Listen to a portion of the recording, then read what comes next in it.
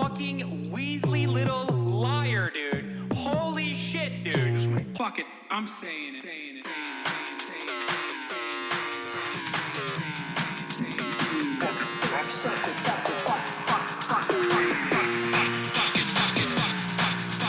America deserved 9/11.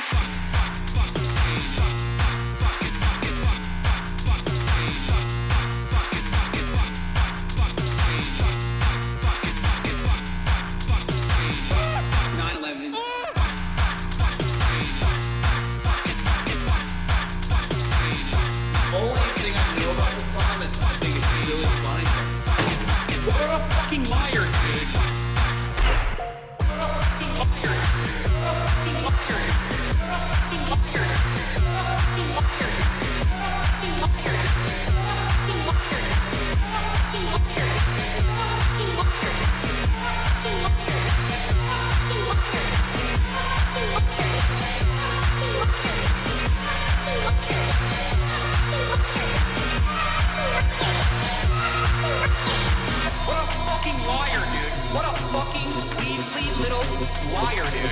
What a fucking Weasley little liar, dude. Holy shit, dude. Holy fucking shit, dude. Literally lying. What a fucking liar, dude. What a fucking Weasley liar, dude. What a fucking... Holy fucking... What the fuck?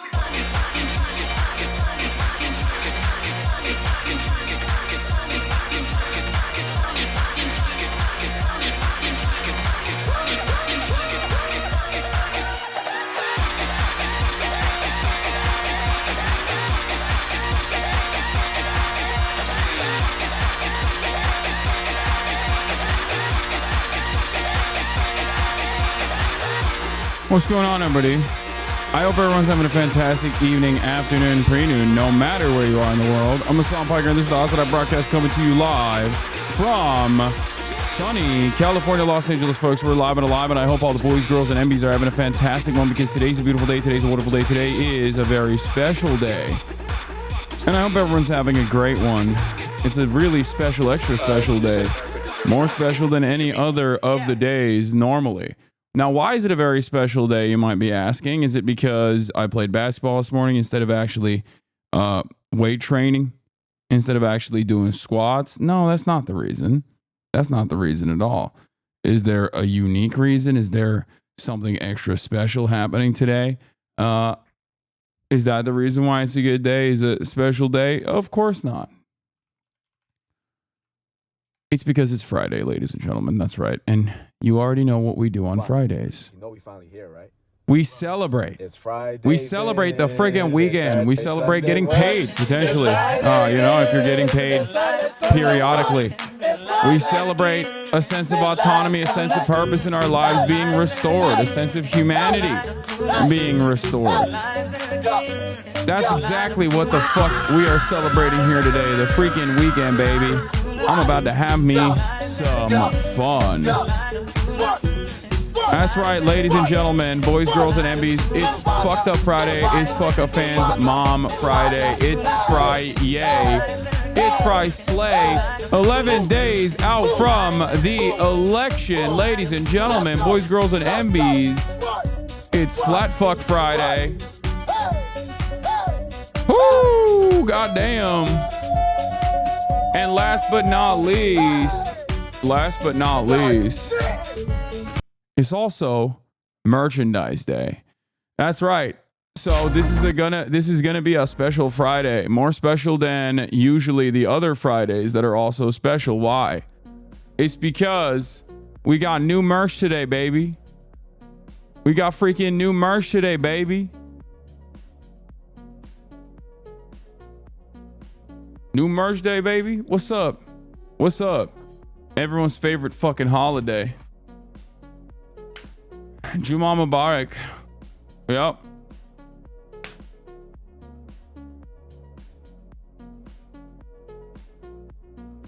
I just bought a shirt. Is it okay if I turn it into a slutty little crop top? Hell yeah. Hell yeah, it is. For the record, for those of you who don't know, ideology.shop. That's right. It's the election collection. It's out.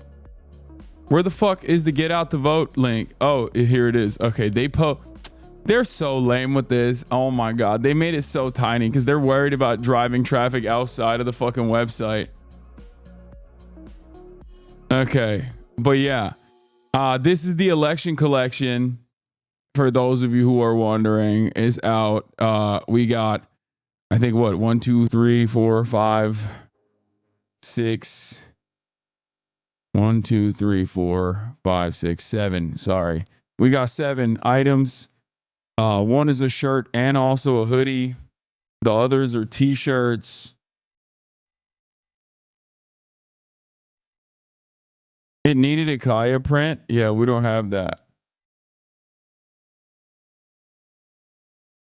But yeah, we got the Donnie tracksuit.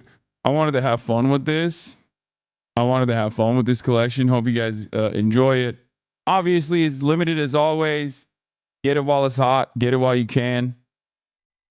Get it before you fucking can no longer get it. But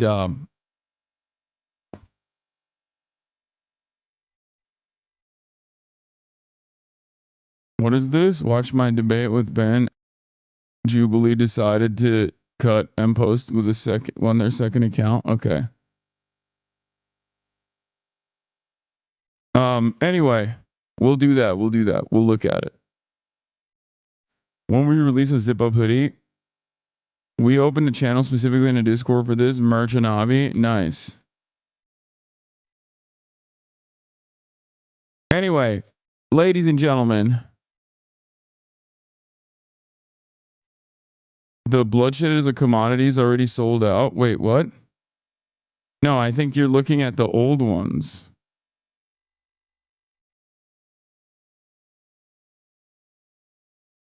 Yeah, the old ones that are back in stock have probably already been sold out, except for the Liberty Tour one. That one is still available. Turmoil distribution is available. It seems Borders or Chains are still available.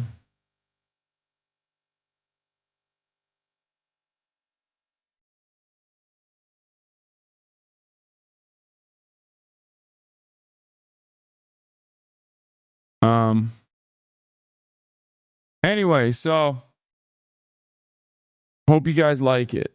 Hope you guys enjoy it. I enjoyed it throughout this process, throughout the many different years where I've gone from like selling merch, starting as a humble t-shirt salesman, as a triple XL. I've gone all the way down to freaking add a link to your bio for your store. What? I'm gonna link it everywhere. Don't worry. I posted it on Instagram. Per New York Times, Chinese hackers are said to have targeted phones used by Trump in the Vance Trump campaign. Yeah, we're gonna get to all of that. Don't worry. So personal news wise, this is the part of the broadcast where I tell you about my personal news about what's going on in the world of Hasan outside of Piker. Last night I got a fucking package from Feastables. I'm like, what the hell is going on? It's Jimmy Donaldson, Mr. B's. He sent me his new fucking Feastables cookies and cream. Motherfucker sent me hundreds of dollars as well. I'm not even kidding. And I was like, is this fake money? And then I look it up and it's like, no, this is like straight up from the government, like crisp single dollar bills. And it's like, I mean, I guess it's a bit of a fucking ad, like the cheapest ad of all time. But he was like, yeah, just give it to the kids. He's like, have some fun with it while you're trick or treating this year. You know me, I love giving money. I think it's like, I don't know.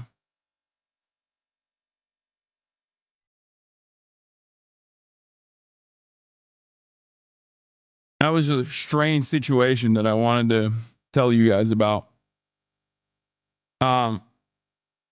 But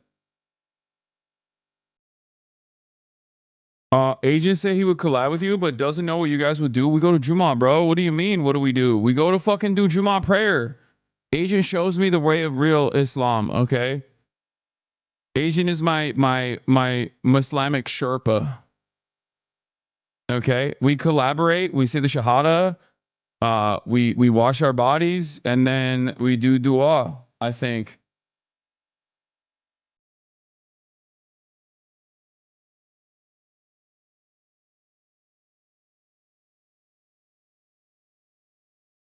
It's probably moldy. Be careful. Yeah, I don't think the fucking chocolate it gets moldy. Anyway,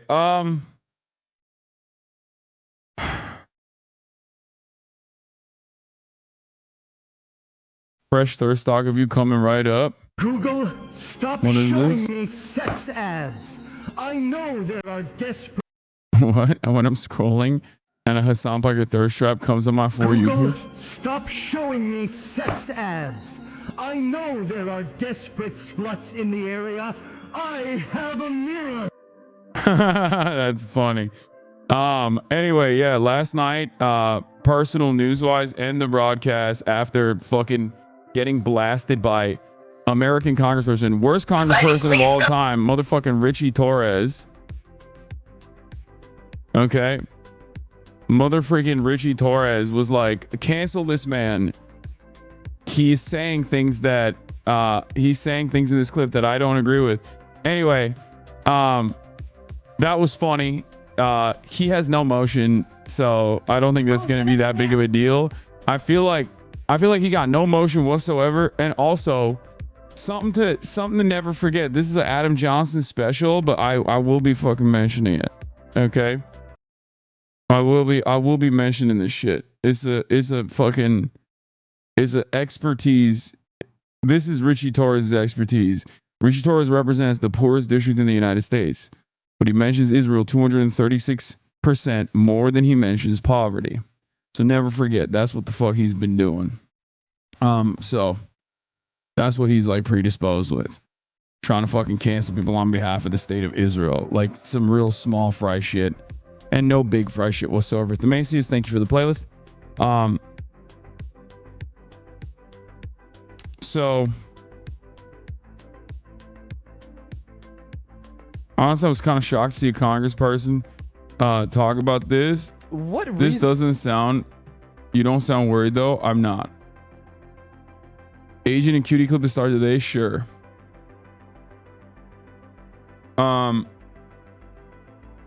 Okay, everybody stop pumping me with fucking links. Goddamn. I'll get to all of it. Hold on. Yeah, I think Kamala not going on. I think Kamala Harris not going on Joe Rogan is dumb. Straight up.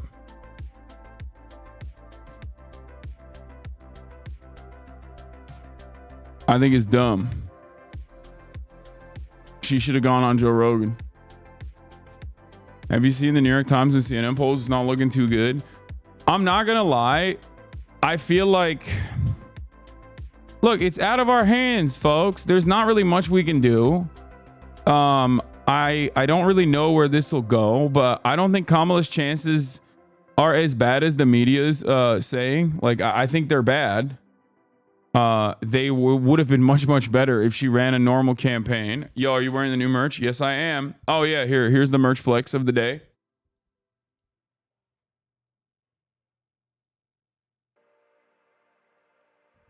Classic merch flex of the day. Get it out the way.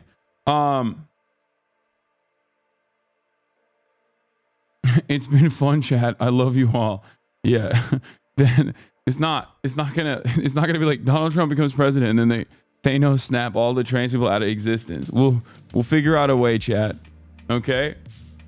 Look, I've been a Kamala truther on both ends. Okay. I've simultaneously been railing against her fucking dog shit campaign while also saying that, like, listen, liberals, like, her chances are not that dire. You should still be worried, and you should definitely not fucking capitulate the right-wing framing. Having said that, as the time went on, as she went on like television and whatnot, as she went on the news, as she made these media appearances, I kept seeing that the situation was worsening for her. Okay. And also something that I have said now, fucking forecaster Anton is saying as well. To be fair, Edinger Mentum was also one of the first to call this out. But everyone looked at me like I'm fucking crazy when I said the dynamic is very different now. Donald Trump could potentially fucking win the popular vote and lose the goddamn general, lose the goddamn electoral college. Okay? And everyone looked at me like I got fucking, I'm a crazy person. Okay? Everyone looked at me like when I said that I was a crazy person. You don't understand, man. Have you not been seeing who the Democrats are reaching out to? Have you not been looking at what the Democrats are doing? They're trying to win with the fucking, they're trying to win with the lowest marginal, they're trying to win with high propensity voters in like specifically targeted districts at this point. It's like inherently undemocratic. They literally were just like, hey, remember the electoral college? Yeah, we remember. We are going to we are going to craft our entire national campaign for like 8 suburbs in fucking 7 goddamn states, okay? 8 suburbs in 2 districts in fucking 7 swing states. That's what they are literally doing a national campaign around. And that for lower turnout is significantly beneficial for the Democratic Party. That's their goal.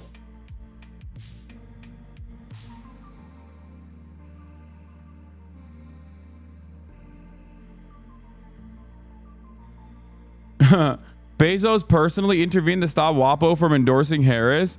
Yo, you know what's really crazy about this, by the way? All these fucking billionaires are just like, yeah, you're not allowed to endorse Kamala Harris. And then these guys resign and everyone's like, wow, the American media is so brave. It's like, bitch, there's been like 200 Palestinian journalists that were fucking slaughtered by Israel as your newspaper was fucking writing articles about how that's actually kind of sick and how they deserved it. I didn't see a single goddamn peep from none of these fucking editors. And I know for a fact it's not the journalists that are at odds with that coverage. It's not the journalists that were fucking saying like, oh yeah, let's do propaganda for Israel. It was the fucking editorial boards. They had no issue writing all that fucking bullshit screed, okay? But oh, lo and behold, all of a sudden you can't endorse Kamala Harris. They're like, oh, I guess we're resigning now. It's like they killed 3 journalists, literally fucking, they killed 3 journalists in Lebanon yesterday. I'm gonna get into that in a second. There's a lot going on in the world. We're gonna be covering all the fucking no endorsement, negative endorsement, all this shit. You know, all this stuff that's happening. Fuck, man. Another major paper doesn't endorse Harris because a billionaire said so. 11 days out, it's merch day at ideology.shop.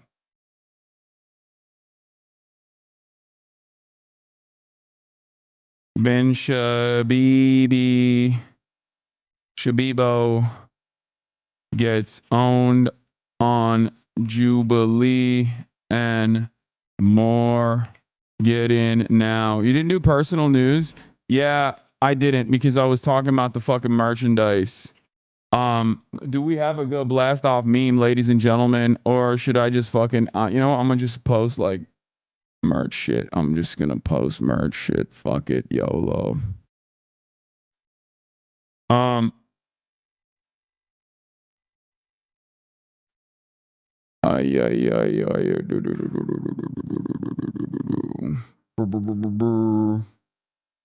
Sam Cedar on. Have I got news for you? Wait, what?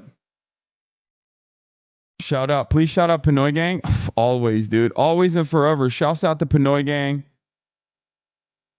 You know I got much love for y'all. Always and forever, Pinoy Gang.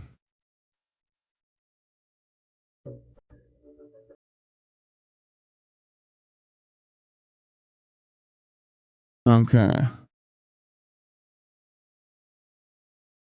Hold up. Hold up. Hold up.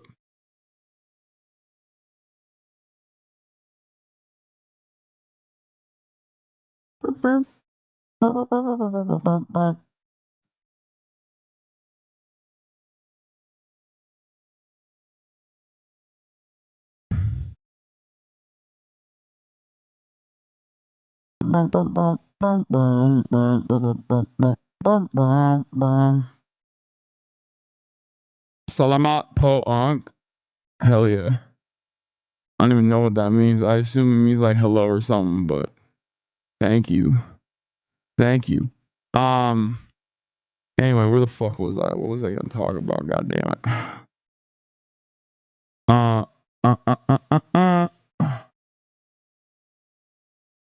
It means thank you. Oh, you're welcome.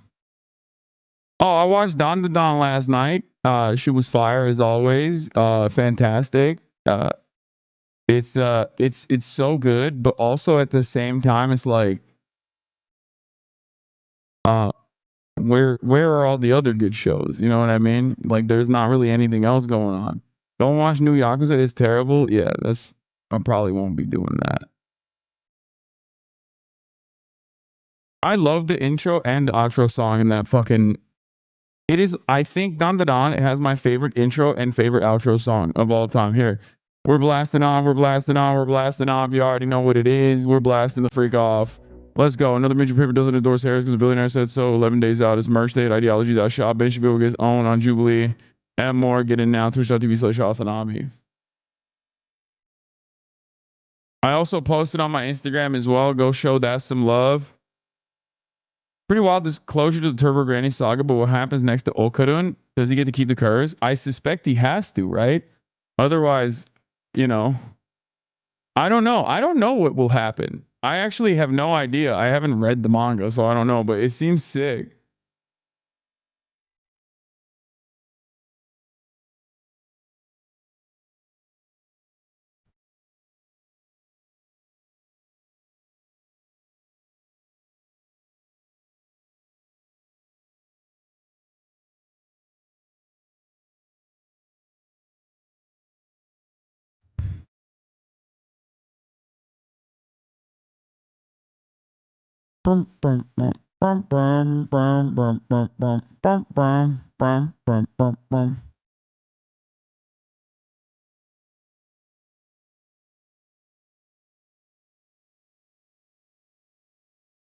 Anyway, Chainsaw Man, I've seen all of it. I've seen all the animes, man. There's no more animes to be seen. Okay, trust me. By the way, Richie Torres' 15th is the only congressional district in America where the poverty rate is above 30%. It's at 36.2%. Yeah, he has the poorest district in the United States of America. And that's precisely the reason why his fucking cheap ass is literally completely single-handedly a single issue motherfucker. Okay? He's a single issue motherfucker. He just only talks about Israel. He's like a tag dog for Israel. He's such a piece of shit, dude. I hate that guy. He's washed.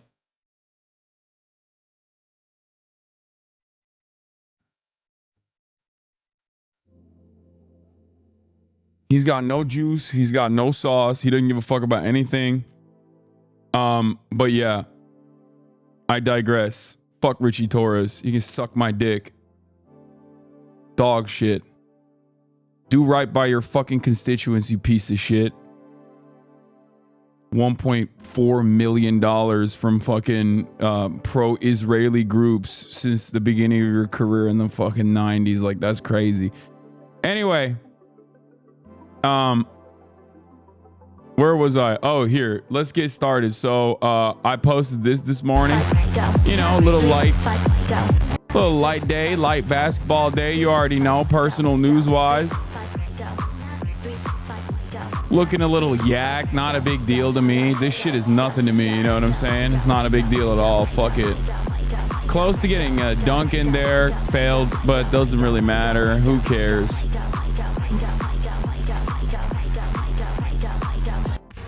But anyway, look at this, look at this, look at this, look at this. Boom. Oh. Ideology.shop. Merchandise out today. Make it look better, make it feel better, make it feel cooler. Get it there. right. You know what I need to learn? I need to learn how to do like a sexy take your shirt off thing. Like, you know how like sexy guys take their shirts off by like grabbing it from the bottom and then just like taking it off like that. Like cause I'm a fat kid, so I never fucking learned how to do the sexy shirt off. Like, I don't know how people do that. Cross your arms. Yeah, I don't know how to do that because I'm like I grew up fat. I need to practice.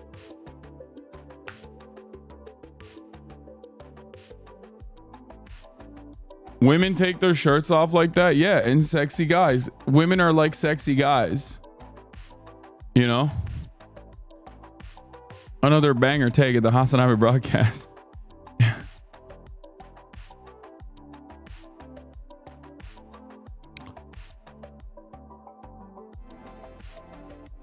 Hasan, you shoot like my favorite player, Mikal Bridges. Shut the fuck up. I do not shoot like him, bro. Come on. Look at this shot.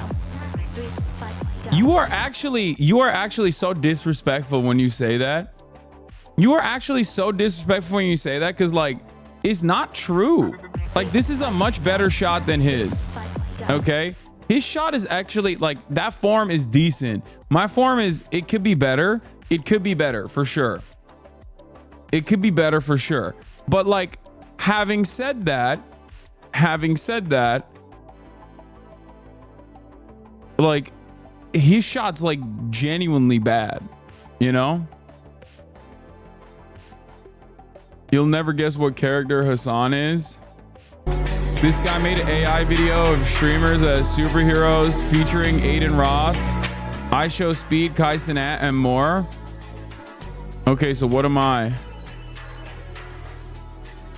Okay, that's a little racially motivated, don't you think? Yeah, AI videos like this suck. Oh, okay. Keizo is Thor. Okay. Green Lantern.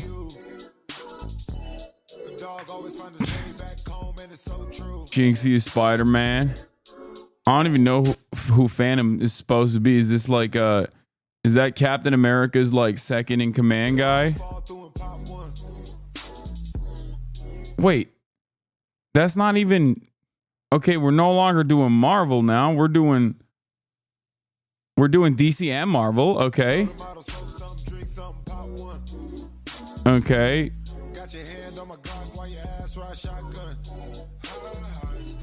AI is so disgusting. All my homies hate AI. Wait, they made me Captain America? That's wild. What the fuck?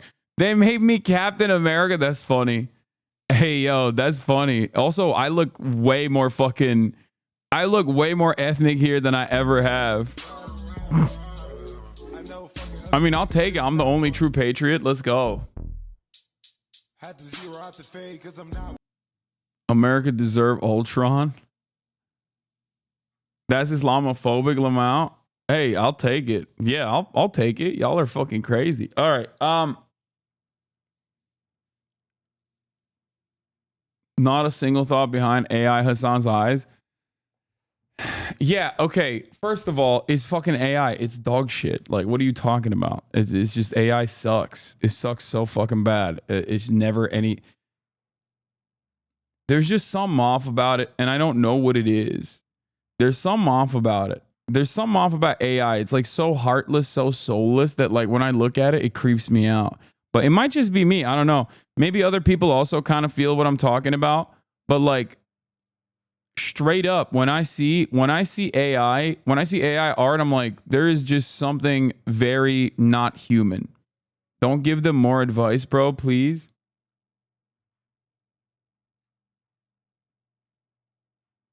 Yo, is Trump actually streaming rally on Twitch? What do you mean? He does it every day. How are you guys surprised by this? Yes, Kamala Harris also does it. Going to the gym because Hasan said he would, if he were would be with a gay man, it would be with a big mask. Buddy, dude. Please go fuck me. Go fuck me, I'm horny. That's funny. Yeah. Get everybody swole, dude. My goal is to get every single person swole as fuck. I want everybody to get into the gym, and I want everyone, every Hasan Abi head to be the most yak they can fucking be. So, you know, whatever avenue gets you there, I'm happy with that. Okay, I'm with it. I'm freaking with it, baby.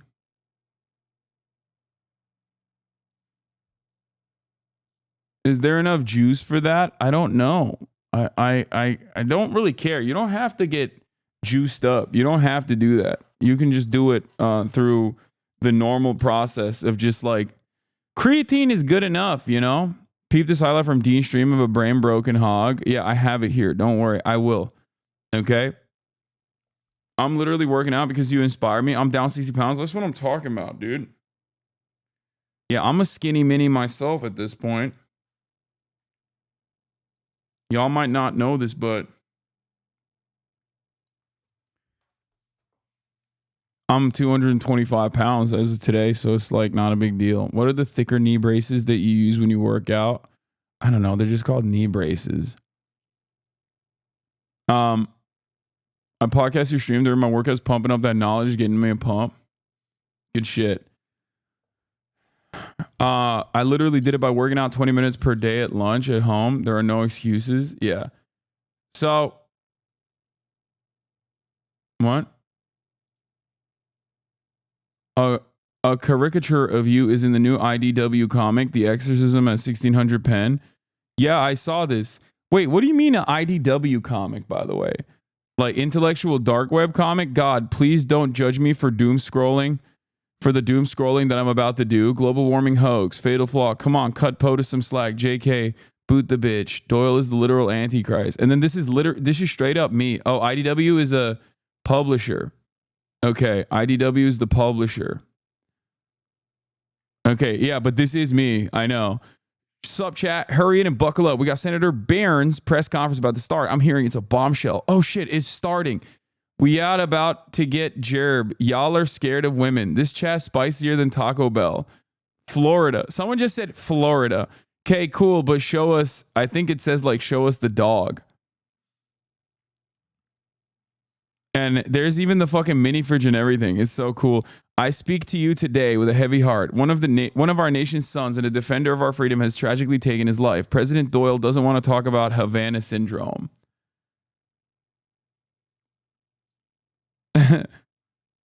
Oh, no, my bad. It says Florida representing, not just Florida.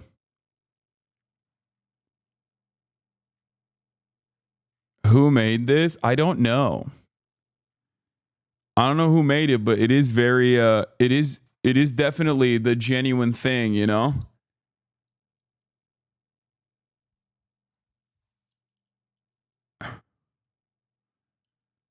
The genuine thing.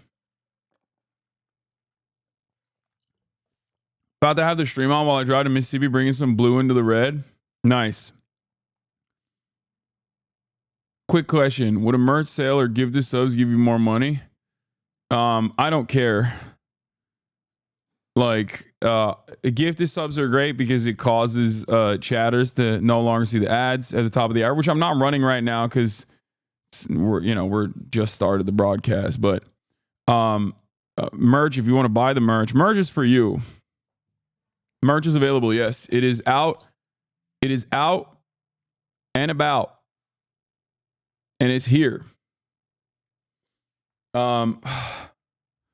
Ideology.shop. Bro buys everything online. When's the last time you walked into a store and did it analog? Anytime I want to buy Zins. Anytime I want to buy Zinnies, that's I have to walk into a store and cop it. Everything else I do buy online. You're right. Groceries I shop online. Clothing I shop online. Nearly a dozen tanker planes and 20 F-16s headed to MENA per CENTCOM. Yeah, it's happening. I like that we are literally 11 days out. 11 days out from the election, and they're like, all right, time to fucking bomb Iran, dude. Nice. Great shit. Just in time, baby. Just in freaking time. Did the merch get fixed? Yeah. The price of your merch is great, by the way. No glaze. I don't know how you manage that. Yeah, it's called having fucking virtually no profit margin. That's how you do it. About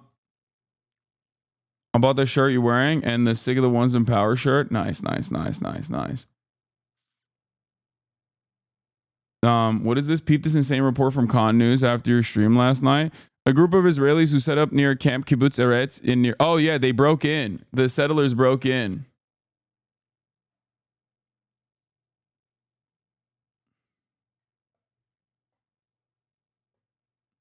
Biden is only doing it because of this. Yeah, dude. Trump said he would pardon Hunter Biden, and then Joseph Robinette Brandon was like, "It's time, Jack. We're gonna fucking pummel Iran. Let me tell you something. I'm in the tank for my boy. I don't want no woman being in a presidential role. You can't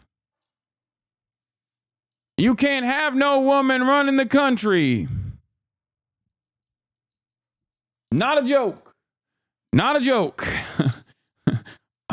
By God, I'll do everything I can to make sure that Kamala Harris loses this election.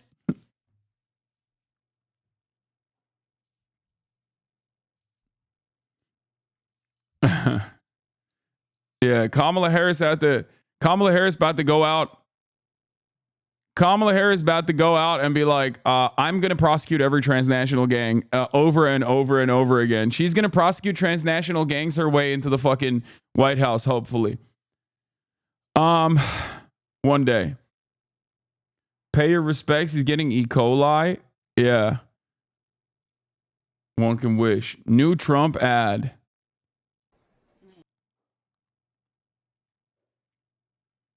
New Trump ad appeals to old Jewish ladies who vote Democrat, urging them to switch sides on the basis of their deep-seated anti-Palestinian racism. That's awesome. Dude. What? Merch always sells out fast as hell. Why is the merch always released in trickling low stock drops? Brother, they pre-make the merch so you can get it fast. And it's not like a little amount. There's like a shit ton of people that want it. Also, we're not doing customer service here. You can take it up with Warren James. Sometimes if there's like a lot of demand for certain shirts, we usually will turn around and bring it back, but it won't be like pre-stock. So it'll take a long time to get to you. Like it'll take like a month to get to you usually. But like I said, it's not the customer service line. Okay, I work with a fucking whole ass company called Warren James for that reason.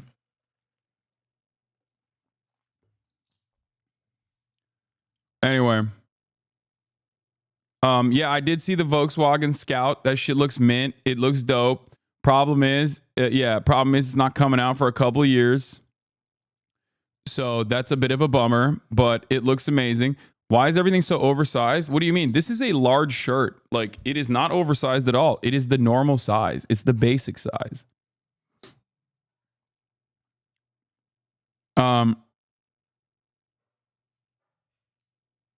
It's just the Rivian Lamau. I know, it does look a lot like Rivian, but it looks a little bit cooler than a Rivian.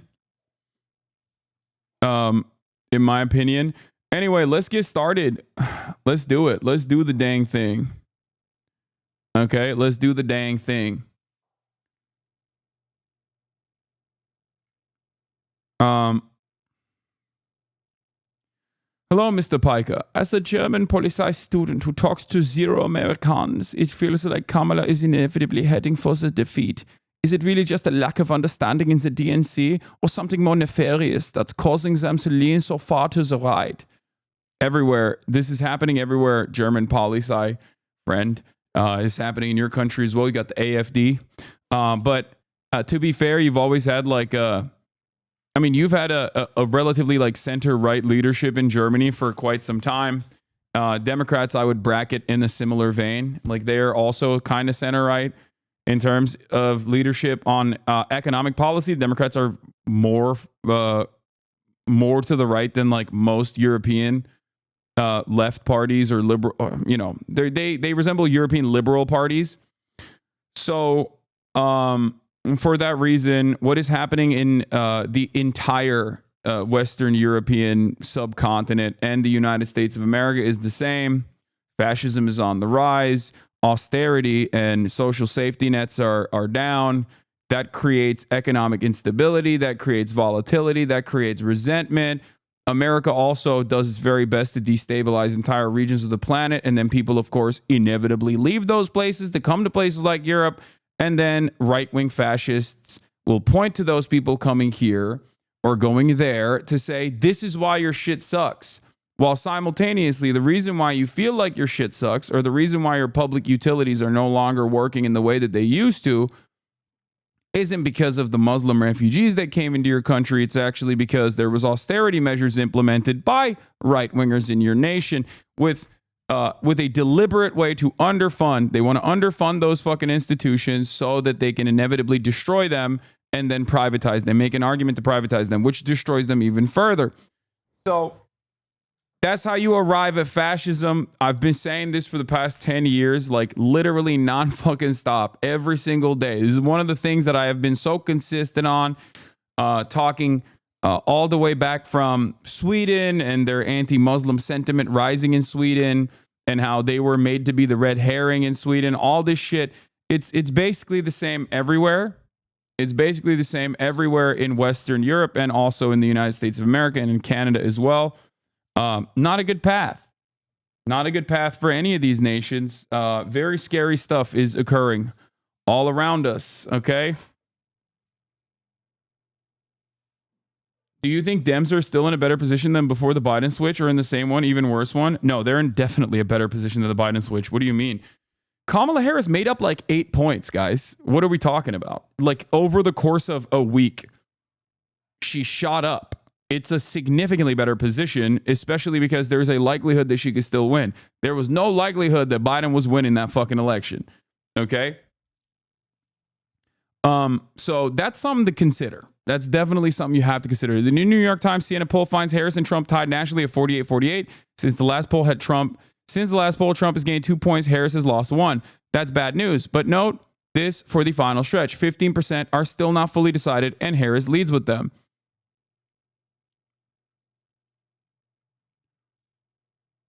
Yeah, good stuff.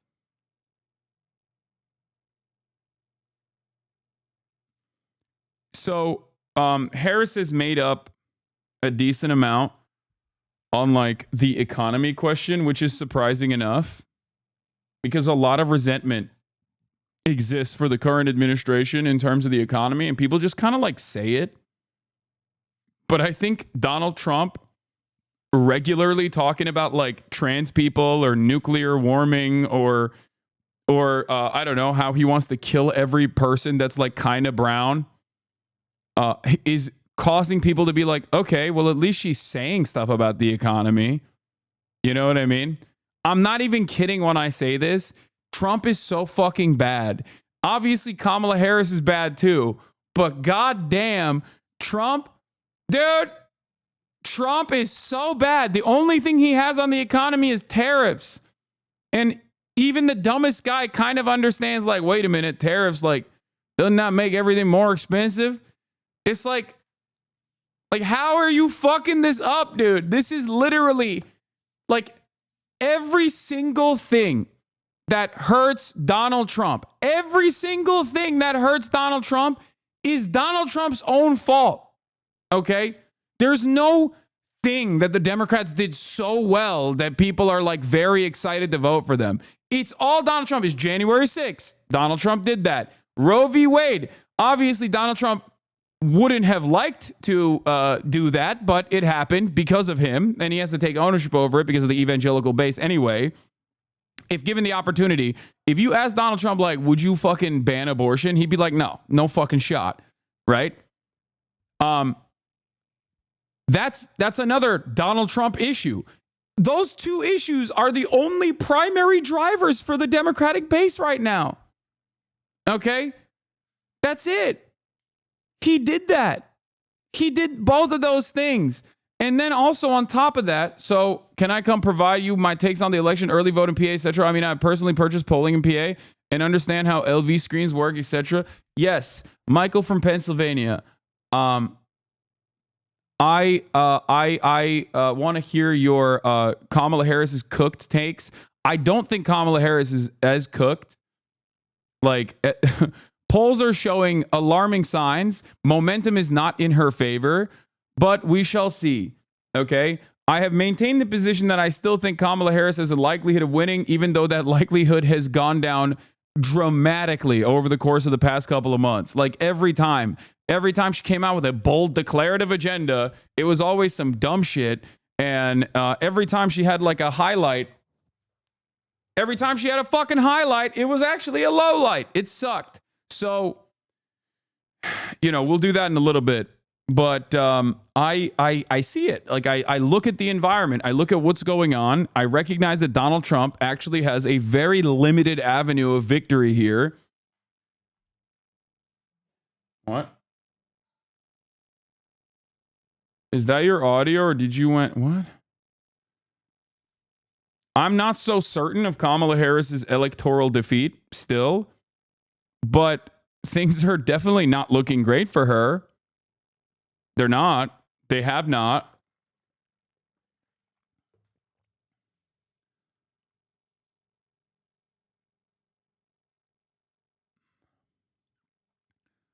Branson says he wants the hoop in LA. I told him you'd cook him. He needs to be humbled. Oh wow. Oh wow. I mean, I'm here. I'm ready to go. I'm ready to let it fucking rip.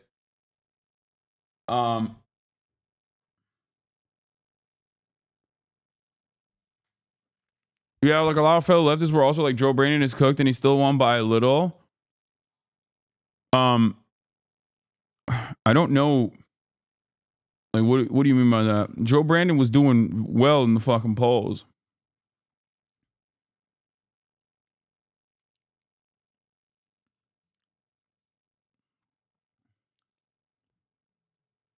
Anyway, it's a cook-off, but both candidates are in the oven too long.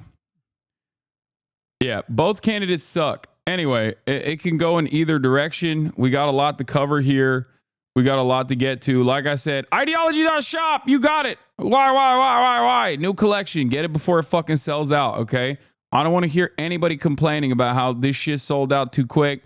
Yada, yada, yada, okay? Did you see the TikTok chef cooking for IDF? Yeah, I did. Hold on. Cutie asked agent to make her famous like Cinna. I ask you, she said that you made her famous by making a clip where she said a word and she told me to ask you to do the same thing so I can do it. Okay, let's get you to say nigga. Oh. I will not. You get really famous overnight. Oh.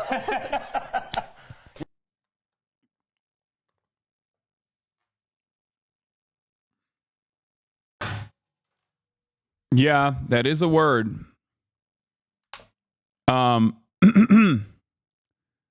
What is this? This is liberal Spider-Man cooking and fucking Trump supporters on his TikTok. What reason? Like, do you have any evidence, any sources that Donald Trump had a personal, private, one-on-one conversation with Jesus Christ to save America? Look it up on Google. Also, I just want to say you're Okay, dude, come on. All right, that's like, come on, man. That's like. I think that it's got to be fake, right? Like that there's just that's crazy. All right, WAPO alongside with Los Angeles Times has decided not to endorse a candidate, and by that I mean they've decided not to endorse Kamala Harris. This is now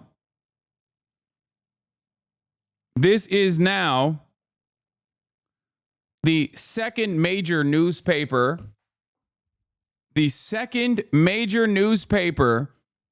that got the boss call. Another fucking billionaire made the boss call and was like, nope, you're not doing it. An endorsement of Harris had been drafted by Post editorial page staffers, but had yet to be published, according to the two sources briefed on the sequence of events who spoke on the condition of anonymity because they were not authorized to speak publicly. The decision not to publish was made by the Post owner, Amazon founder Jeff Bezos, according to the same sources. And now the WAPO editor has resigned. Scoop, Washington Post editor-at-large Robert Kagan confirms to me that he resigned from the Post following today's decision not to endorse in the presidential race. I want to say something here, okay? This is hollow, okay? First of all, fuck Jeff Bezos, even though he's my boss technically, okay? No disrespect, Jeff Bezos, but like, come on. That's number one. Number two, okay? Number two. These, like, what are we doing? What are we doing in this country where billionaires could just be like a major distributed newspaper and its editorial team have no control over their own shit? Okay? That's crazy. Like, how does not a single person, how do you not look at this and go, what the fuck is happening? You got Elon Musk that owns Twitter and is using Twitter to make it Stormfront, okay? You got fucking Jeff Bezos being like, nah, Washington Post, you can't endorse Kamala Harris. Like fuck Kamala Harris, okay? Not a fan. You guys know this. But how the fuck, like how? How is this a thing? How is nobody going, this seems kind of weird to me that like the editorial team cannot make this decision. A billionaire can make the fucking boss call like this. This shit pisses me off, okay? What the hell? This is Gilded Age shit. This is straight up Gilded Age shit. Now, the third thing I want to say is that these guys in the editorial team are fucking cowards. Okay? Sorry. I know a lot of the wonderful journalists that work under your reign at the editorial team at Washington Post, Los Angeles Times as well. These guys only resign when the fucking boss call is made because you can't endorse Kamala Harris. That's time for resignation. You didn't have any issues whatsoever with the direction of the paper at all up until this moment. 12 months of genocide. I know for a fucking fact that the news teams and the editorial team is almost entirely at odds with the coverage on Israel. Like almost always. Okay? Every single place you go, it's the same shit. Every single news outlet right now has the exact same problem. Your fucking journalists are like, bro, I'm seeing something and I want to write about it. This is insane. The editorial team is like, nah, it's fine. Don't write it. Or they're looking at it and they're going, let's massage this a little bit. Okay?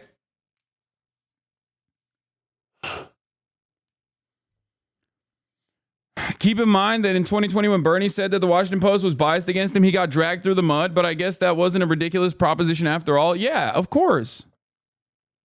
Of course.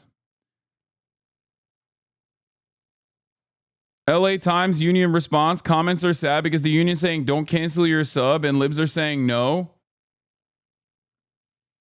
Yeah, democracy dies in the darkness is pretty funny because like it is, okay? It is dying in the darkness. I guess we're in the darkness. Here's the last time Jeff Bezos tweeted. Our former president showed tremendous grace and courage under literal fire tonight. So thankful for his safety and so sad for the victims and their families. Jeff Bezos is the one guy that got duped by the Trump. The polls didn't even move except for one guy, Jeff Bezos. Also, this is the least shocking thing of all time. Jeff Bezos is a Silicon Valley tech bro.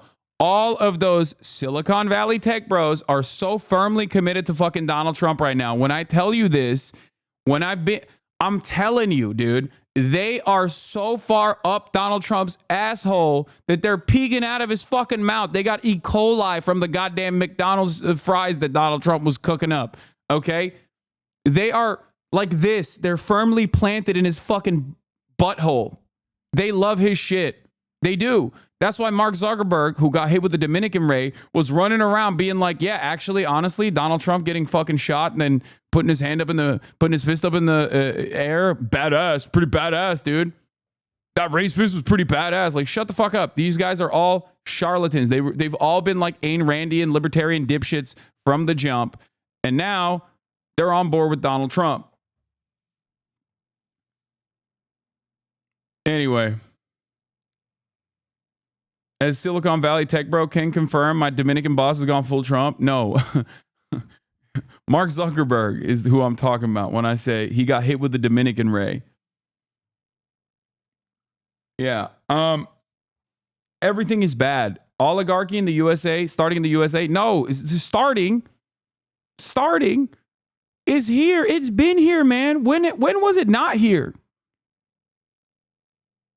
There has not been a moment where oligarchy wasn't here, okay? What do you mean starting? This is what I've been telling you for a long time. The issue is now it's getting to a level where it's like making people uncomfortable because people are recognizing it.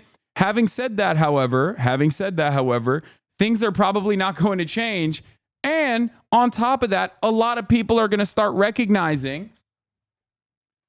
A lot of people are going to start not necessarily recognizing it, but normalizing it. We just have this incredible tendency to look at like horrifying things that people warned us about in history books and just being like, it's fine. I got my jalapeno poppers. I'm good. That's where we're at right now. I mean, look at that. Man-made horrors beyond human cognition every single day coming out of what Israel is doing in Gaza and Lebanon. People are just like, all right, I got used to it. It is what it is, okay? You got billionaires being like, making boss calls to fucking major newspapers being like, no endorsement for Kamala Harris, okay? Can't do it. You have no editorial control. Don't you forget who butters your bread, okay? Don't you forget it.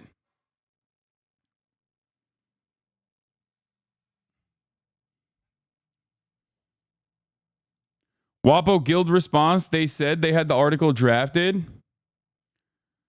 We are deeply concerned that the Washington Post, an American news institution in the nation's capital, would make the decision to no longer endorse presidential candidates, especially a mere 11 days ahead of an immensely consequential election.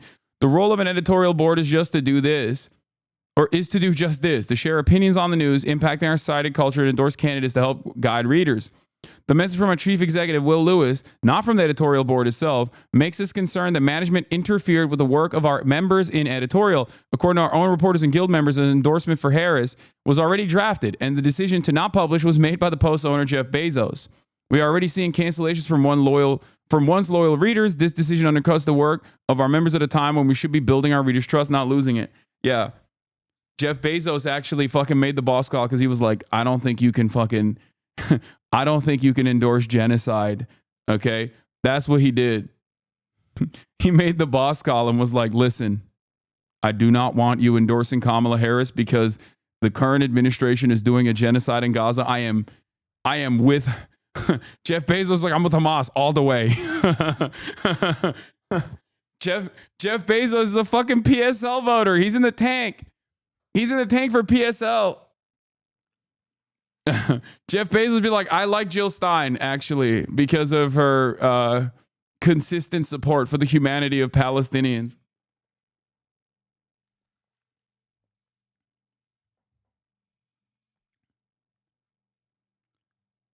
Yesterday, a liberal told me, I can see how you would think genocide comes with the package. I proceeded to tell her that genocide has been a part of the package since the beginning of capitalism. You think we'd learn by now? To which she just replied, that's just it.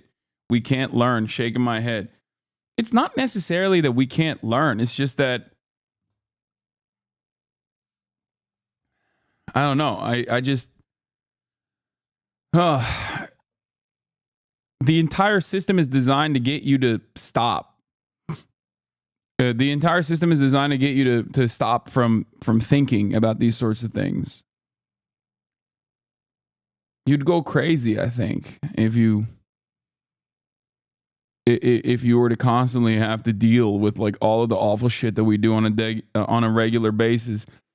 International court prosecutor who charged Netanyahu faces sexual misconduct accusation.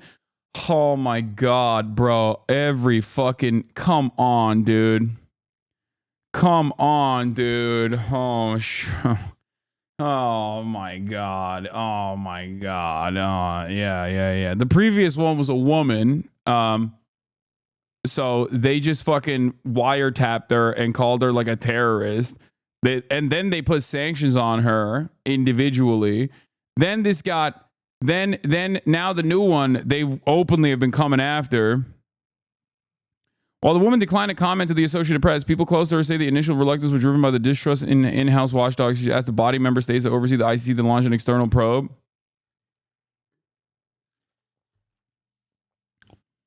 I mean, listen, who knows? Maybe it's real. Israel's own intelligence called this guy the most boring man to surveil ever in the past.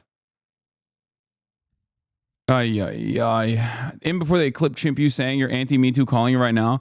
Dude, when it's not going to stop. They're going to fucking say this nonstop. Also, believe all women, and I can't believe I'm repeating this once again, does not mean women are incapable of lying physically. It means don't reflexively disbelieve women, which might come across like I am reflexively disbelieving this woman specifically in this investigation, even though I'm saying it could be valid. It could be legitimate. I will wait to find out.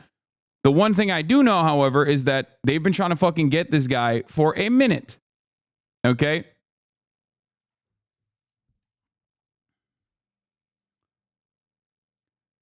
Biden has more accusations against him. Yeah.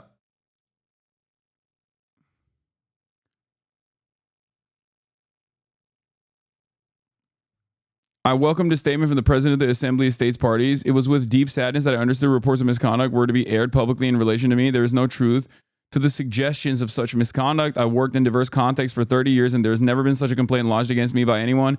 The independent oversight mechanism of the court is the body that oversees any matter that may justify investigations. If ever asked to do so, I would be willing to provide any information needed to the IOM. I have and would always encourage any victim of harassment to raise their voice and come forward with such accounts wherever they may occur. Where there are any type of reports of this nature, it is essential that they are thoroughly listened to, examined, and subject to the proper process. The use of a fair process is particularly essential in the context in which the ICC is currently operating, so as to protect the rights of all persons. This is a moment in which myself and the International Criminal Court are subject to a wide range of attack and threats. It has never been more important to the ICC, including myself as a prosecutor, is able to focus on its job to deliver justice to the victims of international crimes and demonstrate through our actions that all lives deserve the protection of international law. I will continue to make that effort to the best of my ability to deliver on the mandate. No matter what actions are taken against me, I will not be providing any further comment.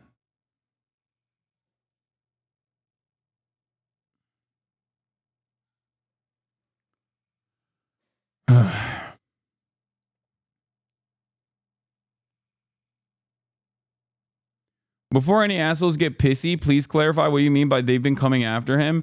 Yeah, a lot of people are probably unfamiliar with how the International Criminal Court prosecutorial team works, but the previous International Criminal Court prosecutor that was setting up a case against Israel for years was a Gambian woman, and she was virtually hunted by Mossad, okay?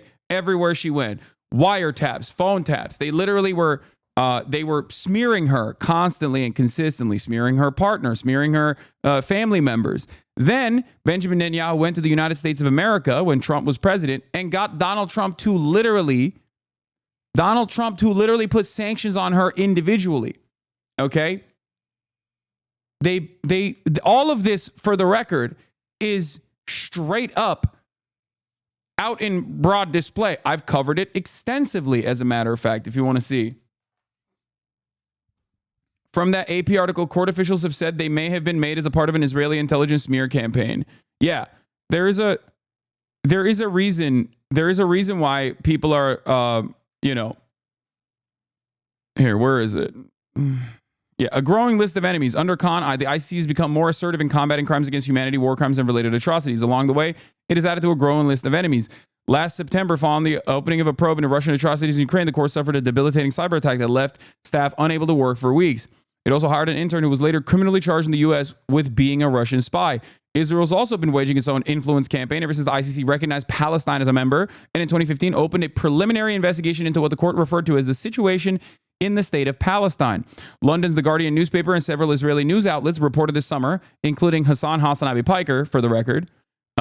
I also covered these investigations. This was Local Call 972 magazine, 2 Israeli investigative reporting outlets, alongside, in partnership with The Guardian, that reported that Israel's intelligence agencies for the past decade have allegedly targeted senior ICC staff, including putting Khan's predecessor under surveillance and showing up at her house with envelopes stuffed with cash to discredit her. Netanyahu himself, in the days leading up to Khan's announcement of war crimes charges, called on the world democracies to use all the means at their disposal to block the court from what he called an outrage of historic proportions. The Israeli Foreign Ministry referred to AP's inquiries about the case to the Prime Minister's office, which did not respond. The U.S. Department declined to discuss the matter, but said in a statement that it takes any allegation of sexual harassment seriously, and we would expect the court to do the same. The Dutch Foreign Ministry and several lawmakers in the Netherlands have called for an investigation into whether the Israeli embassy have been conducting covert activities against the ICC. It's ironic because Khan himself was originally the guy that America and Israel wanted. They pushed for him.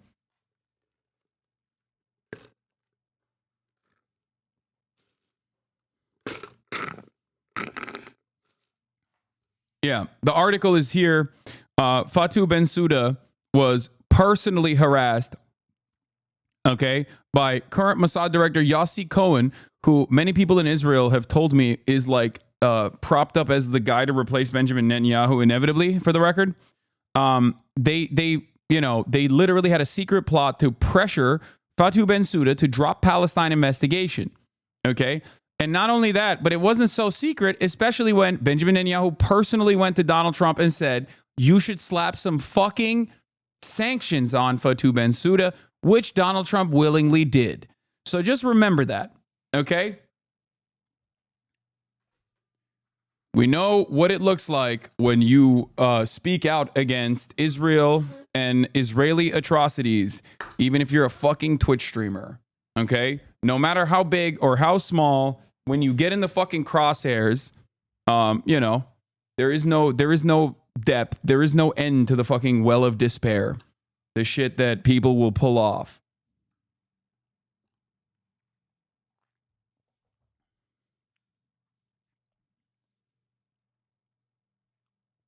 No matter how big, no matter how small. New reporting on Richie Torres. Speaking of people who go after Israel's enemies, no matter how big or small, Richie Torres, who once famously doxed a college professor for teaching about Israel's genocide, who famously last night played a clip completely out of context to say Hasan does not care. This is the largest Twitch streamer. This is Twitch's top earner, top dog, largest Twitch streamer, yada, yada, yada. This is what he's running around saying. A clip that he clipped, of course, out of context. I don't know where the fuck it is. I don't know. I can't see the OG tweet because, unfortunately, I'm blocked by him. So he posted about me behind the block. Okay. He posted it on his Instagram as well. 17-second clip. That's like 10p. That's ridiculous. And not a single person thought, this is weird. I wonder if there's more context to this statement. I wonder if he's like deliberately trying to defame someone. The answer is yes, he was. We went back and we found the actual original clip from the live stream and just played like 1 minute of it. Okay. Right click on the link in Hosbrod's tweet above the video. Wait, what do you mean?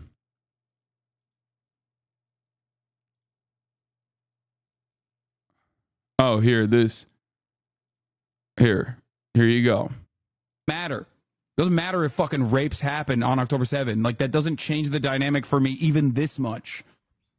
So that's the other part of this problem that many people that can't contend with. Like, the Palestinian resistance is not perfect. The leading streamer on Twitch, Hasan Piker, is an apologist for the sexual violence on October 7th. It doesn't matter if the rape happened on October 7th. It doesn't change the dynamic for me. Hasan declares before finally admitting that Palestinian resistance is not perfect. A social media influencer openly defends the rape and mass murder of Jews is not only accepted but celebrated in society. There is no point where I have ever accepted that or defended it. As a matter of fact, the clip that he fucking clipped out of context is me talking to a person saying, why don't you deny the rapes? Isn't that wonderful? Here, let's take a look at the longer clip. That's ridiculous.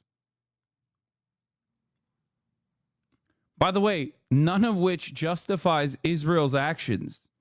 So it doesn't even matter. None of this justifies that Palestinians have a right to dignity, a right to emancipation, a right to live fucking free lives, free from this occupation. Doesn't matter. Doesn't matter if fucking rapes happen on October 7. Like, that doesn't change the dynamic for me even this much. Wow, I wonder why they clipped the beginning. So let's see. That's the other part of this problem that many people can't contend with. Like, the Palestinian resistance is not perfect. They're not like so good. They have magical bullets, and there's no criminal elements that could have conducted themselves very differently. Like that doesn't change the dynamic for. Dude, I need to explain something here. I need to explain something here really quickly. Guys, you are being so fucking stupid. Like, this is a community full of like 30-plus-year-olds, okay? You are literally watching an American elected representative literally defame me. There is intent to defame here by clipping something out of context. And I'm showing you the full context of it. And your reaction to it is, oh my God, 3 Hassans. Oh my God, a reaction within a reaction within a reaction.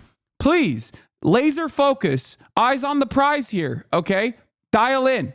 Be fucking serious. All right? Torres isn't saying you denied it. I'm confused. Yes, he's saying I'm justifying it. He's saying he is saying that I think it's good that it happened and that I think that it is fine that it happened. I never said that. My argument here, contextually, is against someone who is claiming no rapes happened. Why are you saying that rapes even happen without evidence? And I'm describing to them that there is evidence, okay? But regardless of that evidence, that still does not change the dynamic of genocide, okay? That still doesn't mean that Israel can go in and destroy all matter of Palestinian lives and livelihood, okay? That does not give Israel the justification to do genocide. Palestinians still have, Palestinians are still human beings, okay? Worthy of dignity.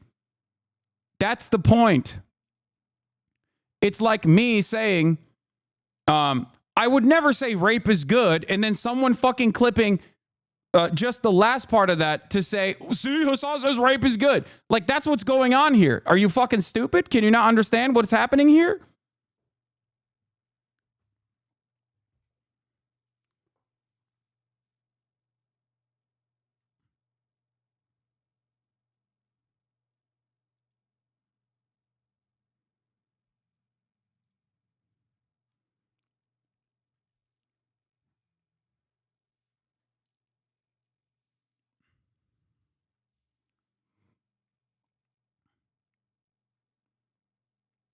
Anyway, it's great. Good stuff overall. But Hasan Abi Productions also goes further and from that same stream shows different parts where I talk about that rapes did happen. There's evidence in terms of firsthand accounts and testimony, so that part is real. Once again, Hasan never denied rapes happening on October 7.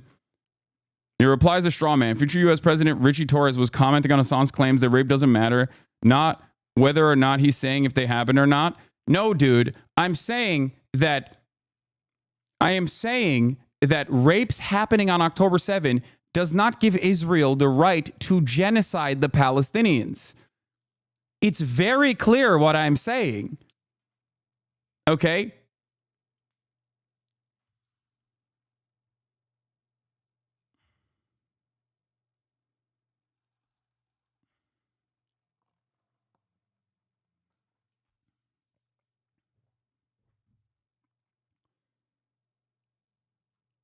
It's wild that you have a elected representative like sitting in fucking Congress 11 days out from the election, okay? And this is what he is like, you know, doing busy work with.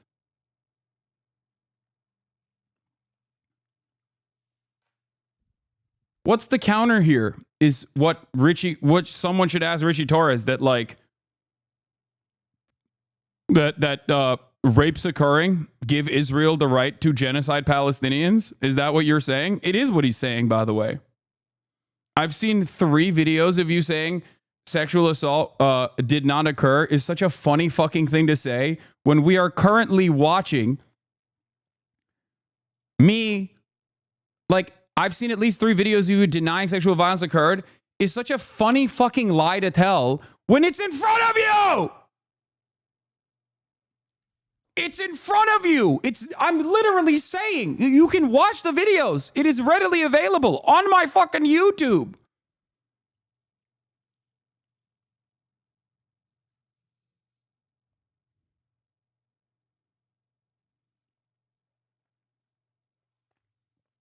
Anyway, this is something to also remember. Richie Torres represents the poorest district in the U.S., but he mentions Israel 236% more than he mentions poverty.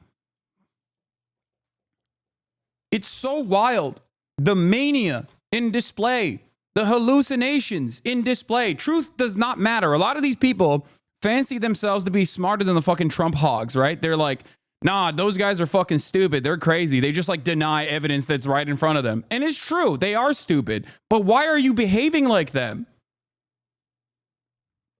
How are you any different than a fucking Trump Republican? How are you any different than a fucking QAnon weirdo if you look in front of your eyes and look at the actual coverage and go, I don't believe you? It's like, just watch, dude. Just watch.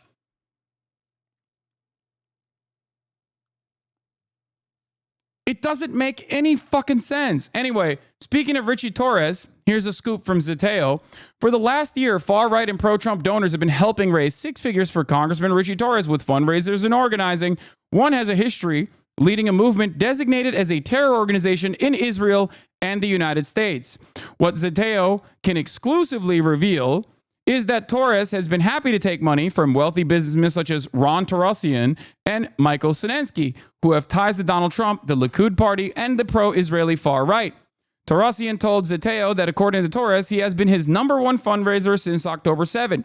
Torres visited these men's homes and was hosted by them at fundraisers while they espoused views that American Jews would be endangered if Harris won, and that Jewish leaders like Senator Schumer was a capo. Ron Tarosian did more than just host Torres for a night on the Upper East Side. He has spent the last year supporting the lawmaker, helping the Democrat launch a new political action committee called Chutzpah PAC, like Chutzpah,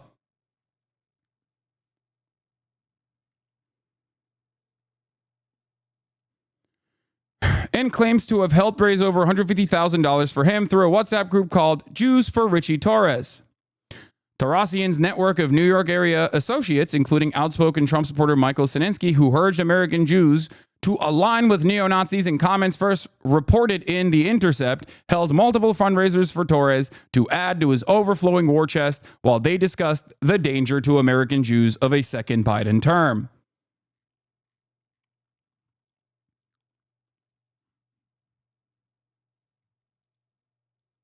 U.S. troops carried out rape and murder during the occupation in Iraq and were convicted. That still wouldn't give Iraq the right to carry out genocide against the people in the U.S. How stupid are some people? I know, but it doesn't matter. Genuine question. Why did these people wait for more than a year to start criticizing you? Your opinion and coverage did not change. Do you think this is a coordinated effort to possibly coming from one source that's trying to deplatform you? I mean, I think that, the opportunity warrants it, I guess. For a lot of people, maybe they just didn't see it before. I don't know. You forget that, like, most people don't know who the fuck I am. So when it's brought to their attention, they're like, ooh, let's get it going.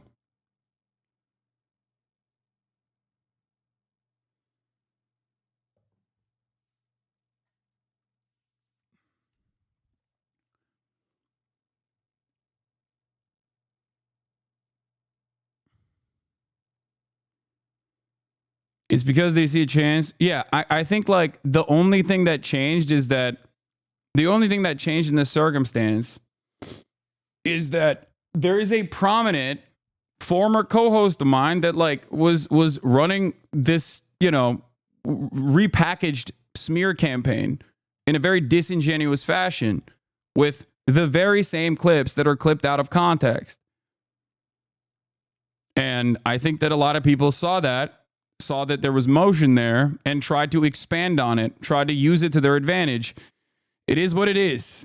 There's not really anything I can do about that. What?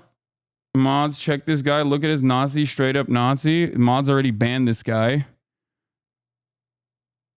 Yeah. He's already been clapped.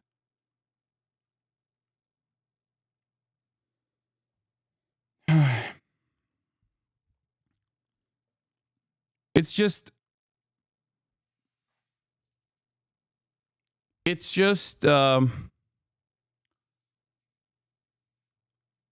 I like to think of the silver lining. Okay? It sounds weird for me to say this, but I think there is a silver lining to this. And the silver lining to this is simple. Okay? There's not a lot of motion for pro-Israeli sentiment. They've lost the moral argument in its entirety. They've lost control of the dissemination of information. There are far too many people who have independently arrived at the conclusion that what Israel is doing is unconscionable, even if they don't have the proper way of communicating it. Even if they don't think it's a genocide, they still think, yeah, this is fucked up. I don't like it. Okay? So in all of that, it's an entirely online sentiment. What do you mean? The counter propaganda, or do you mean like the idea that the average American thinks like, yeah, this is kind of fucked up? Because the idea that like, yeah, the pro-Israeli sentiment is not entirely online. It's mostly mainstream outlets, and even mainstream outlets have been like, all right, we've gone a little overboard with this shit. So when you can't defend your position and you keep getting hammered over and over and over again, then what do? If you can't defend your position, then you have to attack people on the other side. That's it. They try to do it with Ta-Nehisi Coates. It doesn't matter. Ta-Nehisi Coates is a liberal media darling, so they can't take him out. So they'll come after people who are easier targets in general because they speak for 10 hours uninterrupted. If you speak for 10 hours uninterrupted, then, you can clip anything out of context in that process. But the silver lining here remains, which is the silver lining here remains. What is the silver lining? The targets are significantly smaller in influence and size. Okay? You can get like a victory here and there when you call the manager of weather.com to try to fucking pull an ad at the New York subway stations because like the woman in the ad is wearing a keffiyeh around her neck. You can call up JetBlue to be like, occupied Palestinian territories. Like, how dare you say Palestine or Palestinian territories? This is anti-Semitic. And you can get that off of the JetBlue map. Okay? The in-flight map. But that's nothing. That is not going to play a significant role in the grand scheme of things. You're not going to be able to put the toothpaste back in the fucking tube. It's out. Okay? That's it. They don't have enough motion. They don't have enough motion to target a broad enough audience, so they just go after people that they can take out. That's it. You only do this when you're fucking desperate, okay? Yeah, TV shows cropping out people wearing Palestinian symbols, Palestinian books being taken off Amazon, and now they're deleting Palestinian films. We are witnessing the erasure of Palestinian people and their representation in media. This is an act of desperation. Okay? That's it.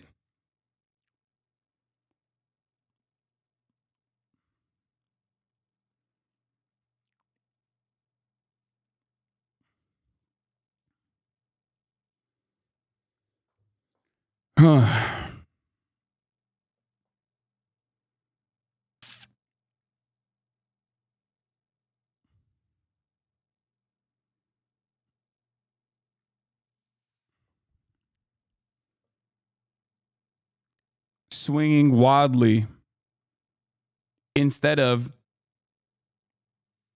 re-examining your opinions, instead of recognizing the humanity of the victims. You're just swinging wildly, utilizing the pre-existing hatred that a lot of people have for Arabs, a lot of people have for Islam in general, using that as an advantage to just like get some kind of leverage over institutions that are too scared and not knowledgeable enough and not led by knowledgeable enough people to take actions in this direction. The reality of the matter is this. All it takes is a person saying, nah, I'm not going to fucking do that. And then they'll move on. But a lot of institutions don't do that. A lot of institutions are too fearful.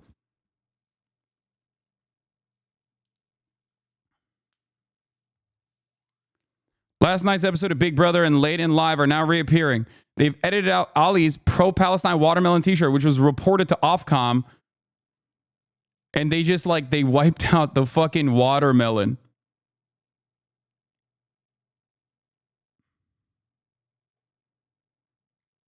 Like, it's just, that's so silly. Like, you're not winning anything there. Like, no one is seeing that and going, oh wow, I'm pro-Palestine now. Like, no, you didn't do anything.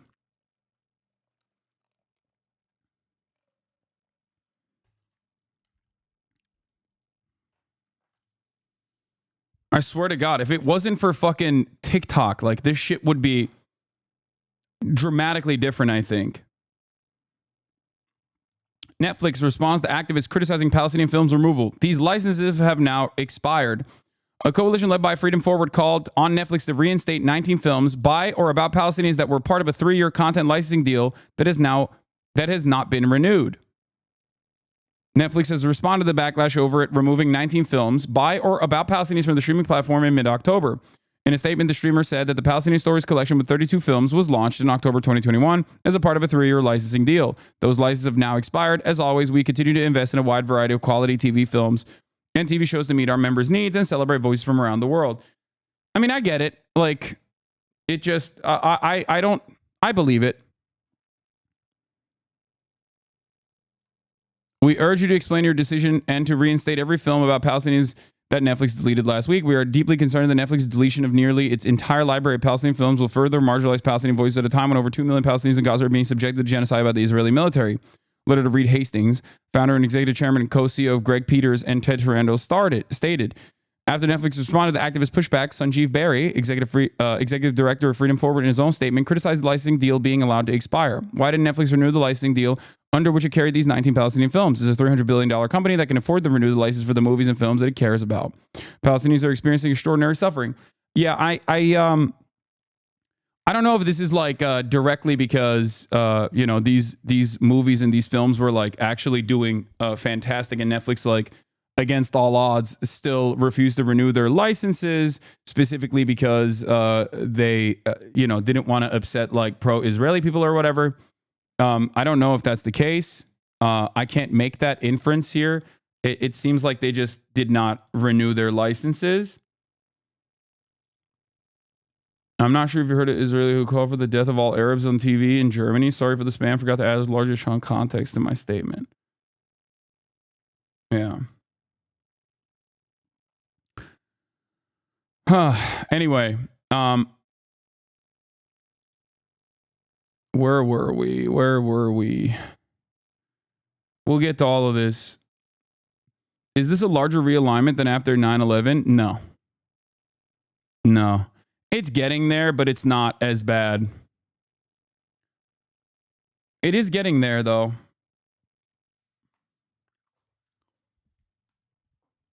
But no. I think you see it online a lot more. It's significantly more insane online, where people have the capacity to be as unhinged as they want to be online. But the reason why it's nowhere near as insane is because there is how do I describe this? There was no opportunity for naysayers. The internet wasn't as diverse and as like and wasn't as like used at the time due to technological limitations in 2001. So there wasn't like other avenues of information. It wasn't as accessible. And also beyond that, it was America that was directly attacked. So, the public sentiment was way more primed for Arab hate and Islamophobia than when Israel is fighting against, Israel, an entirely different foreign nation, doing all of this is a little bit different in the eyes of the American population. That's why you have like 54% of Republicans that are like, yeah, I'm fine with the ceasefire. What the fuck's going on here? You see what I mean? Like, there is no world in which the Republican Party post 9/11 would be like, we should do a ceasefire in Afghanistan or Iraq, right? That's not a thing. And mainstream media was, of course, significantly more powerful in terms of influencing people. Back then, they had a complete hold over the American population. There was no other like avenue of independent information unless you went to like forums or some shit.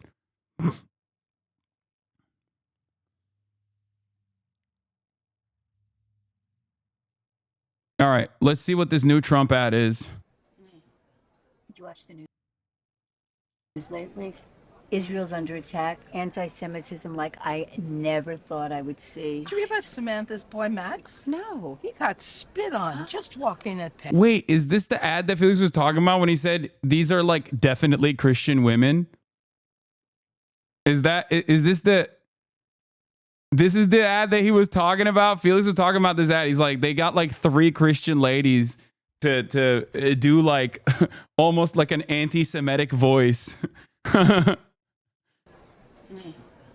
you watch the news lately? Israel's under attack, anti-Semitism like I never thought I would see. Did you read about Samantha's boy Max? No, he got spit on just walking that pen. I mean, that's scary. What about Kamala? Busy defending the squad. Ay vey. You know, Trump I never cared for, but at least he'll keep us safe. I never voted Republican in my life, but I am voting Trump. Amen. Or JC.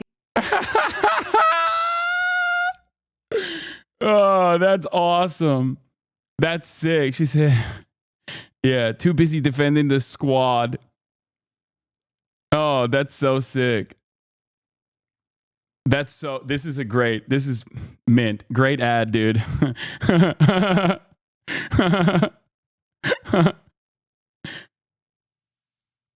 Yeah. We're voting for the guy who was like, I love Adolf Hitler and I want my generals to be like Adolf Hitler, except not kill me.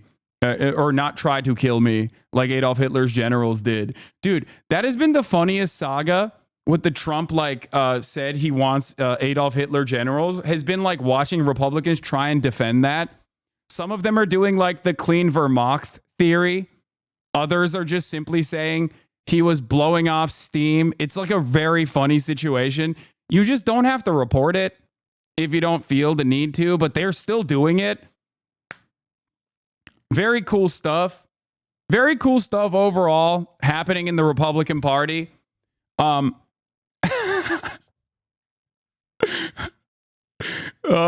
that's great. Sagar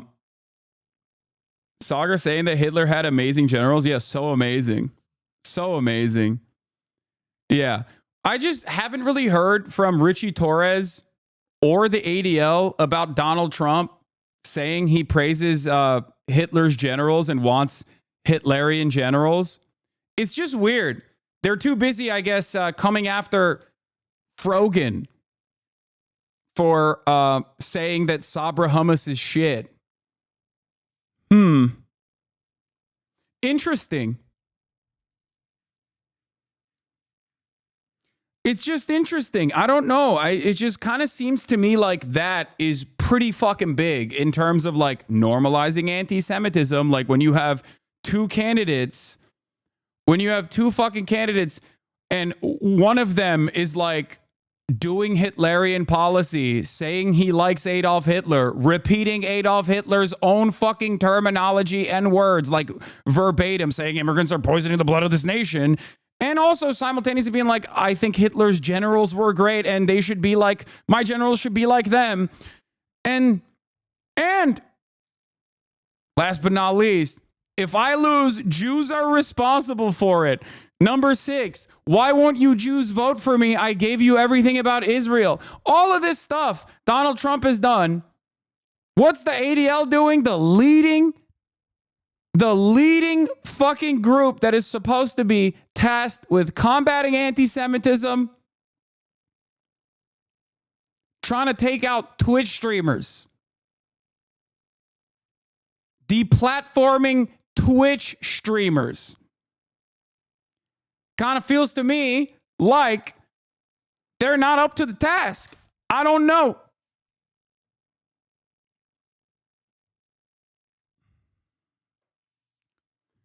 I wonder why the ADL doesn't go after Donald Trump. Perhaps, I don't know, Miriam Adelson giving Donald Trump $100 million so that Donald Trump will advocate to fucking annex the West Bank.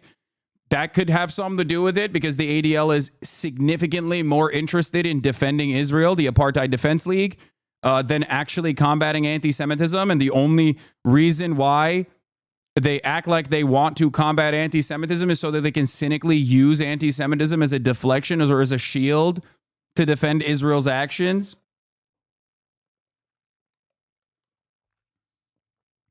Trump praises Hitler. ADL remains silent. Did you know that 2 separate stories dropped this week in which former Trump officials said he praised and admired Hitler while in office during his first term? No, it's possible you didn't. It wasn't on the front page of major newspapers. It didn't warrant major cable news segments. The Anti-Defamation League didn't even consider it worthy of a response. To put a finer point on it, the Republican candidate for the presidential election taking place in less than 2 weeks openly praised Hitler, and it was met with a yawn. How do we get here? How is this happening? For background, The Atlantic published a story with details of a disturbing conversation. As his presidency drew to a close and in the years since, he has become more and more interested in the advantages of dictatorship and the absolute control over the military he believes it would deliver. I need the kind of generals that Hitler had, Trump said in a private conversation in the White House, according to 2 people who heard him say this. Then an interview with former Chief of Staff John Kelly, published by The Times on Tuesday evening, included this bit. Trump told him that Hitler did some good things. Mr. Kelly confirmed previous reports that on more than one occasion, Mr. Trump spoke positively of Adolf Hitler. He commented more than once that, you know, Hitler did some good things too, Mr. Kelly said. Mr. Trump told him. Mr. Kelly said that Mr. Trump had little appreciation for history. I think he's lacking in that, he said. But said he would still try to explain to Mr. Trump why those comments about Hitler were problematic.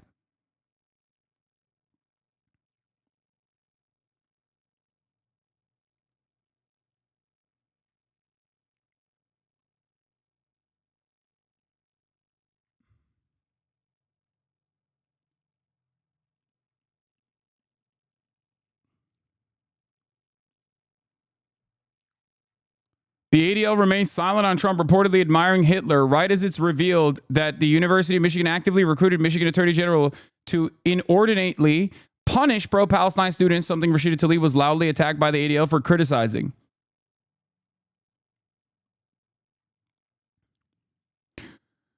So, though the story failed to be a media priority, I figured the ADL, the country's most prominent Jewish nonprofit with a mission of combating anti-Semitism in all forms, would have something to say. Yet when I looked at their website, I saw nothing aside from an announcement of a concert against hate hosted by Ben Stiller and featuring Sia. The social media feed were similarly void of any reference to Trump and Hitler. So on Wednesday afternoon, I reached out with a brief synopsis of Trump's positive comments on Hitler and asked if the ADL had made a comment. More than 24 hours later, silence. I followed up Thursday morning and reached out via multiple social platforms to the organization and its CEO, Jonathan Greenblatt.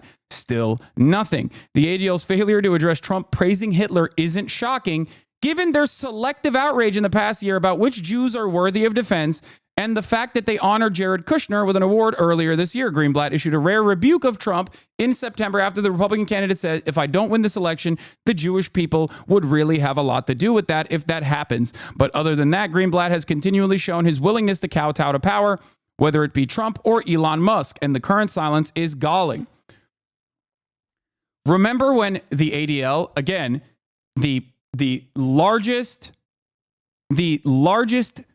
nonprofit in the United States that is tasked with combating anti-Semitism, looked at what Elon Musk had co-signed on his own social media platform, which is filled to the brim with Nazis, where a user on Twitter said Jews are getting their comeuppance after they did unrestricted immigration from the third world into the Western nations, Western civilization, in an effort to destroy it. Elon Musk's response to that, which, by the way, is one of the most common Nazi statements, like not a dog whistle, straight up Nazi sentiment. That is exactly the same kind of sentiment that led to the worst anti-Semitic hate crime on U.S. soil in recent memory, in the Pittsburgh synagogue shooting.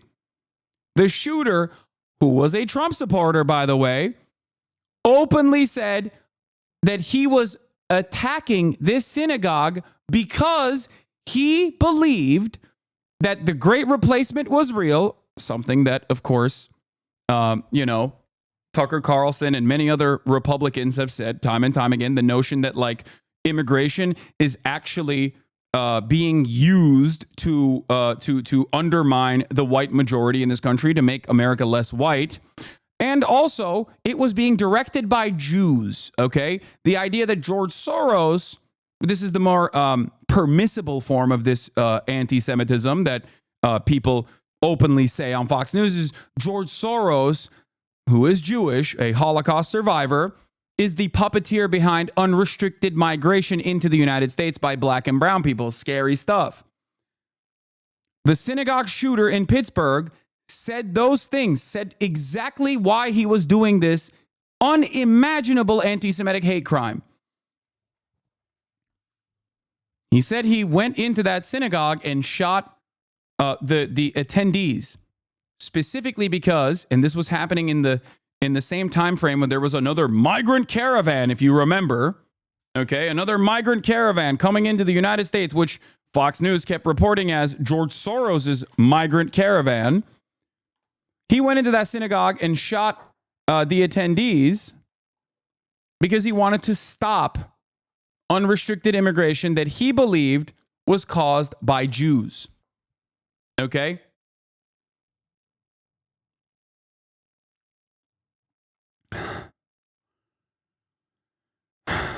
The reason why I brought all of this is because Elon Musk co-signed on that idea less than a year ago.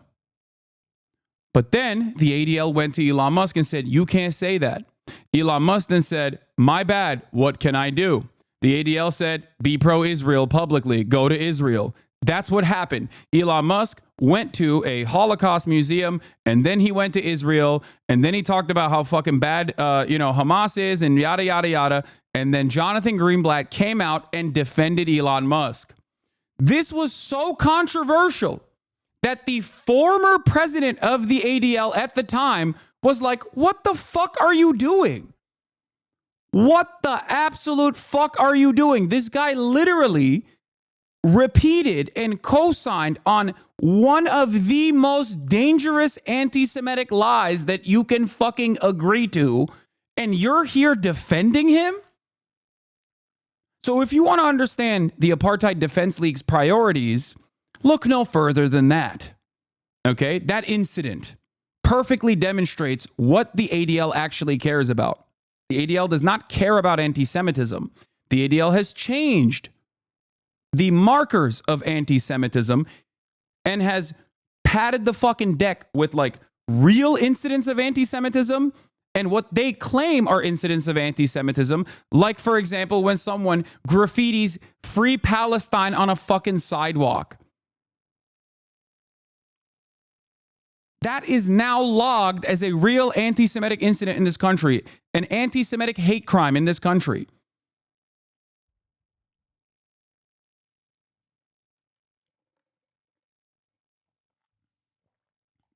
Ridiculous. At a time when anti-Semitism is on the fucking rise, real anti-Semitism, not like someone said free Palestine or was wearing a fucking keffiyeh, okay? Real anti-Semitism is on the rise in this fucking country. At a time when real anti-Semitism is on the rise in this country, to dilute anti-Semitism with like cynical weaponizations of what are in normal circumstances, according to the ADL, like 2 years ago, not considered anti-Semitic incidents is ridiculous. It's not only ridiculous, it's fucking dangerous. It's especially dangerous in a country like the United States of America, where people already have that. Like, people are already primed to be anti-Semitic. Okay?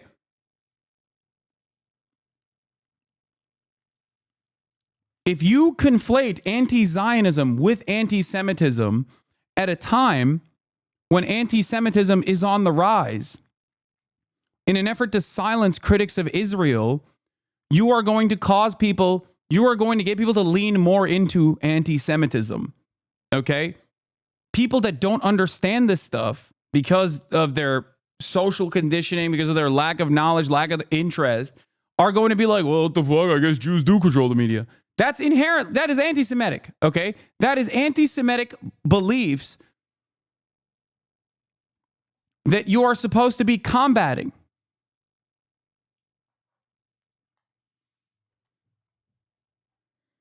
Huh.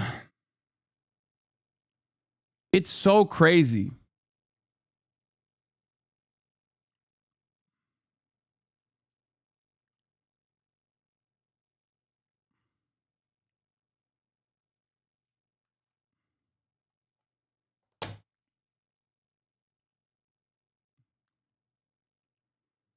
It's very, very, very frustrating to experience this shit. It is.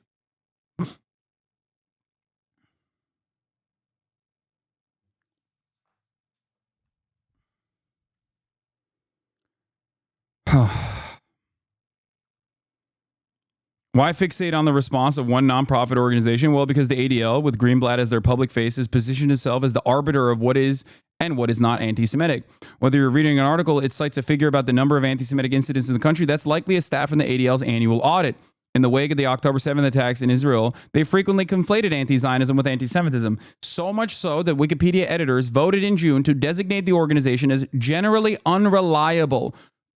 A generally unreliable source on anti-Semitism, but they're still considered an authority on the wants and needs of American Jews. They're still utilized as the primary resource by mainstream media. This dangerous conflation has led to the unfair persecution of Jews against Israel's mass murder of Palestinians, including a Harvard student who was accused of anti-Semitism for posting protest posters ahead of Yom Kippur. There is no world in which this makes it safer to be Jewish. Greenblatt found the time in the past 2 days to tweet about his loathing for Jewish pro-Palestine students, but didn't have a moment to spare for the single most terrifying thing an American Jew could read, that the potential next president thinks Adolf Hitler was good. It is so goddamn alarming. I do not know how to explain this to people. I feel like a lot of people are just like, they're done. They're like, no, I've already written you off. You're a fucking Hamas sympathizer. You hate Israel. You hate Jews. You this, you that. Okay. I believe the fucking cynical smears despite your fucking endless coverage on all of these issues that I could easily, with one fucking Google search, find out for myself. I have chosen, instead of watching the actual fucking videos, watching your actual commentary on the matter, I've decided that it makes me feel much more comfortable to run with the assumption that you are an anti-Semitic rape denier, maybe even a Holocaust denier. Who knows? One whole fucking year of this shit.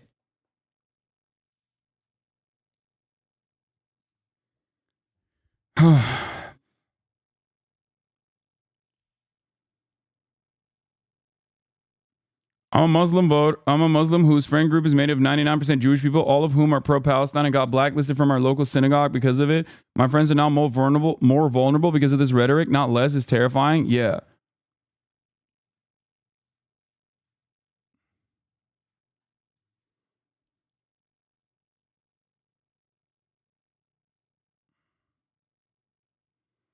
Do you have any good arguments to try to counter the Jews control the world rhetoric that I hear from people falling into anti-Semitism? I really see my family falling more and more into it. Yes. The argument is simple. Jews are not a monolithic force, okay? They are not a monolithic force. They're your fucking neighbors. They're your teachers. They're the guy driving the fucking Uber, okay? And just like every other group, they have a multitude of different wants and interests. They are not a singular force in this country that is that is motivated by one thing and one thing only, no matter how hard mainstream media and defenders of Israel try to claim that that is the case. Okay? If Jews controlled the world or the media or whatever, why the fuck would anti-Zionist Jews be getting arrested on college campuses? Like, how the fuck does that work? Are they God's chosen people or not? How does this work?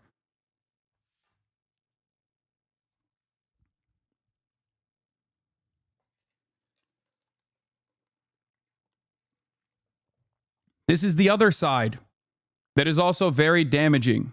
This is the other side of what's so damaging about like silencing anti-Zionist Jews deliberately or tokenizing them, calling them fake Jews or whatever the fuck. You're like, nah, it's monolithic actually. Yeah, the real question is if the Jews control the world, why has a Jew never been the most powerful person on the planet, aka United States president? Yeah, or a better question, there was a Jew who could have been that guy, and they fucking destroyed him. Bernard motherfucking Sanders. Also, I keep forgetting that Jill Stein is Jewish too, but that's besides the point, okay? But like, again, Bernard motherfucking Sanders, dude. Why is it that one of the most prominent anti-Israel critics in American Congress is not only Jewish himself, but literally fucking lived in a kibbutz? Why?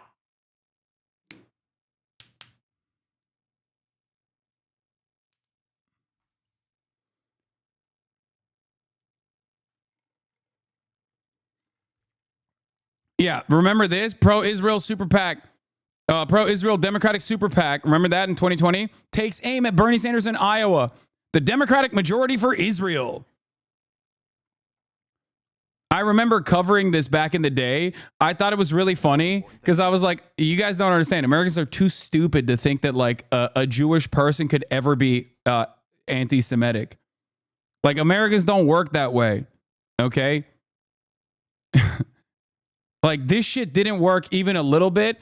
And it's entirely because Americans, like you cannot explain to someone in fucking Iowa that a Jewish person could possibly be anti-Semitic, which Bernie is not, obviously. But like, even if, and I'm not saying that like Jews can't be anti-Semitic. Of course they can be. I mean, fucking Rabbi Shmuley exists. Ben Shapiro exists. Okay. Any Jewish person that keeps saying like, oh, you're a bad Jew, you're a capo to fucking Jewish Voice for Peace activists are literally being anti-Semitic. Having said that, good luck explaining that to a white guy in Iowa, okay? Like they're just like, what? You're telling me this old Jew is anti-Semitic? Okay, shut the fuck up. Is what their response would be. The most important thing is we have to beat Trump. We've seen the damage that Trump and the Republican Congress have done. I doubt if Bernie Sanders can beat Trump. I like Bernie. I think he has great ideas. But Michigan, Pennsylvania, Iowa, they're just not going to vote for a socialist. I do have some concerns about Bernie Sanders' health, considering the fact that he did have a heart attack. I think it's very important that the Democrats... This is the ad that they ran. DMFI and all of these other like pro-Israel groups are so funny because they rarely ever hit that on like the angle of like they rarely, these are all staffers by the way, yeah, they rarely ever fucking talk about like Israel because they know that that's not going to actually perform well. It's always some other shit. Oh, they're not electable. They didn't collaborate with Joe Biden hard enough. That's what they did with Jamal Bowman. That's what they did with Cory Bush. It's just like, because they know that if they were to go to fucking Missouri and be like, well, Cory Bush is like not the #1 defender of Israel, and that's really fucked up. Most people will be like, okay, great. Nominate somebody that can beat Trump. I don't feel as though Bernie Sanders would do well against Donald Trump. I just don't think Bernie can beat Trump. DMFI. Anyway.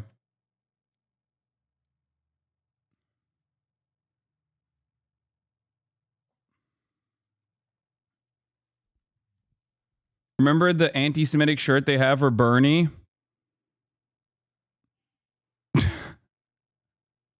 Official DNC gift shop gear. Wait, they what? I don't remember this. What the fuck?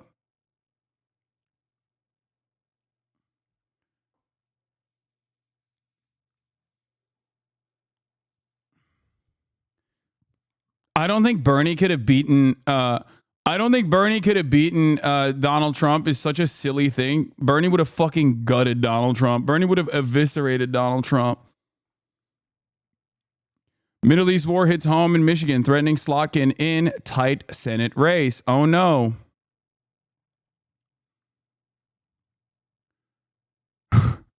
Slotkin has to say the Shahada, okay? Michael Rappaport is doing an apology at gatekeeping, calling Trump Hitler. Trump pig. Wait, what is this? Zionists think the lesson of the Holocaust was the Nazis were uniquely evil and the Holocaust was a unique occurrence, when the actual lesson was fascism is extremely seductive and anyone can become a Nazi. Yeah. Let's hear what fucking... Listen, there are Hitlers out there for those with eyes to see, okay?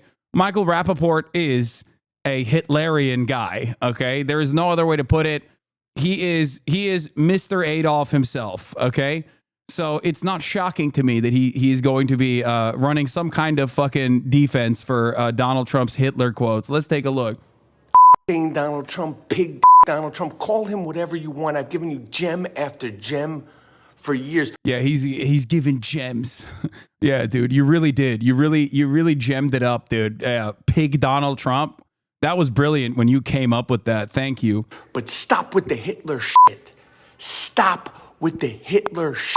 Do not refer to Hitler and the Holocaust, the actual greatest slaughter and actual genocide of the Jewish people ever, for attention and political. Oh, by the way, at the top of the hour, there's a 3-minute ad break, and that is the most anti-Semitic you will ever get me on, by serving all of the Hasan Abi heads who are Jewish a 3-minute ad break at the top of the hour, unless they subscribe.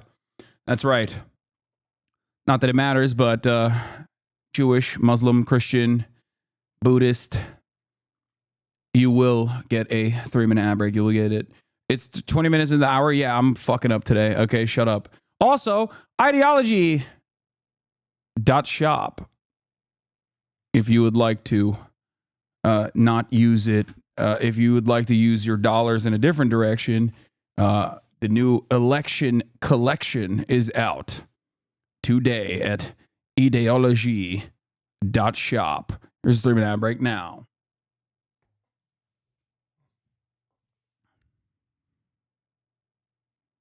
Do you remember when AIPAC ousted a Jewish congressperson? Yes, of course. Andy Levin. Yeah. They did.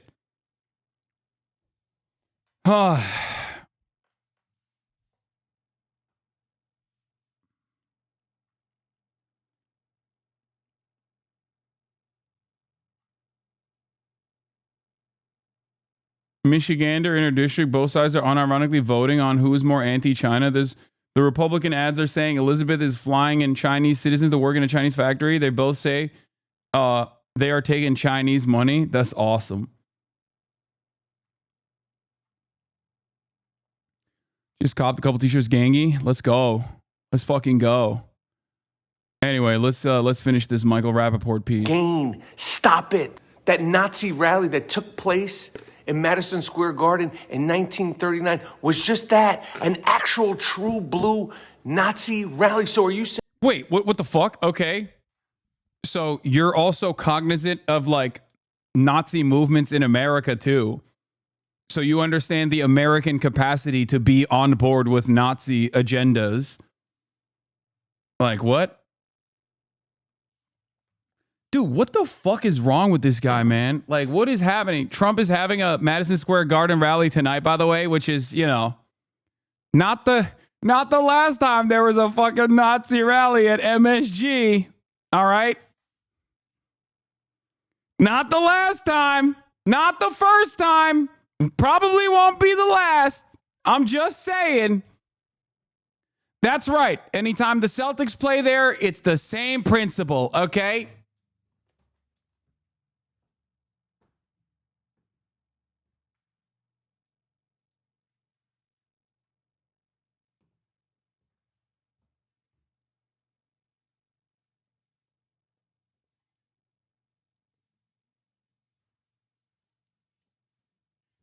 fucking got him.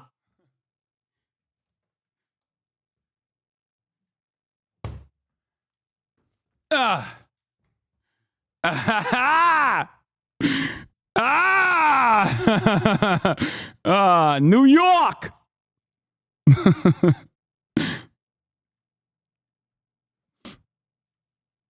It's not tonight. It's on Sunday. Yeah, today's the day of the Joseph Robinette Rogan.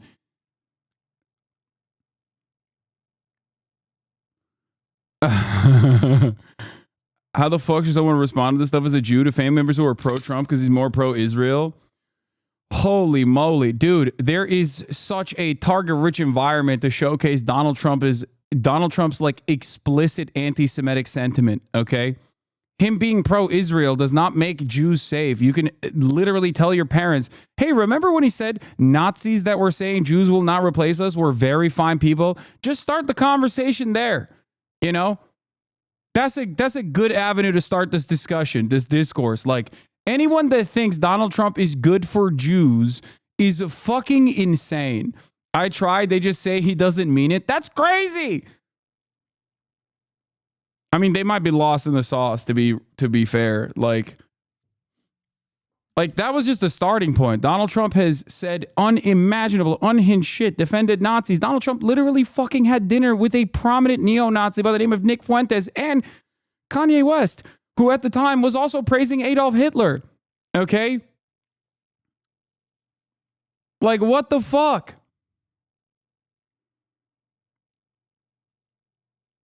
It's not even the media comparing Trump to Hitler. Trump literally said he wanted Hitlerian generals. The fuck is... Yeah, that's what I'm saying. Yep, they think Kamala is anti-Semitic for being Palestinian. Wait, what? They think Kamala Harris is Palestinian? Okay, well, your parents are hallucinating. I don't know what to tell you, okay? Sorry, they're fucking gone. At the time, as if Ye stopped. Oh, yeah, that's true. We don't even know. I just don't know what fucking Ye's new manic proposals look like. Saying that anyone and everyone who shows up at Madison Square Garden for this upcoming Trump rally is a Nazi? That's a Nazi rally? Get the out of here. What kind of rallies are happening on the college campuses in New York City, in Union Square, where they're waving Hamas flags and kissing Yahya Sinwar photos? What kind of rallies are that? Do not mention the Holocaust. I like that his underlying premise. His underlying premise is that, like, you're minimizing the Holocaust if you say that a guy who was the president of the United States of America, whose opinions and ideology closely align with Nazi ideology, who has literally praised Adolf Hitler, okay, on multiple occasions, that is actually unacceptable. However, Hamas is Adolf Hitler. Like, dude, what are you saying? What are you saying? You just, like, what do you mean? Don't call Donald Trump a Nazi. You know who's a fucking Nazi? Yahya Sinwar. Like, what the fuck?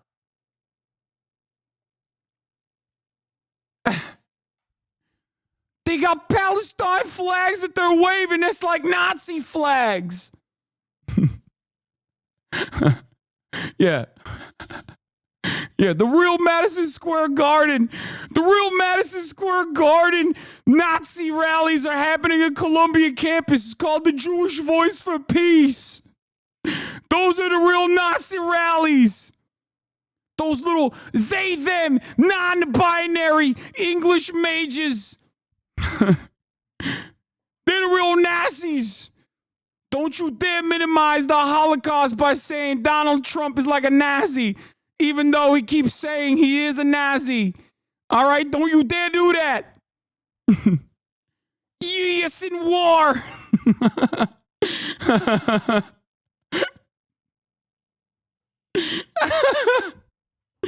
Oh, Jesus Christ, dude. Hitler to score political points when you ignore the greatest slaughter of Jews since the actual Holocaust. Like, I like it. He's just so unaware. He's so unaware of what he's saying. He's just like, it's minimizing the Holocaust to compare Donald Trump to Adolf Hitler. It's not minimizing the Holocaust to compare Adolf Hitler to Yahya Sinwar. Like, Donald Trump is literally German, dog. His great grandpappy probably fucking fought during the Nazi regime and not on the good side, okay? Oh, that's so funny. Oh, yeah. Which happened on October 7th. All this Hitler talk, all this Holocaust talk, with so little Holocaust studies in schools. Do not bring up Hitler and Nazis when there are 101 hostages. 101 hostages, and you say nothing about them.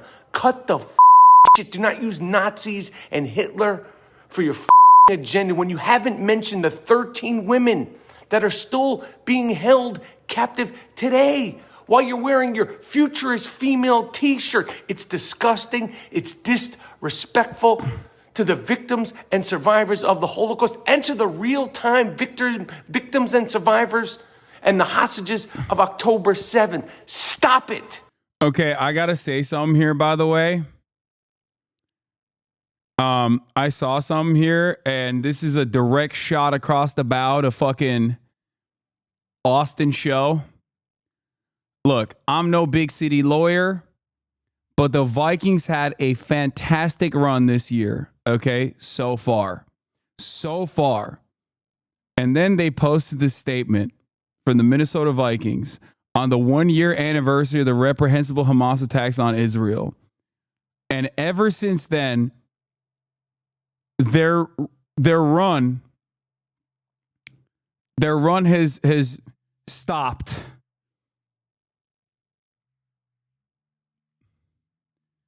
I don't know what happened, but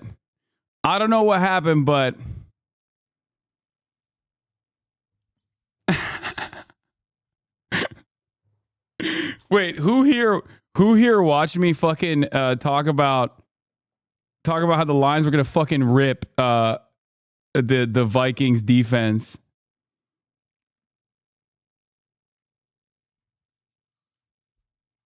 On the Fear M podcast and shocked the world and shocked Austin.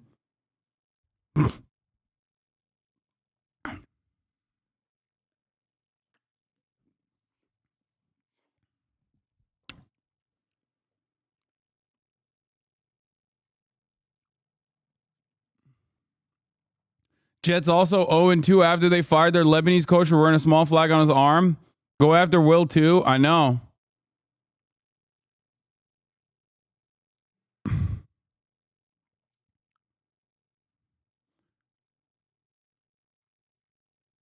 Detroit till I die, motherfucker. Detroit, Rock City, bitch.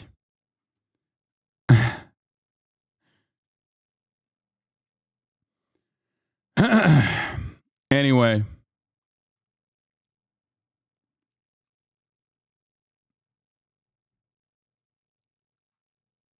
Let's move on.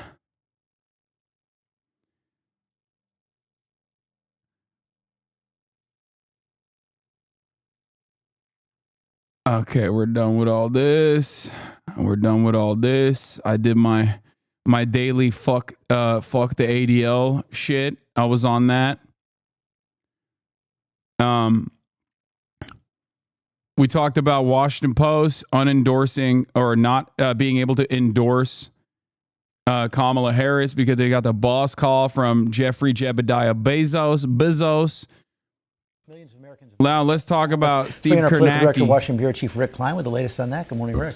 Yeah, good morning, George. More than 30 million Americans have already voted in this election cycle. That includes more than 2 million people who voted for the first time. Virtually everywhere, we're seeing more likely Democrats voting early than Republicans. Wait, oh no, it's not Steve Kornacki. Republicans, but the margins are very much smaller than they were in 2020, and it matters a lot across different battleground states. Pennsylvania, for example, in 2020, we saw Democrats make up 72% of early voters at this point. Now it's down to 60%, but that still means that Democrats have banked maybe 400,000 more votes than Republicans, according to our partners at 538.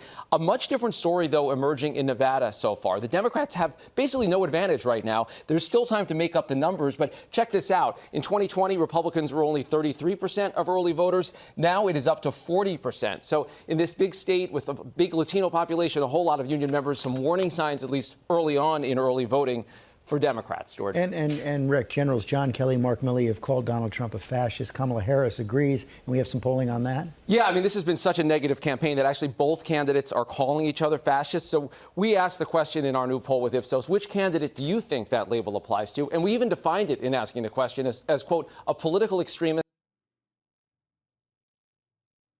who seeks to act as a dictator. 49%. Dude, I'm sorry.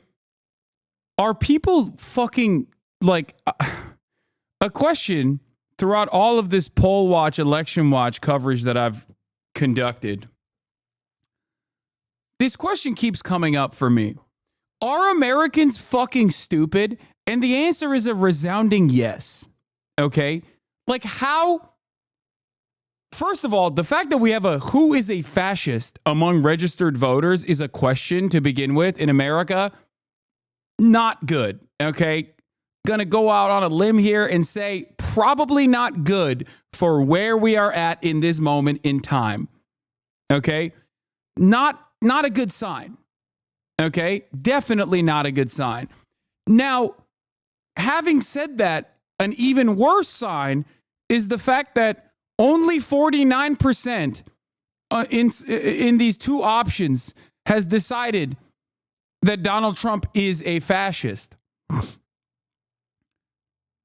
And a wilder one is the 22% that's like, yeah, Kamala Harris is a fascist, but I don't think that they mean it in the way that you would, in the way that I would say that like any American president is like fascist adjacent on a good day. So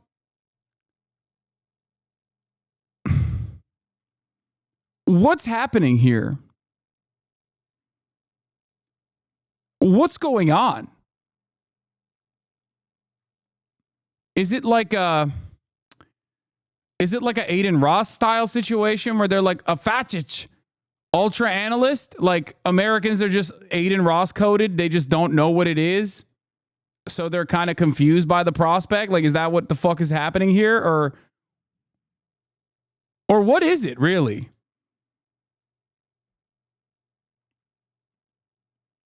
It might be time to admit that No Child Left Behind was a mistake. Yeah. I shit you not. I asked one of my Republican neighbors what a fascist is. He said a religious person who fasts. That's cool. That's a cool thing. That's cool. That's good. SNL surprisingly broke down what you've been saying about Gaza. Oh, yeah. He's a Hasan Abi head, by the way, for the record. I was talking to him this morning, actually. My goat. SNL got some good pickups this season, okay? This was one of my favorite pieces of commentary I've seen on SNL in a while. But yeah, he's great.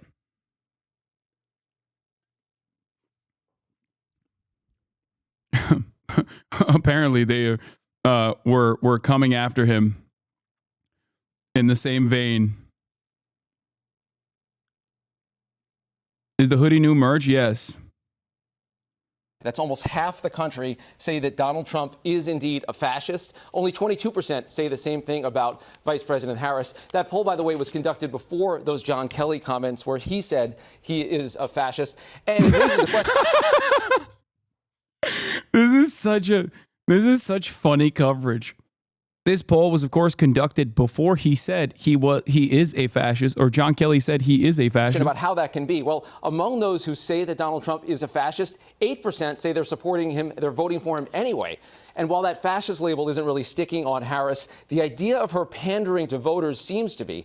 57% of registered voters say that Harris makes proposals just to get votes, not to make policy. This is also kind of stupid. Like, what do you mean? That's called running in a democratic election. Like, what? God, we are such a fucking stupid country. I swear to God, dude. This person's just pandering to me. It's like, first of all, who the fuck is she pandering to? She's pandering to like a collective total of like 100,000 people across 7 fucking states. Okay. That may or may not even vote for her at the end of it all. And and having said that, yeah, like that's the point. The point is you are supposed to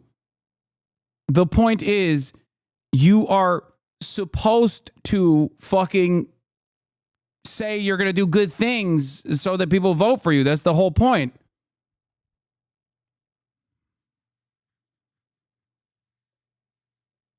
Slightly more than people feel the same way about Donald Trump. CNN's David Chalian is right there at the wall, which only means one thing. There is a new exclusive poll. David. Our final national poll of this 2024 race. And what does it show in this stable race? A tied race, dead heat among likely voters. 47% Harris, 47% Trump. It obviously doesn't get closer to that. And I want to show you what this race has looked like over time. It has been remarkably stable. This goes all the way back to when Joe Biden was still running in August of last year. You saw it was a 47-46 race there. You see here the red line, the Donald Trump line. He's never been behind outside the margin of error, statistically trailing in this race the entire time that we have polled this race. Let's look at it by party ID here, Dana. You see overwhelmingly Democrats are with Harris, as you would expect. Overwhelmingly down here, 92% of Republicans are with Trump. Harris is getting about 7% of Republicans. I know she's making a big play for some of those Trump-resistant Republicans of late we've seen. And look at the independents. It's actually within the margin of error of that subgroup. So there's no real clear leader with independents, but numerically, Harris has this slight higher number there. And we've been talking a lot about the gender gap in this race. It's a little smaller in our poll overall than we've seen in some other polling, but among likely voters, Harris is +6, 50% to 44% with women, and Donald Trump is +6, equally 51% to 45% with men. That is a 12-point gender.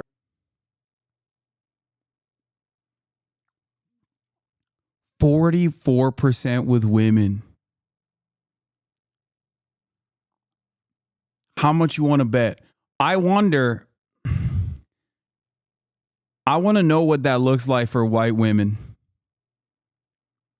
I want to know what percentage of white women are voting for Donald Trump at the end of the process, okay? Because obviously, it's like 66% of the entire population is white. So when Donald Trump still has 44% of the women vote, okay, when Donald Trump is still capturing 44% of the women vote, I wonder if he still fucking hits above 50% for white women.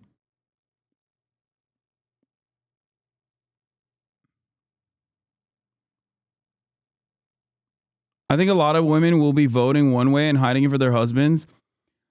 I mean, dude, I'm not discounting that. I'm not discounting that at all. But I will say this.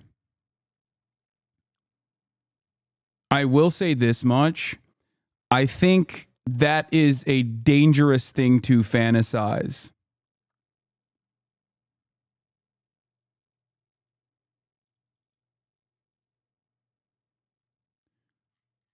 By the way, I have noticed that LSF is still full tilt on the fuck Hasan, let's get him banned train.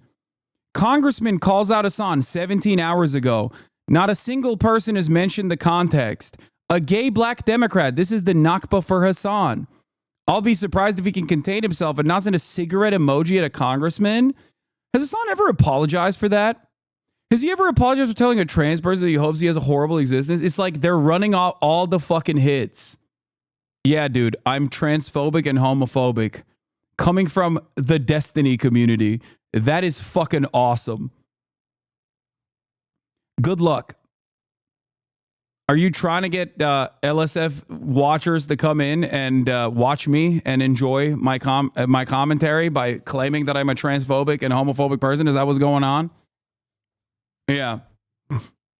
This is literal defamation and legally actionable. No, totally not brigaded, by the way. It's because he's a horrible being in general. This guy's a rich Nepo baby who's in blah, blah, blah, blah, blah. It's like, dude, please, I promise you, your life will be better.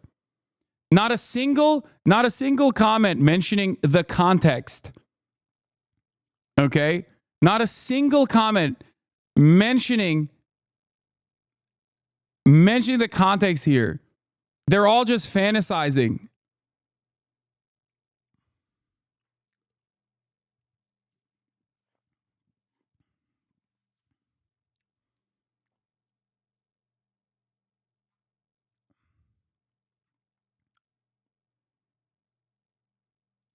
What? What is this?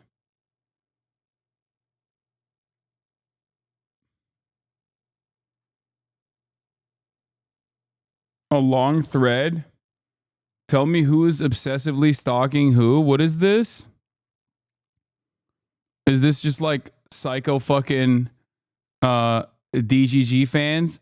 Asmongold fans brigading just as much, by the way.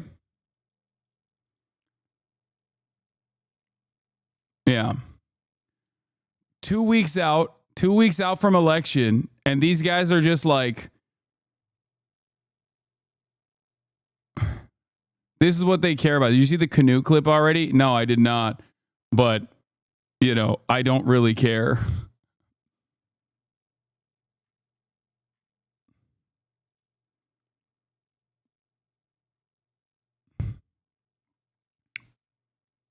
This is all you need to know about the subreddit. The overlap is shocking. Yeah, it is pretty shocking that the livestream fail overlap is with League of Legends this much. It makes sense as to why they're so fucking angry all the goddamn time. 7% from Asmongold, 14% from Destiny. Jesus Christ.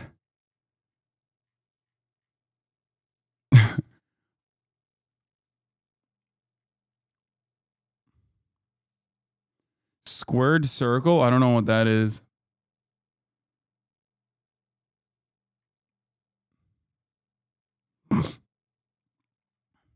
RP Clips GTA.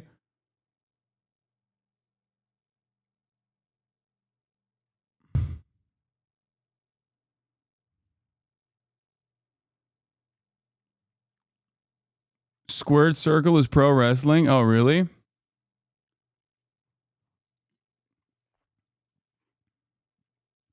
They always mention that clip of you telling the trans chatter you hope the rest of their life is bad, blah, blah, blah. Even D shows it. I don't care. I really trust you. There must be an explanation in context. But out of curiosity, what did you mean? Yeah, I was angry at a chatter that was fucking. Oh God, I can't believe we're doing this again. Catboy's still coming up, dude. Ask the chatter. Ask the chatter. They're in here, okay?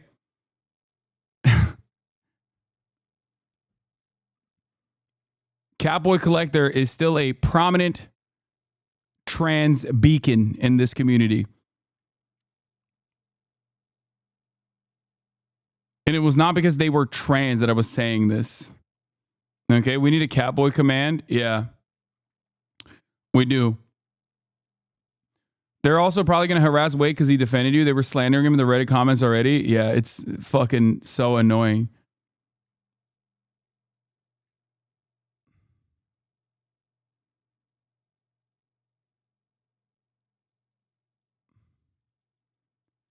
The Canute clip was wild. Wake actually calls him out, and then all the comments attack Wake, saying you brainwashed him, yet Wake was always far left. Yeah, I brainwashed him.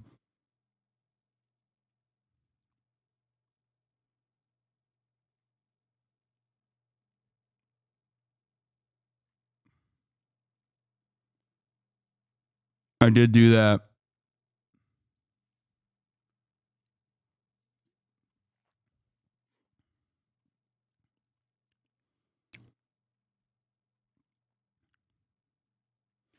Yeah. Canute is not exactly my beacon for the latest and greatest in political commentary. NMP Lol and his mods once did an analysis, found that 90% of the comments on that subreddit are made by the same 40% of total commenters. That's a pretty big number, though. You should keep this Catboy clip Speaking saved. of weird lies to make up, actually, this ties to TwitchCon. It's the exact same community that also constantly says I'm transphobic. Speaking of my transphobia, I have a gift that I got at TwitchCon. I was going to go through all of them, but one of them actually hit home a lot. Here, I'll pull it up right now. You didn't do a good job holding your own against Christian Walker, which I refuse. I think I did a very good job.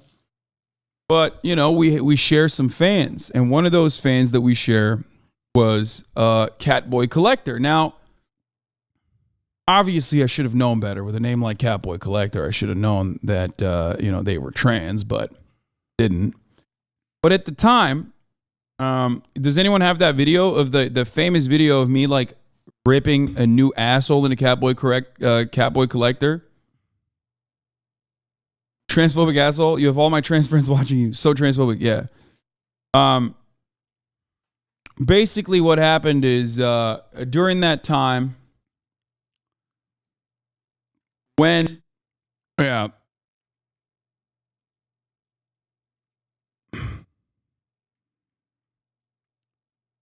this is Catboy Collector's own thread on this too. For the record, not that it matters, because the truth obviously does not matter. But, you know, all the way back in 2022, they said they were trans in the comments. You should have known at the time. Yeah, I wasn't thinking. But, like, what are you prosecuting here? Like, what are you prosecuting? It's right in front of you. It's been like 4 fucking years. Because people won't shut up about this, Hasan isn't transphobic for saying he hopes my life is terrible. Closest thing to transphobia in his rant was assuming I don't have extensive debate and research experience on trans, which is a reasonable assumption to make about a chatter. But even then, that's just a microaggression that he did based on the fact that he has years of political experience, not because he thinks trans people are stupid. He couldn't have known that I have been exhaustively researching and debating trans issues daily for the last 6 years. I was literally being a piss baby over the fact that a 30-year-old cis man didn't know all the immense lore I do about trans people. Being able to rattle off statistics and evidence from memory as easily as I can isn't a normal standard to hold cis people to. LMFAO. I wouldn't consider someone transphobic across the board over a fucking accidental microaggression, dude. Everyone is transphobic in that case, but at least Hasan uses a gigantic platform to defend trans people. I even said that in my original, admittedly inflammatory comment. He's been obviously anti-transphobic in literally any other instance he's ever brought up trans people during his time as a leftist commentator. His transphobic rant, in air quotes, was right after he defended trans people for 3 hours straight. Like, cool, he was mean to me when I literally provoked him. Stop trying to make me a victim over something I don't feel victimized for.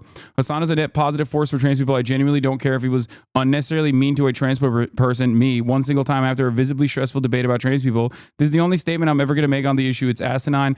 And I don't give a fuck about what happened. I'm only bringing it up because people to this day try to use it against him, which is so funny because it's literally transphobic communities that are saying Hasan is transphobic. And throughout this entire process, what has never really made sense is that, like, the trans percentage of chatters in this community has grown. And there's obviously a reason for that. And that is because not only am I not transphobic, but I also do a pretty good job of converting transphobic people to not be transphobic. So, you know, go off kings and queens if you want. You can fucking keep crying about this shit all day, every day. If you want to keep saying I'm transphobic, then, you know, go ahead. It's just not the truth. And it is pretty funny. It will never not be funny that people try to say this kind of shit. It's just a hilarious fucking smear. I don't even think it sticks at all. I don't think anybody actually fucking believes it. I think that they simply act like they believe it to brigade shit to get like random onlookers to believe it. Yeah, their streamer, like Destiny literally was fucking banned for calling trans people subhuman. So I don't really understand what the fuck is going on there from that community. So, but yeah, this will always be a safe space for trans people. It is still an educational space. So, of course, there is going to be microaggressions and whatnot. But it is pretty consistent that my naysayers are almost always not really interested in the truth whatsoever.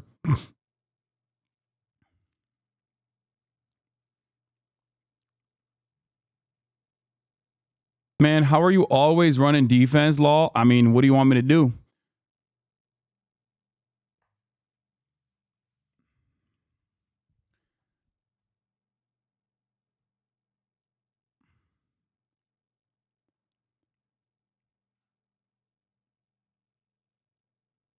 I just mean it's crazy. Also, this was a meme that came from their Law. Yeah, do not tell Hasan Piker you're transgender.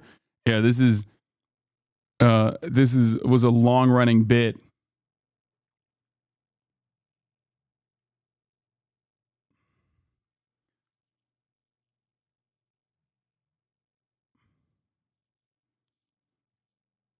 Can you please point out that there's clips of D joking about white people calling black Americans the N-word to go back to their own country when they killed him? He screams the far-right conspiracy would, when he sees Palestinians get slaughtered, actually justifying radicalizing terrorist ideology. Yeah, I mean, there's, like I said, there's so much there.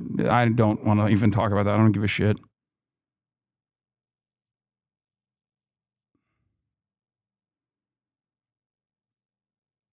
Let's get back to the polls, baby. Gap. Now, this is a national poll, as we have said until we're blue in the face, and we'll continue to say. Remind people that that is not how presidents are chosen. It's by the Electoral College and in battleground states. However, what this poll is telling us is some of the reasons why this race is so close in those battlegrounds as well. What is some of what you're learning behind those numbers? Right. So, you know, lots of people on the Democratic side of the equation say, how could it be possible that it's tied? Why is Harris not running away with this? Well, it's the environment that she's running in. We asked folks, your financial situation over the past year. So today compared to a year now, a plurality, nearly half, 49% say they are worse off today financially than they were a year ago. 35% say they're about the same. Only 16% say they're better off. I'll also just say, we have Joe Biden at a low approval rating at 36% in this poll. We have the wrong track number. 7 out of 10 Americans say we're in the wrong direction. Things aren't going well. It's a rough environment if you're running in the incumbent party. So what does that mean then? Why isn't Donald Trump running away with it if that's the environment? Well, here's one issue. Look at Kamala Harris's domination with the issue of abortion and reproductive rights. She is running a 21-point margin ahead of Trump on trust to handle that issue. A little bit protecting democracy is an advantageous category for her. Trump still doing his best on immigration. He's got a 16-point lead over Harris. On the economy, a 13-point lead. And on foreign policy, a 10-point lead. But that abortion and reproductive rights number, that's one of the reasons. I kept trying to debate my professor the shy Trump voter won't be significant of an effect because they're not as shy anymore, but he kept saying it's still going to impact the election. What do you think? I think your professor is wrong. I don't think that they're shy Trump voters necessarily, but they are Trump voters that might not be getting polled. What does that mean? They're not shy. They're just not from the normal avenues where, I mean, they're not shy. They're low or mid propensity voters. That's it. I think that is what the real problem here is, which pollsters, in an effort not to repeat 2016, have tried to combat against that by basically fucking weighing the scales by at least 2 points in Trump's direction. Okay? It's not necessarily that they're shy Trump voters. It's that they are low or mid propensity voters that have a likelihood of voting for Donald Trump. Now, the problem with low propensity voters is, are they going to vote or are they not going to vote? That's why there's a lot of conversations around Trump potentially winning the popular vote and still losing the electoral college. If turnout is fucking omega high in Florida, right? Because all of the fucking crypto nuts are just going crazy in Florida or in red states, but his turnout in his conspiracy guys in like Pennsylvania or Michigan or all these other places are not actually coming out to vote, then, you know, he's cooked. He wins the popular vote and then loses the fucking electoral college.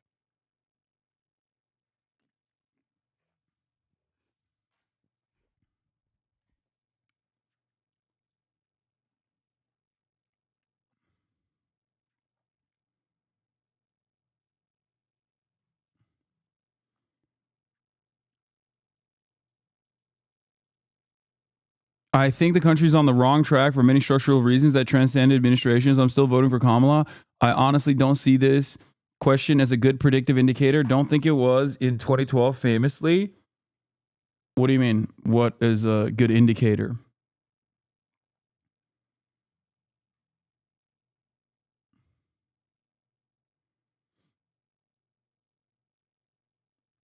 Then the Republican Party may actually want to get rid of the Electoral College. Yeah, that'd be really funny. What outcome is funnier, Trump victory or Kamala victory? I think neither is funny. I think both are shitty outcomes. One is like maybe marginally like putting a pause, and not even necessarily a pause, but just like slowing down the acceleration towards fascism, but like not dramatically. At least you could make the argument that you were putting a pause on the acceleration towards fascism in previous elections, but that's gone now. In terms of like, in terms of what is going on in American foreign policy, that's bipartisan, that's uniparty. It's not going to fucking stop. It's just only going to get worse. But the avenues in which the Democratic Party can like offer some level of protection to marginalized communities is also getting smaller and smaller. They just dropped they dropped immigrants in its entirety. They're like, nah, you guys are done. We're done with you.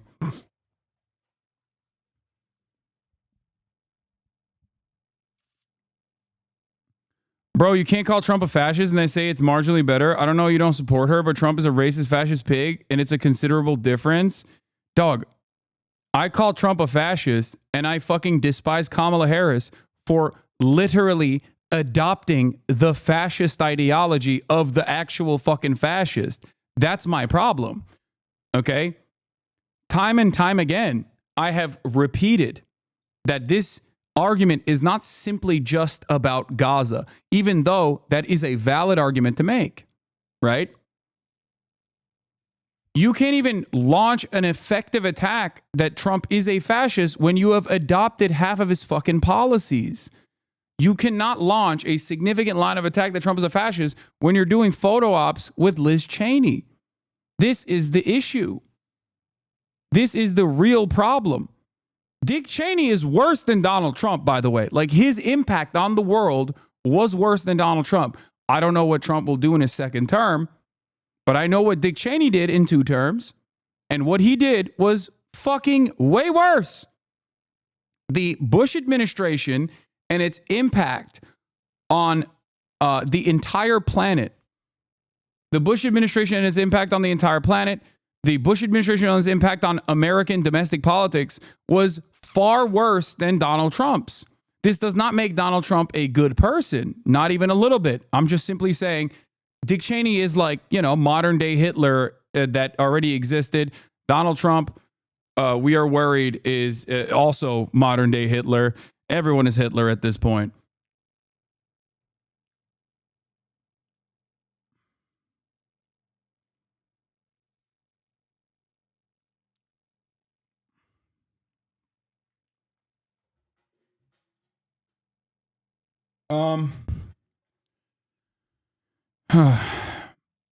So yeah.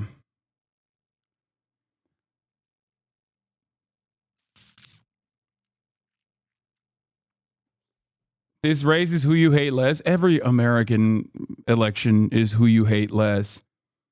The problem that I have with the Democrats in general, and it's kind of funny because like we're currently talking about how much I despise the Republicans, and then you asked me to talk about fucking Democrats. And then, of course, I'm going to be honest and start shitting on the Democrats. But the problem here is my hatred for the Democratic Party is that they do not launch a real fight against the damage that Republicans contribute to American society. Okay?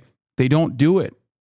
They're not doing it for one reason or another. They're just simply not doing it. And that's so fucking frustrating to me. I'm like, I'm the one who actually hates the Republicans, not you. Okay? You don't hate Republicans. If you're like, so many Democrats just constantly behave like they actually don't have a problem with the Democrats, Republicans at all.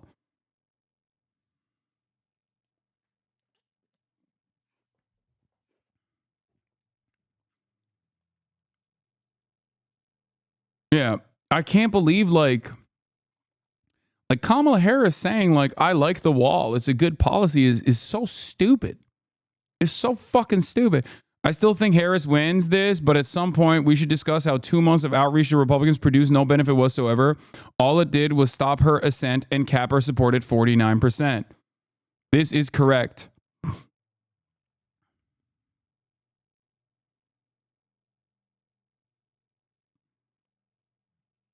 If only there was someone who was yelling about this for months and months and months.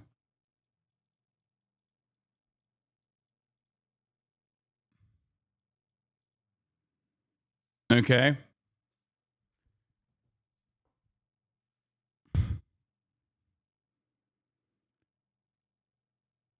Sorry for the off topic. My brother works for Turning Point USA, unfortunately, and got patted on the back by Vivek. Ew, gross. That hoodie is very cool, Hasan. Where is it from? Oh, it's from my own website, ideology.shop. That's right. Ideology.shop. Thank you for asking, especially at the top of the hour when there's an ad break coming, which is ideology.shop. You can go and also purchase your own politician's hoodie there. That's right. Union made in the United States of America. Okay? This is the election collection out now. And maybe if you hit the double Monty, if you get lucky enough to not see the ad, but don't have a Twitch Prime, don't have $6, you can get gifted a sub to avoid the ad breaks at the top of the hour. Here it is. Why are you holding a gun to your own head? What? I'm not. What are you talking about?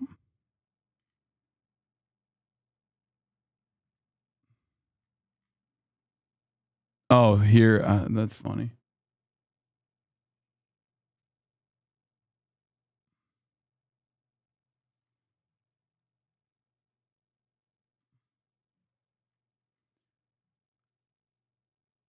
Israel's having a post 9/11 moment with France. What? What is this? Following Macron's call not to transfer to Israel's weapons intended for the war in Gaza, Deputy Mayor of Haifa, Israel Savion, sent a letter to Yonah Yahav in which he called to change the name of Paris Square in Haifa to October 7th Square. Oh, they're doing the Freedom Fries shit. That's so funny. Christian 821, thank you for the 10 gifted subs.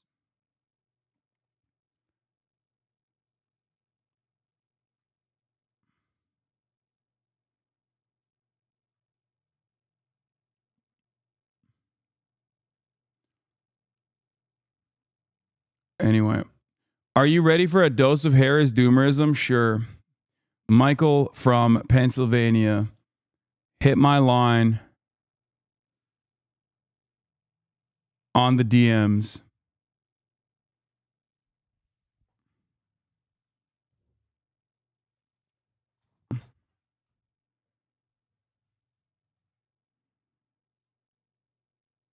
All right.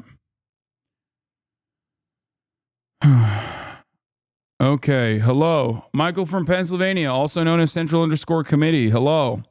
Hello. Welcome to the show. How are you doing? I have my camera on if you want. Yeah. Wait. What's up, man? No, I'm gonna pop it open. Don't worry. Beautiful. I'm just trying to Everyone make can it. see my beautiful face. Okay. All right.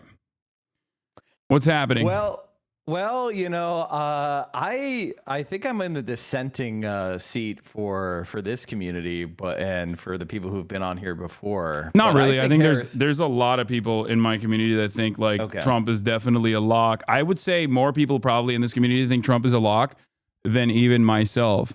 I have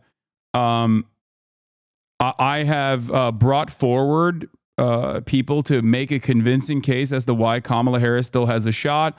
I still think there is a likelihood that Kamala Harris will win, but that likelihood is so fucking small now that it's a massive toss up. Like I'm not talking about like the way that the media has covered this issue.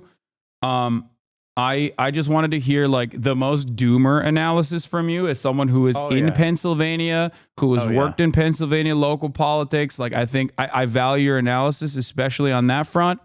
And, I have brought forward a broad variety of different opinions on the matter, but I want to hear what your argument is as to why Kamala Harris is going to get fucking absolutely cooked. Well, the first thing that I would say is it's a combination of a lot of factors. Is like one of the like theories that I've been pushing for like most of my political career is that like all politics is national now. Like our local politics is becoming less and less and less relevant, and states are starting to look more like each other, especially those that are close to them. And the thing about Pennsylvania is, and this is also similar in Nevada, where basically what we're seeing so far, and I think early voting is like the realm of charlatans, like the people that talk about early voting and like, oh, we know this is going to happen because of this. You don't really know what the contents of the vote are. At the most, you have like registration and whatnot. But one thing we can look at is people of a certain registration and what their propensity to vote is, and which group of people have been showing up at higher rates than others. And the reason why I'm very doomer on Harris is we've seen like a lot of like evidence is that the turnout among low propensity Democrats is way down, and the turnout among low propensity Republicans is up in a similar to like 2020, except we don't have the COVID mail-in ballot like a turnout boost. So that we're seeing a differential turnout for the Republican leaners are higher than the Democratic leaners.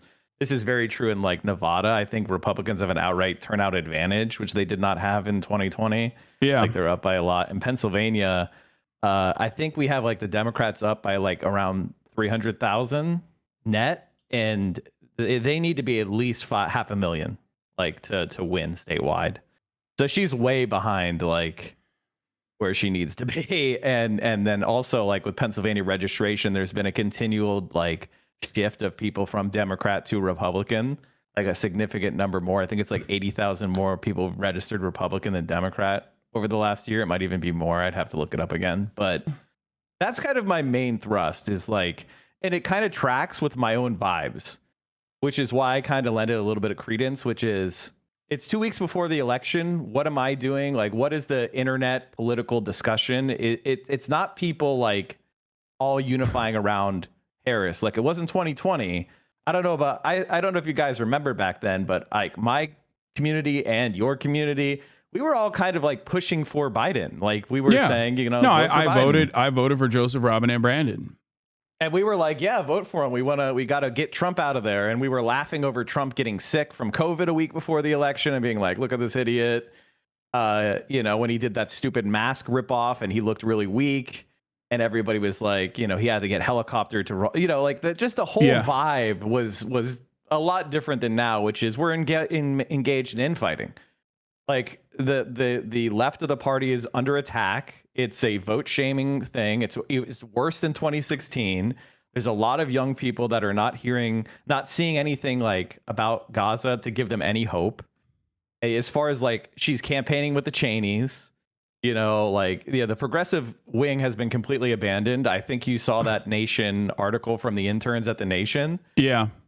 I don't think that is just a bubble. I think that is a sense that's like out there that, so vote for her because of what the I genocide. Think. Are you ready for this? Like, I think that, not to get all Nate Cohn over here, but I think that if, like, what I'm looking at right now is what the Democratic Party has very openly communicated. They're saying they have a pathway to victory that does not revolve around people who care about American foreign policy, people who care about Israel and Gaza, and young voters that they are relying on.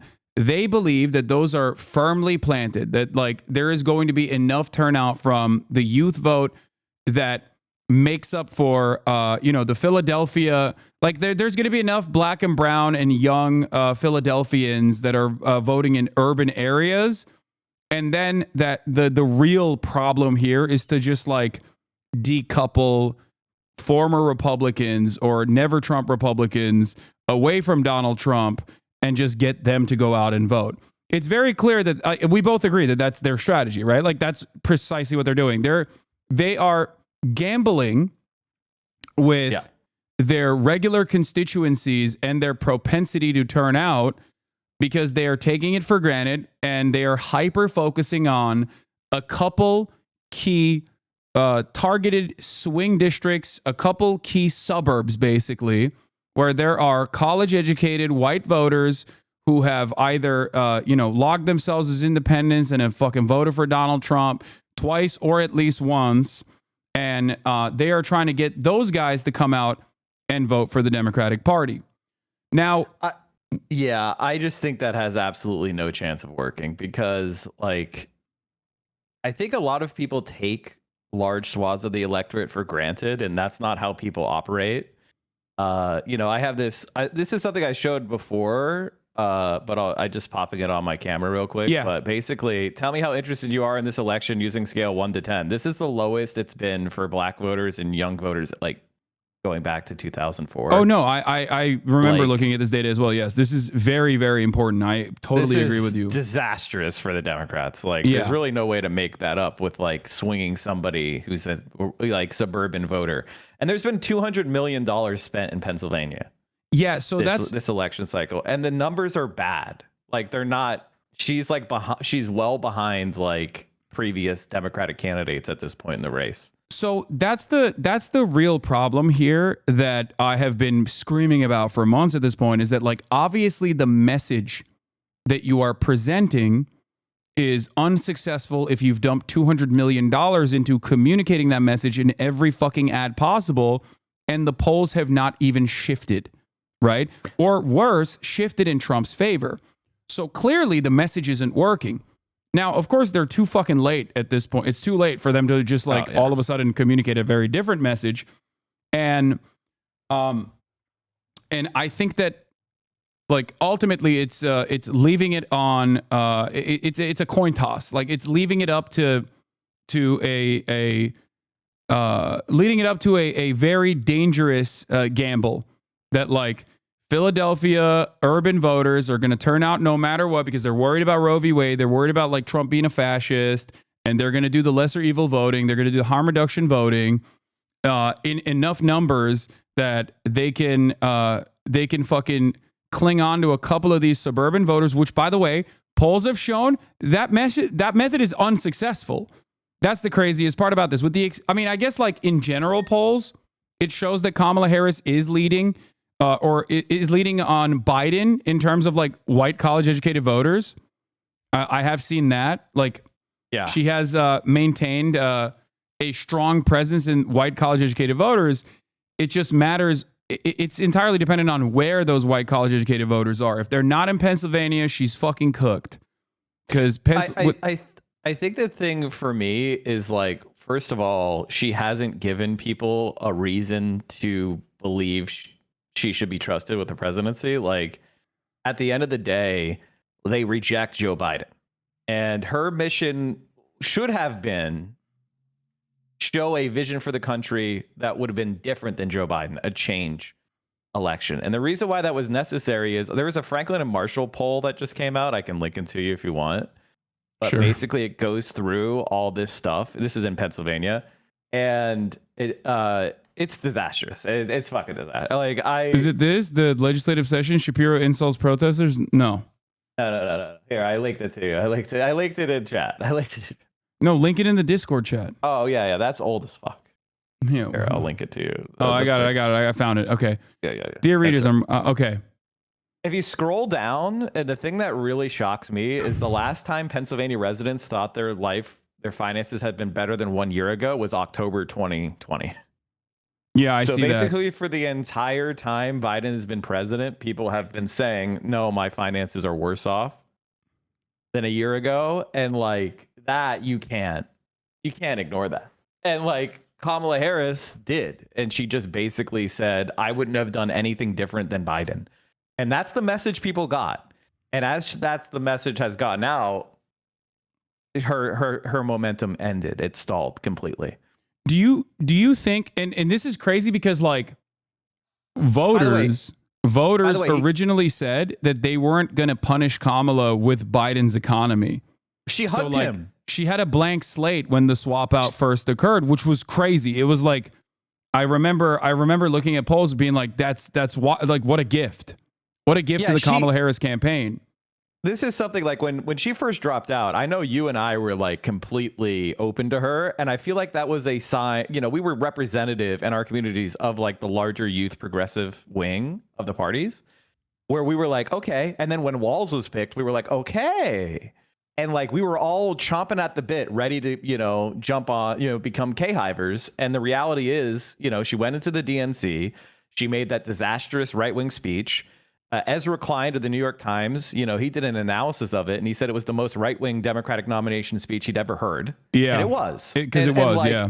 And that's when the momentum stopped, and all the momentum she was seeing, all the movement in the polls that got her ahead of Trump was young people, was progressives coming home, was and a lot of people think of this like ideology in a totally wrong way. They think of like if somebody says they're moderate, it means they're a neoliberal centrist. And that's not what it is. It's more of a statement of your own like persona or your own like feelings about like time and time again, ballot measures. Time and time again, ballot measures have consistently proven that the most popular thing in the heartland, in the Midwest, in the Sun Belt, no matter where you go, is a lifeless, faceless, progressive ballot measure not associated with a Democrat directly. Americans love voting for instituting full-blown communism in the form of a progressive ballot measure, but fucking despise the Democrats or despise the Republicans as well, depending on where you're looking at. So, yes, the idea that like the average independent moderate who fancies themselves to be in directly the center of all of these issues is a silly one. And ironically enough, that's why I was excited about the Tim Walz prospect, because I thought that would actually force the Democratic Party's hand into putting forward or at least defending a progressive message. Because Tim Walz, with a one-person majority in the state Senate in Minnesota, actually signed into law many of these measures that were considered radical by the Republican Party and maybe even radical by some in the Democratic coalition.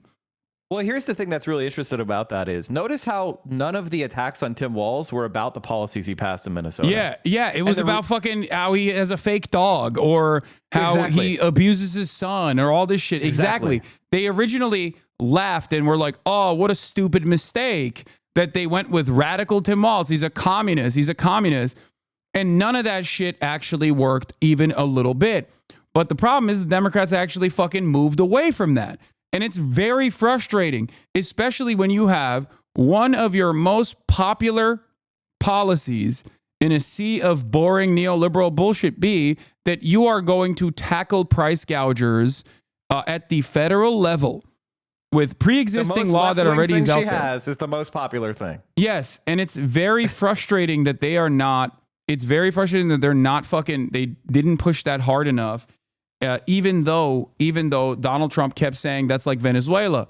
And the only thing that happened to that policy was that it grew in popularity in that process. It literally became more popular despite the New York Times op-eds about fucking how, this is impossible to implement and Kamala is just doing this or Republicans consistently attacking it. Yeah, the moderate voters are all over the ideological map. You want to explain this to people? So basically, I popped up from my camera. Basically, go this ahead. is a I'm going to go pee while you explain this. Yeah, I've heard this a million times, but let's hear it. This is a study from a few years ago, but it still holds true. Overwhelmingly, so this is basically a political, compass with tilted on the edge. So like the top and the left squares are like the left wing economics positions. And then being more pro-immigration is the bottom and the left. Okay. So what you'll see, and these are people who call themselves moderates, and they were all given an ideological test. And one of the things you'll find really interesting about here is the overwhelming majority of people who consider themselves moderate are very left-wing. And then the 2/3 to like 70% of people are left-wing economically. Almost no one is a libertarian who considers themselves. So like libertarian square is the bottom square. There's almost no one there. And actually, there are some people who call themselves moderate who are extremely right-wing, but it's very rare. So basically, when you're running on, when you see people saying like, oh, a lot of people are moderate, but that actually that's a label that's not connected to ideology. It's not like a lot of people are Joe Manchin. That's just not the case. And so that we've known this for a very, very long time, that self-described ideology doesn't describe what people support. And we can have real world tests of this. Like, for example, in Florida, over 60% of people voted to restore felon voting rights. Over 60% of people voted for a $15 minimum wage. At the same time, Donald Trump was winning by like 8 points. They were getting 60% for the $50. So people are not voting for these candidates as ideological like decisions. It's a lot different than that. And so when Kamala Harris goes to the right on these issues, what she's actually doing is not really winning over a population that exists. The people that are like, I love Liz Cheney are not real. The people that love Liz Cheney are actually liberals who appreciate her shitting on Trump. Yes. So these are anti-Trump liberals, and they see a Republican spitting in Trump's face, and they like that. It's not like a moderate Republican who loves Liz Cheney. She does not have. I mean, Nikki Haley crushed. Nikki Haley is the greatest example of this. Nikki Haley is the perfect example of this. Nikki Haley ran against Donald Trump. Nikki Haley said, whoever swaps their candidate first wins this election. Okay, but when it was Biden versus Trump, Nikki Haley literally is pro-Trump. She's voting for Trump. Nikki Haley voters are also voting for Trump. A lot of Nikki Haley voters in open primaries were actually Democrats who also either registered for the Republican Party to vote for Nikki Haley, or are also, going to end up, if they were Republicans, are going to end up voting for Donald Trump. Going after this Nikki Haley constituency is so fucking stupid. And that's precisely what the Democratic Party has done. Now, here is the other side of the equation. And this is why I think that Trump's chances are not great, regardless. Trump, what would you say to the argument that like Trump is maxed out on support? Would you agree with that assessment? That he is like... No, probably not. Just because like we've seen him significantly get more popular in kind of a nostalgic way. Because like if you look at, I would say that like he does have kind of a ceiling near 50%, but it is high enough that he can win.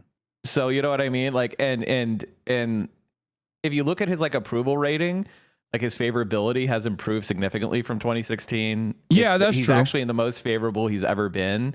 People think of his presidency as relatively more successful than Biden's. And, they don't really hold the COVID thing against him. Like, you know what I mean? And I don't think people really hold COVID against Biden either. They just hold the inflation against Biden. And whereas with Trump, they think of like the pre-inflation low interest rate growth period, right? Mike is that's right. Just the way Trump, it is. Mike is right. That's the way it is. Trump has never been this popular in any of the elections that he has run. This is the most popular he has been at this stage in the election. That is objectively correct. Okay. Now he's not he's not popular. Like he's still net negative. But Yes. That's what I'm saying. This is the most popular he has ever been while running in an election. Okay. Elections that he's won, election that he lost, doesn't matter. This is the most popular he has ever been. In terms of the electoral support, I believe this is the highest he has had as well in the polls.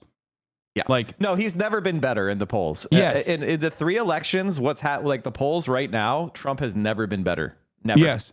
So like for me, that's the kind of thing that I look at where I do like a sanity check. Like, okay, is it possible that the polls are wrong and that Harris is like could win? The answer is yes.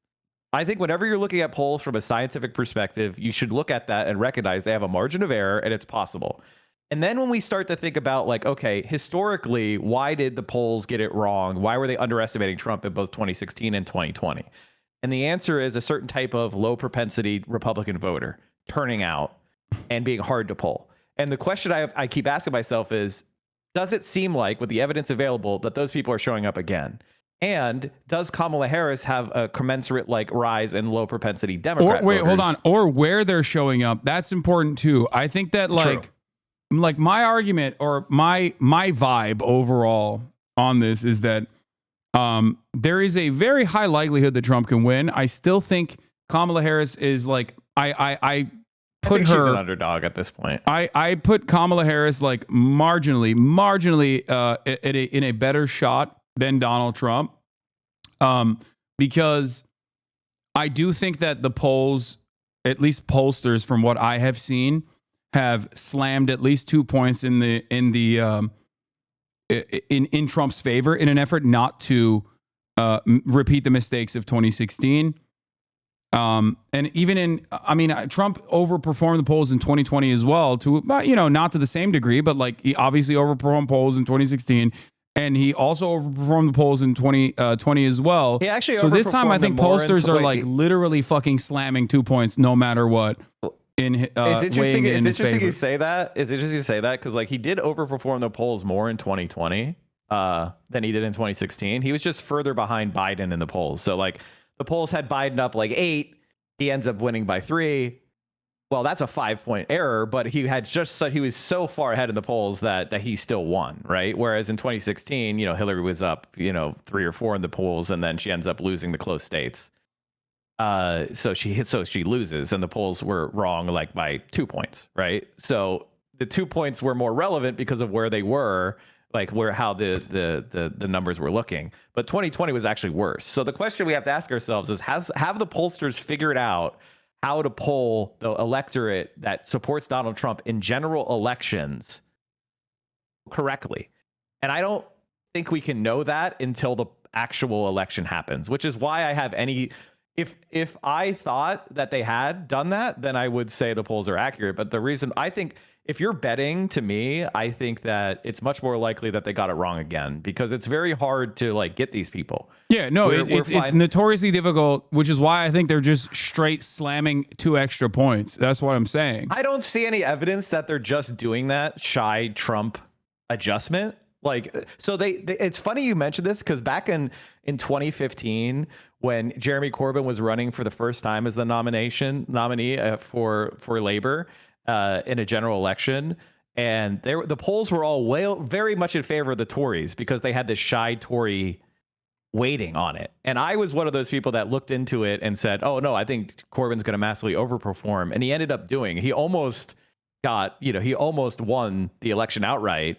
But there was a massive polling error against the Tories in 2015 because of that shy Tory weighting that was being applied. I don't think I see any shy Republican weighting being applied. No, I don't think I don't think it's shy Republicans. I don't think it's a matter of shy Republicans. I think it's a matter of like it not being able to predict low and mid propensity voters accurately. So they're just like throwing that on the board. Like they're just weighing it in that direction so that they don't come short again. That's what I think is going on, because I don't think no Trump supporter is shy at this point. Okay, there's no. That's what I. Yeah, they're loud as fuck. Okay, they love Donald Trump. They love saying they love Donald Trump. They're calling him daddy. They're fucking insane over there. I don't think it's the they're shy. saying spank me. Yeah, I know. Yeah, I don't think it's the shy Trump voters necessarily. I think it's more so like, how many of the fucking crackhead constituency that like, how many of the podcasters, like podcast watchers, divorced dads galore, are actually going to turn out on election day and go out and vote because they're legitimately fucking, they think Kamala Harris is a Marxist or whatever the fuck they believe. Well, I mean, I think the place to look, like, about the Nevada, like Ralston, right? Yeah. That's So not looking good for the Democrats. He's been covering it pretty. So this is not Pennsylvania, so I don't know. I mean, I lived in Nevada for a bit, but I don't know it as well as Pennsylvania. But what I understand is like they're massively underperforming like ever before. Like in the early voting, like the Democrats are actually less turning out in early vote. and that's like never before happened because of the Reed machine. And one of the things that was really interesting is a GOP operative, and this is quoting from Ralston, Jeremy Hughes, said that the problem for Democrats comes up when we look at the low propensity voters. GOP 204 voters. So when you say somebody's 204, you're talking about the last general elections, right? Mm-hmm. So if you're a 204, you're a low propensity voter. Means you've missed two of the last 4 general elections. We consider that low propensity. Anybody below 3 of 4 is low propensity voter, right? So of the 2 of 4 voters, they have 25.3% turnout among GOP. Of Dem 204, it's 20.9% turnout so far. So I mean, but that tracks. That literally is like represented in the national data as well. That's like the assessment is that that means Harris loses. Yeah, that would be terrible. So that is precisely the reason why I've been like, that is what I foresee as like possibly being Kamala Harris's demise, is that low and mid propensity voters do turn out specifically in the states that Kamala Harris needs to win. And Kamala Harris actually hemorrhages enough of her base, like the reliable votes that she normally gets from urban areas, younger voters, black and brown voters, and hyper focuses far too much on the Republicans in the suburbs, which have proven to be ineffective with all of the communications she's put out so far. And it doesn't carry her across the finish line. Like I'm on that. I understand that completely. I've been screaming about it for months. I just, I still think that I still think that there is a pathway to victory. I mean, she could win, but like, you know, as I said, because polls can always be wrong. You know, they could you could have a polling error against her. I have a theory of the case for her if you want to hear it later, but I'm not very confident in it. And the reason why is because like one of the things that was really interesting in this data that I saw is that the GOP is winning among new voters and voters who have never voted before. Like of people that are registered Republican but who have never voted before, they have 17.8% turnout for the GOP right now in the early vote, and among Dem voters, it's 13.9%. So that's like so like people that are newly registered are turning out at a much higher rate if they register as a Republican. Thus far, you know, this is early voting. We got to wait till all the way to election day. I do think that there tends to be an advantage of non-college educated voters the closer you get turning up, which I think Nevada, like I always thought Nevada would probably be held by the Democrats, but because they have such a weak Senate candidate, but I don't know. Like, I'm not trying to doom too hard. I'm concerned that, though, this might actually be like a Trump popular vote win just based on these numbers that we're seeing. And that would be absolutely cooked. And I think the evidence is strong enough there to be concerned about that. You don't think that there's a Trump popular you don't think that there's a Trump popular vote victory where he still loses the Electoral College, though? That would only happen if she managed to hold Michigan, Pennsylvania, and Wisconsin. And I think any election path that requires Michigan to be held by Harris is very suspect. I think people really are underestimating the damage that has been done by Gaza because they don't want to deal with it until it actually happens. They're like in denial about it. They're like, no, they won't vote for the Muslim ban guy. And they just kind of turn off their brain and they don't look into the data at all. And if you look at like I think Biden won by, how much did he win Michigan by, chat? I was going to say 80,000, but I don't remember. I think it was 100,000. Okay, 100,000. Like there are, you know, like what, 300,000 Arabs and Muslim voters in Michigan? Like, yeah, and I think they voted like for Biden by like 70%. Yeah, 70. Yeah. So that's like that, and that's the entire gap. I mean, I guess it's possible. I mean, the path would be that she does move the numbers among white voters closer to, like, she does even better than Biden does with white voters overall. I find that hard to believe. I legitimately find that like almost unbelievable. The idea that Joe Biden would do worse with white voters than Harris would do. I think that the math comes down to white women. Like, I think that's what it comes down to. Like, are white women finally not going to vote for Trump as the majority? And I don't know where that is right now. But I think if Kamala Harris secures white women as the majority voting bloc, then she has a chance of winning the election. The problem, however, is that when you look at Arizona polling, where abortion is on the ballot, when you look at Florida polling, where abortion is also on the ballot, well, I guess Florida is a unique case in and of itself. Florida is like, I think the Republicans are up 10 in the early vote right now. Yeah, Florida doesn't make any sense. It doesn't matter, but like that's crazy. In midterms, and in other special elections, like obviously abortion being on the ballot has greatly favored the Democratic Party in terms of turnout. In the general election, it's a little bit different than midterms. It's a little bit different than it's obviously very different than like special elections. I think that like not Florida, but Arizona as an example is more important to see if like this kind of additional turnout specifically on abortion, does that allow Kamala Harris a benefit, an electoral boost? And I think that for a lot of white women in red states, I do not know if they will be able to shake off white supremacy as being their primary motivator here, or they can very selfishly go, yeah, I want to protect abortion, and also I'm not going to punish the guy who took it away from me and my daughters, and then turn around and still vote for Donald Trump gladly. I feel like one of the problems that we have is that the Democratic Party hasn't like drawn those lines, like because they want to do this thing where they like kiss Republican ass, but they don't want to. Like 95% of Republicans are going to vote for Trump, and Democrats don't deal with that that problem. Like they don't go to the voters and say the Republicans are Trump supporters, and Trump supporters are wrong. They're scared to say that. Yeah. Whereas on the other side, the Republicans are like, these are criminals over there. All Democrats should go to hell. And that creates a certain like distance from the consequences of the Republican Party's policies. She doesn't want to attack the Supreme Court. Like, remember, she was on that town hall and she was asked about the Supreme Court getting expanded. And she said we should study it. Well, oh my God. Oh, that was so bad. They already studied it. Biden did an executive order in 2001. They published a report, like I think it was even early this year, about studying the Supreme Court reform. And they came up with the idea of like term limits or something. And so she's basically just running on studying it again.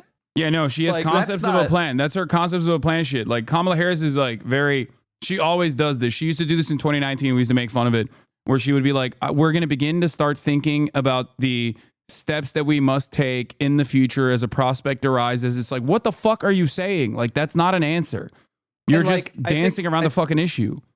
And I think the reason why it's bad is a number of things. First of all, it keeps the Republican Party like free and clear from the consequences of their policies, like on abortion, overturning abortion. The second thing is it doesn't give Democrats, it doesn't like force Democratic politicians to take public positions on court reform. So even if she does win and we do get a trifecta, we're not getting court reform because they didn't prepare the party for it. They didn't make it, they didn't run on it. So they're not going to suddenly like come and do this big radical reformation, so it's not possible to reform it. And then the Democratic base voters are not equipped with the knowledge of knowing who's to blame. So regular people aren't going to figure that out either. So you're kind of like expecting people to be like super educated about, who's to blame for who in 30 years of Supreme Court precedent and history, but also not blame Harris for not having a clear plan. So people are supposed to be educated, not want a plan to fix it, but then ignore the fact that there's no plan. It is an incoherence. And this is a problem with Harris, is she wasn't challenged in a primary. She wasn't forced to like come out and make promises and give concessions to various groups to win a primary election that are in the Democratic Party and kind of shore up her base. Yeah. And so she's kind of just like assumed the base is there, and now she's going to the right, and there's a big problems with the base, and the turnout and the vibe is down because of the genocide is clearly one. She said fuck you to everybody to the left of Attila Hun. She's holding hands with Dick Cheney, and like it's not that these people are going to vote for Trump; they're just not going to show up. Yeah, no, that's my theory of the case. No, okay, so we're in agreement there. I'm like, I don't disagree with what you're saying. I don't even think she's done enough fear mongering against Donald Trump, which is kind of crazy to say. Like, I don't think that she has actively communicated what she agrees with his immigration policy, except for the that's the deportation part, major right? issue. That is exactly the major issue here. Like, one of the things that has made me so angry in the way that the Democratic Party has presented immigration as like they are going to be the border, they're going to be the border party, is so fucking stupid. Not because you're making a concession that like immigrants constitute a national security threat, which is unique in the history of the Democratic Party, at least in contemporary history. This is a unique thing that the Democratic Party has given ground to. Okay. And that makes voters in your own base go, wait, what the fuck? Okay. So I guess we're for the border wall. All right. Well, the other guy has been pro border wall always. And you just now look like a flip flopper. But beyond that, I think that it is a terrible place to it's a terrible way to communicate a winning message, because now you can't even bring up how Donald Trump is an extremist on the fucking border.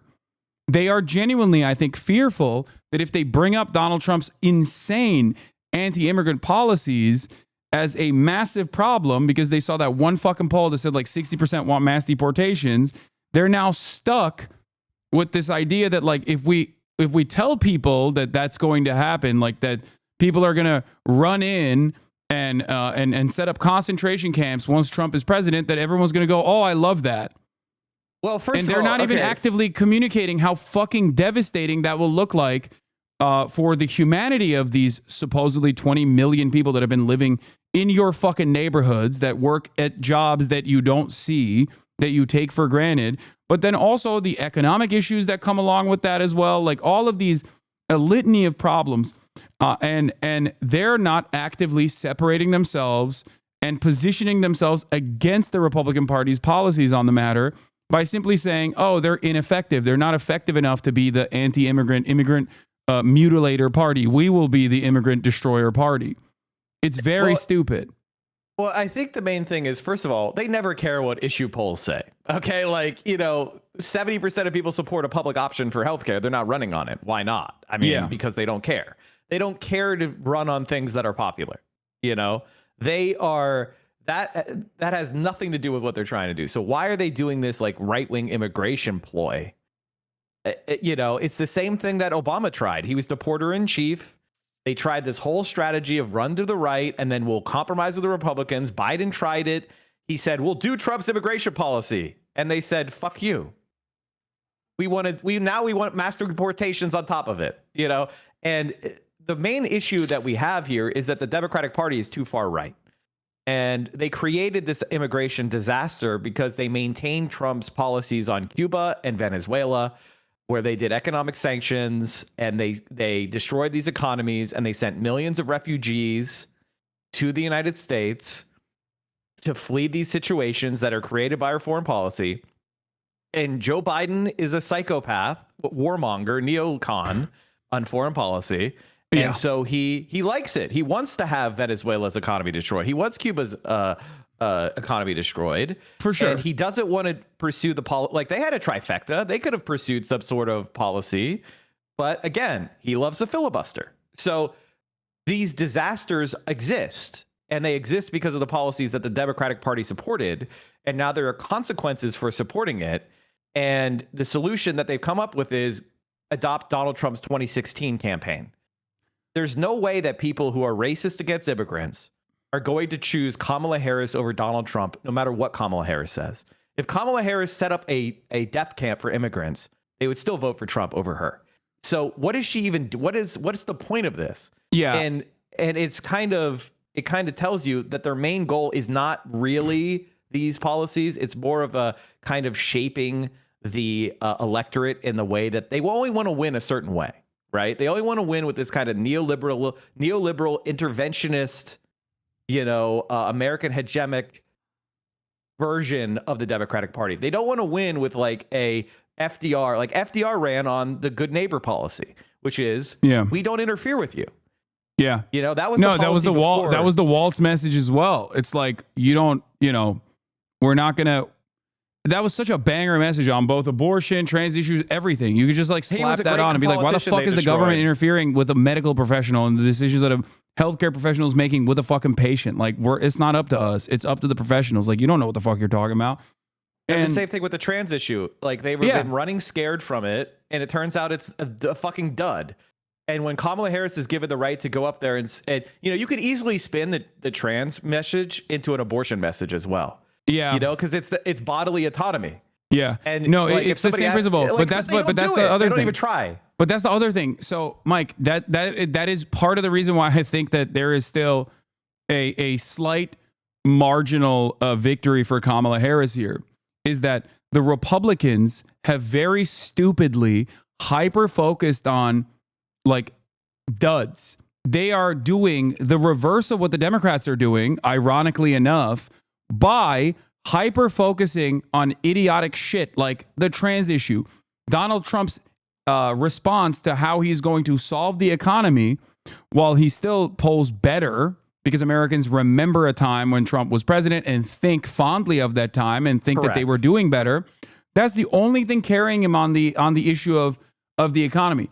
Donald Trump has demonstrably not presented anything that is even remotely resembling like a path forward on how to fix the economy. And not only that, but also has so personally invested in the anti-trans shit that I think people at least look at Kamala Harris and go, all right, well, she's going to expand on some of the things that Biden did, or she's going to do maybe price gouging. I don't fully understand it. But like she said, she's going to expand Medicare to at-home healthcare. Like, I think those are the reasons as to why, if you look at the polls, if you look at like the way that people are viewing Kamala Harris on the economy, she's actually picked up some points on that front in comparison to where Joe Biden was. Oh, true. Now, she could be far ahead depending on how she had communicated her future forward, right, from the start. But I do think that is one of the major players here that like the Republicans are also throwing the election right now as hard as they fucking can by slamming hundreds of millions of dollars in ads on trans issues in a country where 64% of the population is like, I think trans people are discriminated against. Like, I don't really give a fuck. Like, I don't really fucking care. Who cares? This is weird as fuck to hyper focus on. I do think the Republicans are very weak on their campaign as well, but because it's a very odd campaign, because Trump has already been president, and we've never had in our lifetime a situation where you have an incumbent president running for election where it's not immediately adjacent to his current term. You know what I mean? Like, the gapper situation causes this thing where people have enough. It's been, long enough that nostalgia could kind of kick in, and the problems of then are not exigent anymore, and now it's the problems of today. I think that's also a communication flaw for him.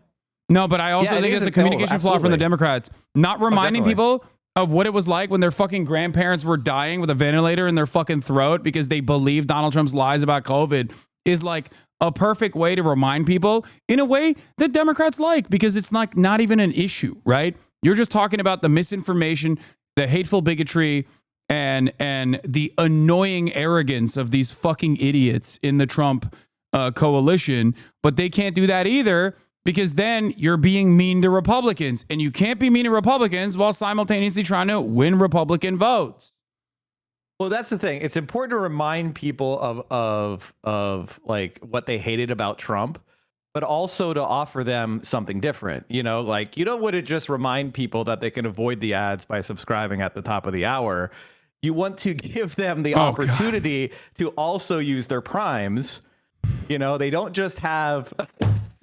Son of a bitch, dude. God damn. I bring you on, and you betray me like this. You steal my fucking... It is the top of the hour, and the best way to avoid the ads is to subscribe. That's bullshit. I mean, I don't know if you guys know this, but tier 3s are actually the single best way to support a streamer, because they count for more Like if you spend the same amount of money on a tier 3, it counts for 6 sub points as opposed to 5 if you were to gift 5 subs. So the best thing to do, tier 3. I mean, obviously. Then you get the extra emotes. It's great. Yeah. Anyway, what was I saying? Oh, reminding people of how bad it was with Trump. Yeah. I think that the main reason they failed to do that is because they don't really have a vision of their own. You know, when Walz came in and he had that list of policies that we talked about that he had passed, if they had just kind of adopted that as a quick, like, progressive campaign, that's some moderate left policies. Nothing on there was like crazy left wing. Yeah, no. It wasn't Medicare for all or anything. It was like paid family leave and, we'll protect trans people and, people will be able to, take time off to have a kid. Like a family oriented, very very popular policies that have 65+% support, and compare that to Donald Trump and the fear that people felt about losing a job or whatever. And they just don't want to do that because they don't want to make promises. It's just that simple. They don't want to make any promises. Yeah, but I don't even fully understand why they don't do that. It feels like they just don't want to win. Like everybody lies. Trump lies all the time. Just fucking lie. That's actually something that I've been saying for a long time. Give me some lies I can sell. Yeah, like, I don't want to be anti-Kamala. I don't know about you, but I don't want to be anti-Kamala. I don't want to, say I can't support genocide, Holocaust, terrorists. That's not what I want to be doing. I would love to be able to go out there and say she's going to be a peace candidate and she's going to get us $50 minimum wage and she's going to pass the PRO Act and she's going to pass the Equality Act and she's going to do all these great things, but she refuses to campaign on anything. So she leaves me with the fact that she's doing a genocide in Gaza and she's going to implement Donald Trump's fucking immigration bill. And if she gets into power, she's going to spend 4 years doing what? Primarying Greg Cesar. She's going to spend 4 years with AIPAC trying to pick off every member of the squad. She's going to be doing what? Working with Oklahoma senators to set up death camps for immigrants. Like, what is her plan? And like, she's given me nothing but to say to abstain. And that's where I'm at mentally. And with my vote right now is I can't endorse a candidate who is saying thousands of children dying in Gaza is immaterial. It seems like you were not captivated by $50,000 in tax cuts for startups in an opportunity I'm starting a new economy. business every year, baby. Oh my god! In an opportunity economy, it's quite frustrating. I will be taking advantage of that. I'll have a merch business one year. I'll be spinning off. I'll start a gaming stream. Mike from PA Gaming will start. I will have, there will be an IRL Mike channel. I'll have like 8 fucking Twitch channels. So I'll have 8 $50,000 tax breaks. It'll be fucking I'll have great. you know, Kamala Harris is prosecuted transnational gangs. That's the only time she's ever going to say trans. Like if you're ever expecting her to say anything positive about trans. I'll have you know, Kamala Harris has prosecuted transnational gangs and also prosecuted transnational small businesses. Okay? She is a small business. She loves small businesses. Yeah, I mean, there's a lot that's bad here.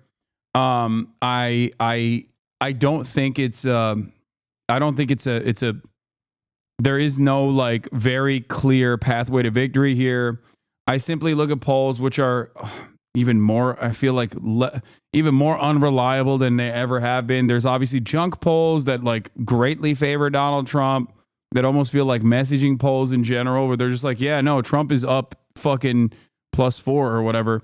And beyond that, I think that like it's still it basically comes down to like the most reputable polls. They're very close, and they still have like a marginal victory for Kamala Harris over Donald Trump in the states that she needs to win. I wanted to hear before I let you go, like why you are saying that it's definitely locked. Pennsylvania is definitely gone.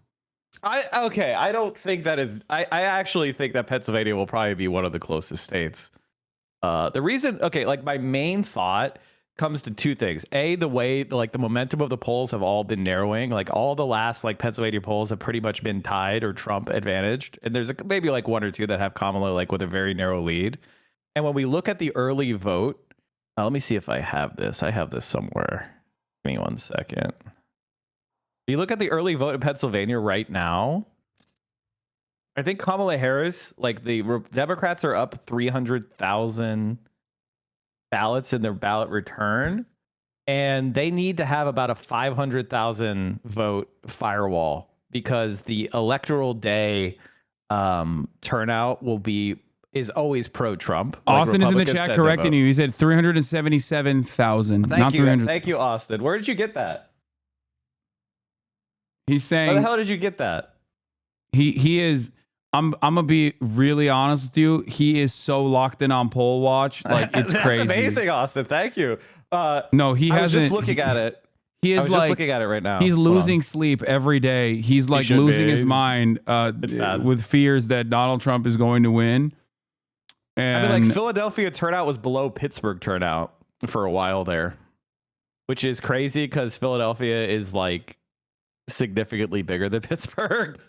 So like that, ladies and gentlemen, is bad. It shows that the polling. Okay, so.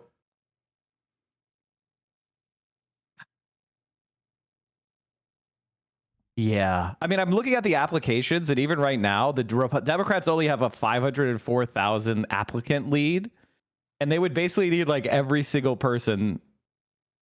I'm looking at the numbers right now. So there's 1,985,329 like vote by mail and absentee ballot requests total, and the Democrats have 1.1 million of those. Okay, Mike, this is not an ambush at all. Do you but want to debate me? Come on. Would you want to talk to Austin as well? Austin, would you come on? Would you want to get on the call, Austin, to counter some of? Absolutely, come debate me, Austin. Everybody, it's not come like a debate. It's not a debate. This is like we're all like-minded individuals. I don't want this to happen, but I'm really pissed at who are all trying to. Hold on, I'm gonna add people into the DM group real quick. I'm gonna add Austin into it. Bring him in. We're all trying to make sense of what the fuck's going on, and no one here wants Donald Trump to win, for the record. I know, contrary to popular opinion, contrary to what like naysayers might say, Austin, turn your camera on. Turn your camera on. Hold on, I don't know what's behind me. Hold on. You don't know where your camera is? No, okay. No, I'm on my laptop. Hold on.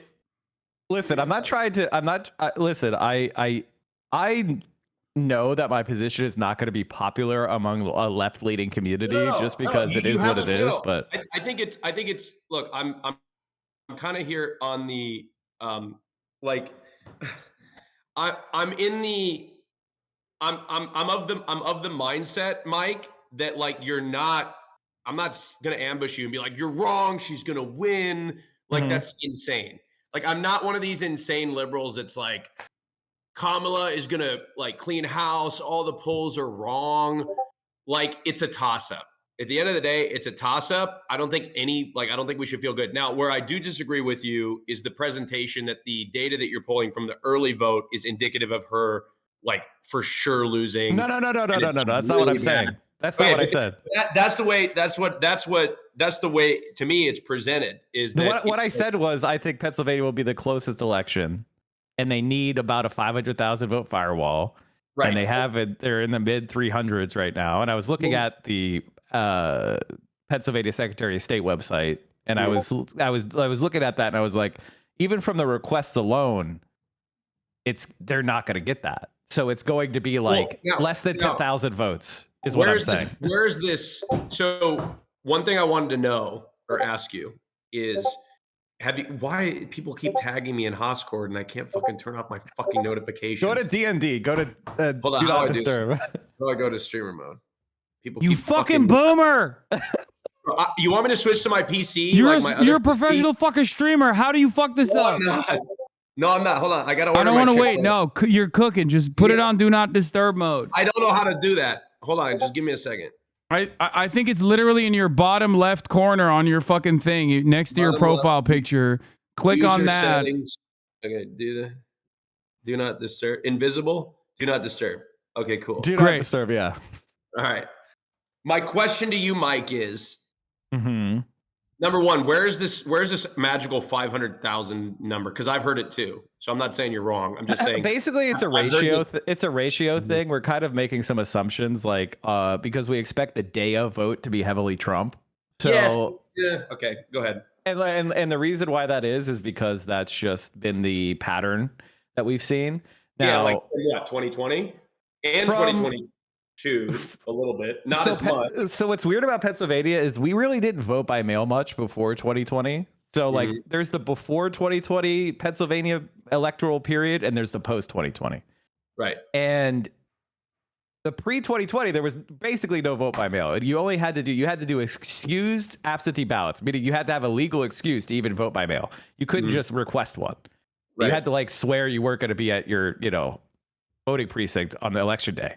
Sure, and so we don't have very many cases to rely on. We're really going by some very wide assumptions. Yeah, okay. And yeah, go ahead. So what I'm saying is the uncertainty is high. Yes, of course. I think we both agree on that. I think we both agree that the uncertainty is high. So to say things these are very good questions, Austin, by the way. Yeah, no one else would even ask these. I mean, that's a man who interviewed Bernard Sanders recently.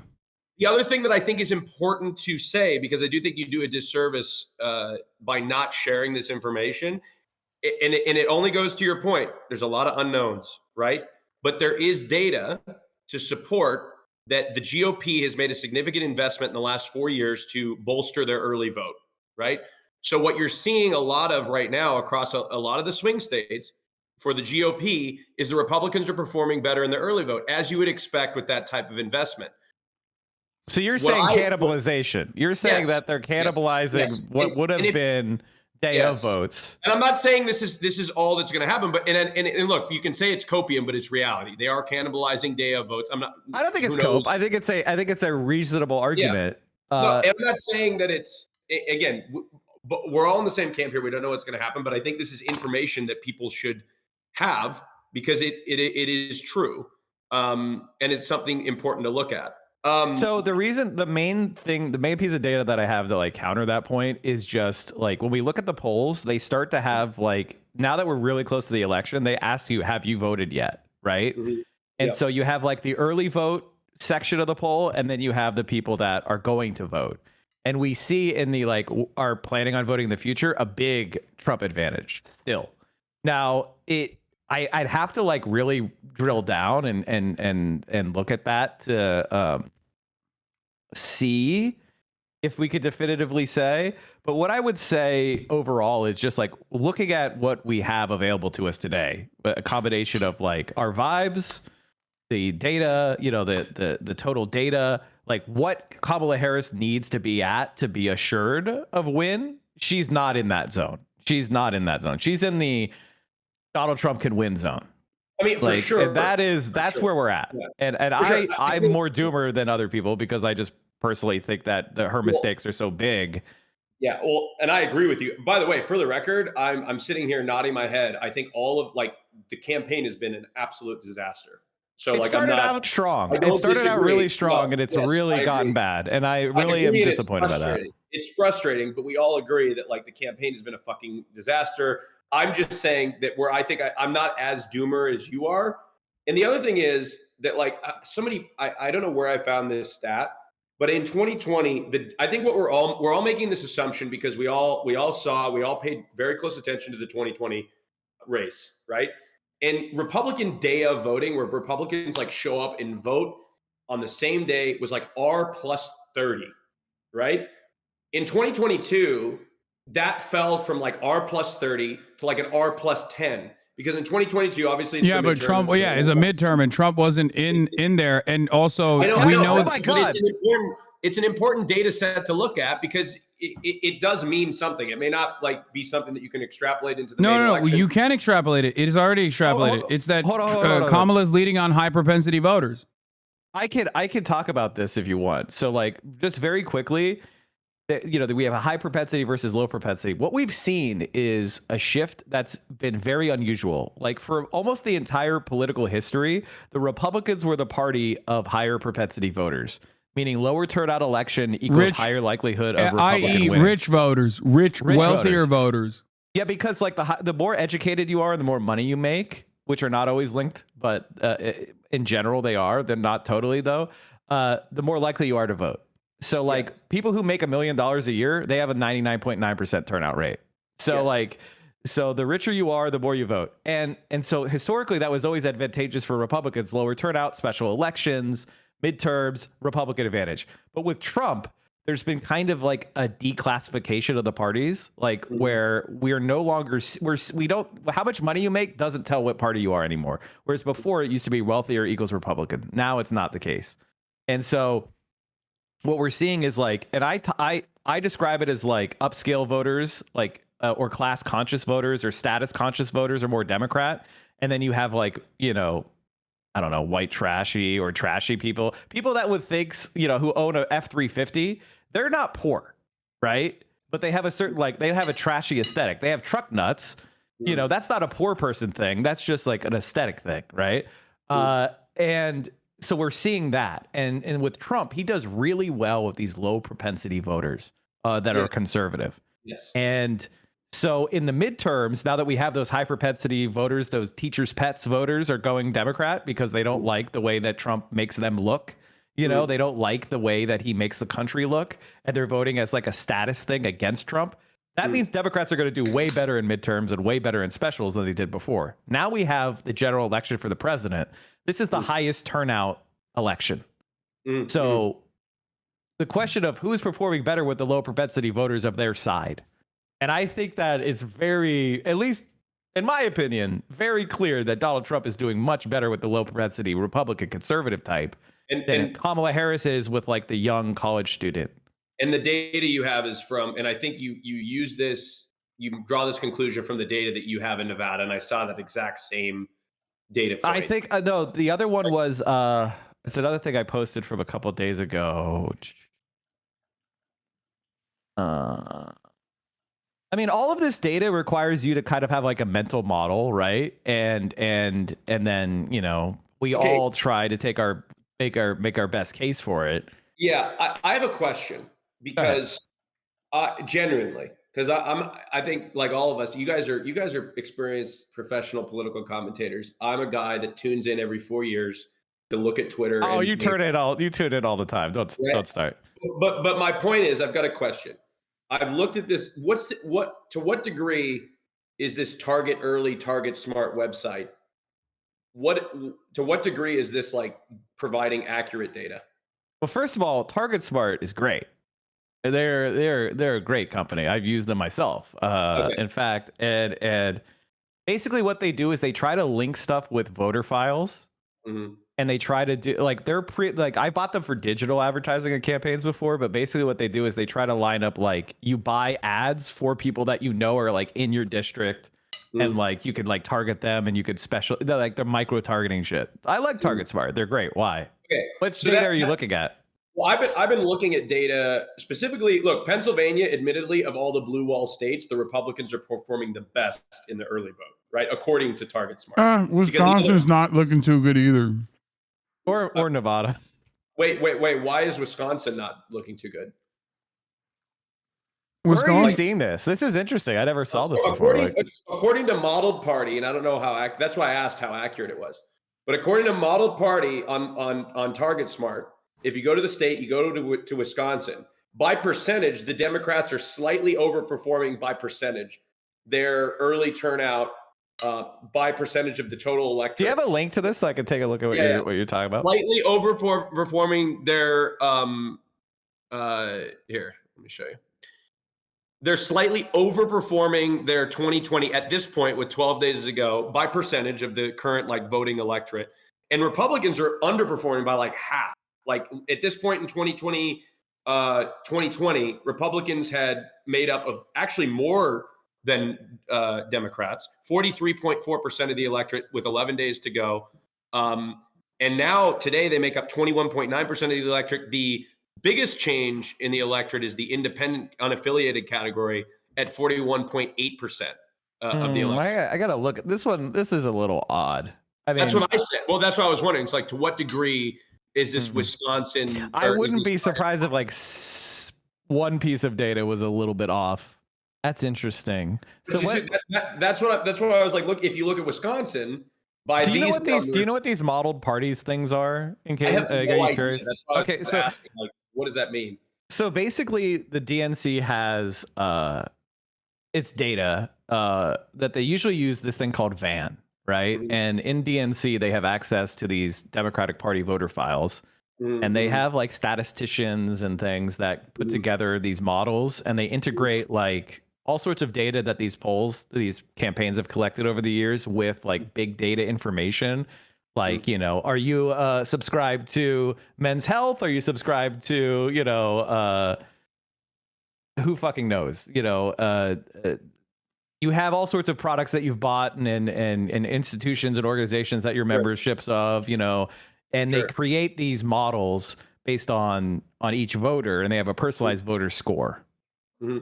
Right? So that's what they're doing is they're taking people that have like returned their ballot, and that's publicly available information, and they're linking it with the Democratic Party's like modeled score of your partisanship. And we all have two scores. The first score is our voter propensity score, that's 0 from 100, and then we have a voter partisanship score 0 to 100. And so they're trying to see, you know, if you have like above an 80 or whatever, that you're like a Democrat for sure, right? And that I think is what they're doing with modeled party, because it's not like your registration per se. It's like what their scores say that you are. So okay, so what's happening here is like they don't report by registration in Wisconsin or Michigan. So the model is doing. Is that true? Is that true? I don't know enough about those states. No, Wisconsin they don't report by registered party, so we don't know exactly. So that's I'm just looking off. That makes sense with the unaffiliated number. Then that means there's some sort of issue with the model where it's like not. It's not able scoring to tell. people as Republican. You know what I mean? They're scoring a lot more people as is this an assumption that we make, or that, you know, that's what I'm saying? You know, like, are we making this assumption? Because if you look at the state of Wisconsin based on, I'm not trying to debate you here, but just based on Target Smart, something that you said to be very, I think they're good. I mean, I don't know. Right? It is showing in Michigan, or also if you go tab over to Michigan. At this point in 2022 or 2020, with 11 days to go in the election, the Democrats are outperforming themselves. Like from at this point in 2020, they were 41% of the electorate. In 2024, this model says they're 52.2%. The Republicans are underperforming at this point with 11 days to go at 37.7%. Of the electorate. So I mean, by this model, now I don't know how reliable this particular model is, but that's just what it says. And I'm not. This is just where I'm going to find my information. So yeah, to your point, I agree with you and how the Harris administration is handled from a policy standpoint. I'm not disagreeing with any of what you guys say with how the administration has handled themselves or the campaign has handled themselves. Like, I think they've done a terrible job. I'm just looking at the raw data, and I'm asking for what you make of this. So what I would say is, like, I would say that any state that doesn't report by registration and is doing a modeled party thing, and they have like big changes and like 10% plus, that doesn't track. So like there is something going on with the model where you can't like use it. It doesn't make sense that like the unaffiliated would jump by 10% like that, and the Republican would drop by 10%. You know what I mean? That's not like not possible. Like if you go to like, yeah, you're seeing, hold on, but in Pennsylvania with registered party, you are seeing a 10% jump by Republicans in early voting. Yeah, that would be bad, right? Like that makes not necessarily, because we talked about the GOP's investment, and it makes sense why Republicans are performing better in the early vote. That's what I'm trying to say. It makes sense. It tracks. I'm not saying this is a good thing. I'm not saying that she's going to win. I'm just saying, based on what we know, you know, I think a lot of us remember 2020. 2020, we were in a global pandemic. The voting patterns are going to be completely different in this election. And I know 2022 not completely. No, I mean, it's universal mail and universal registration is a pretty significant driver of turnout. Definitely. Like it was much easier to turn people out in 2020 than it is now, right? Like, especially in Pennsylvania. So like here's the thing about these models. This reminds me of 2016 very much, because when in 2016 I was working in Northampton County, which is like the swing county. It's one of these what we call pivot counties. They voted for Obama twice, and then they voted for Trump in 2016. And I was there in 2016, and we were doing some GOTV work with Hillary Clinton's models. And we were going and knocking at people's doors and expecting them to be strong Hillary supporters, you know. Sure. So they were like Democrat partisan, but their propensity was lower. So we were trying to make sure that this Democrat actually went out and voted this time, right? Okay. Which is a key turnout goal. Is get if people like could agree with you but not show up, or they could like definitely show up but not agree with you. So you want to change, you want to persuade those people, and you want to make the people that agree with you show up. That's the goal of a campaign, right? In a nutshell. And we were finding way too many Trump supporters. We were finding like, oh, this data is totally off. Why are we running into so many people that we think are Democrats that are Republican? And the answer was they didn't do normal campaign field work, where you try to contact people ahead of time, and then like they say, I pledge to vote for Hillary, and then you mark them down as a Hillary supporter, and then later, when the election is happening, you come and turn them out in GOTV that would get out the vote, right? And so because they skipped and they just used models, they were mistargeting a ton. So whenever I see a modeled score and it's like a very important part of anybody's like mental strategy of like what's going to happen, I'm very skeptical of it. It's not that it's wrong. It's just I don't find it plausible that there would be such a huge shift. And when I look at like the PA on Target Smart, when they have those like registrations, I'm seeing like 65% of 2020 model party Democrat, 1 million, right? And then 64% model party Democrat, 727,000. That tracks to me. What I mean by that is like, we're not seeing a 2020 turnout. We're seeing a significant drop of 30% of the number of people that are voting by mail, because everybody was voting by mail in the pandemic. So and a slight drop off in enthusiasm, right? So we're instead of 65%, we're seeing 64.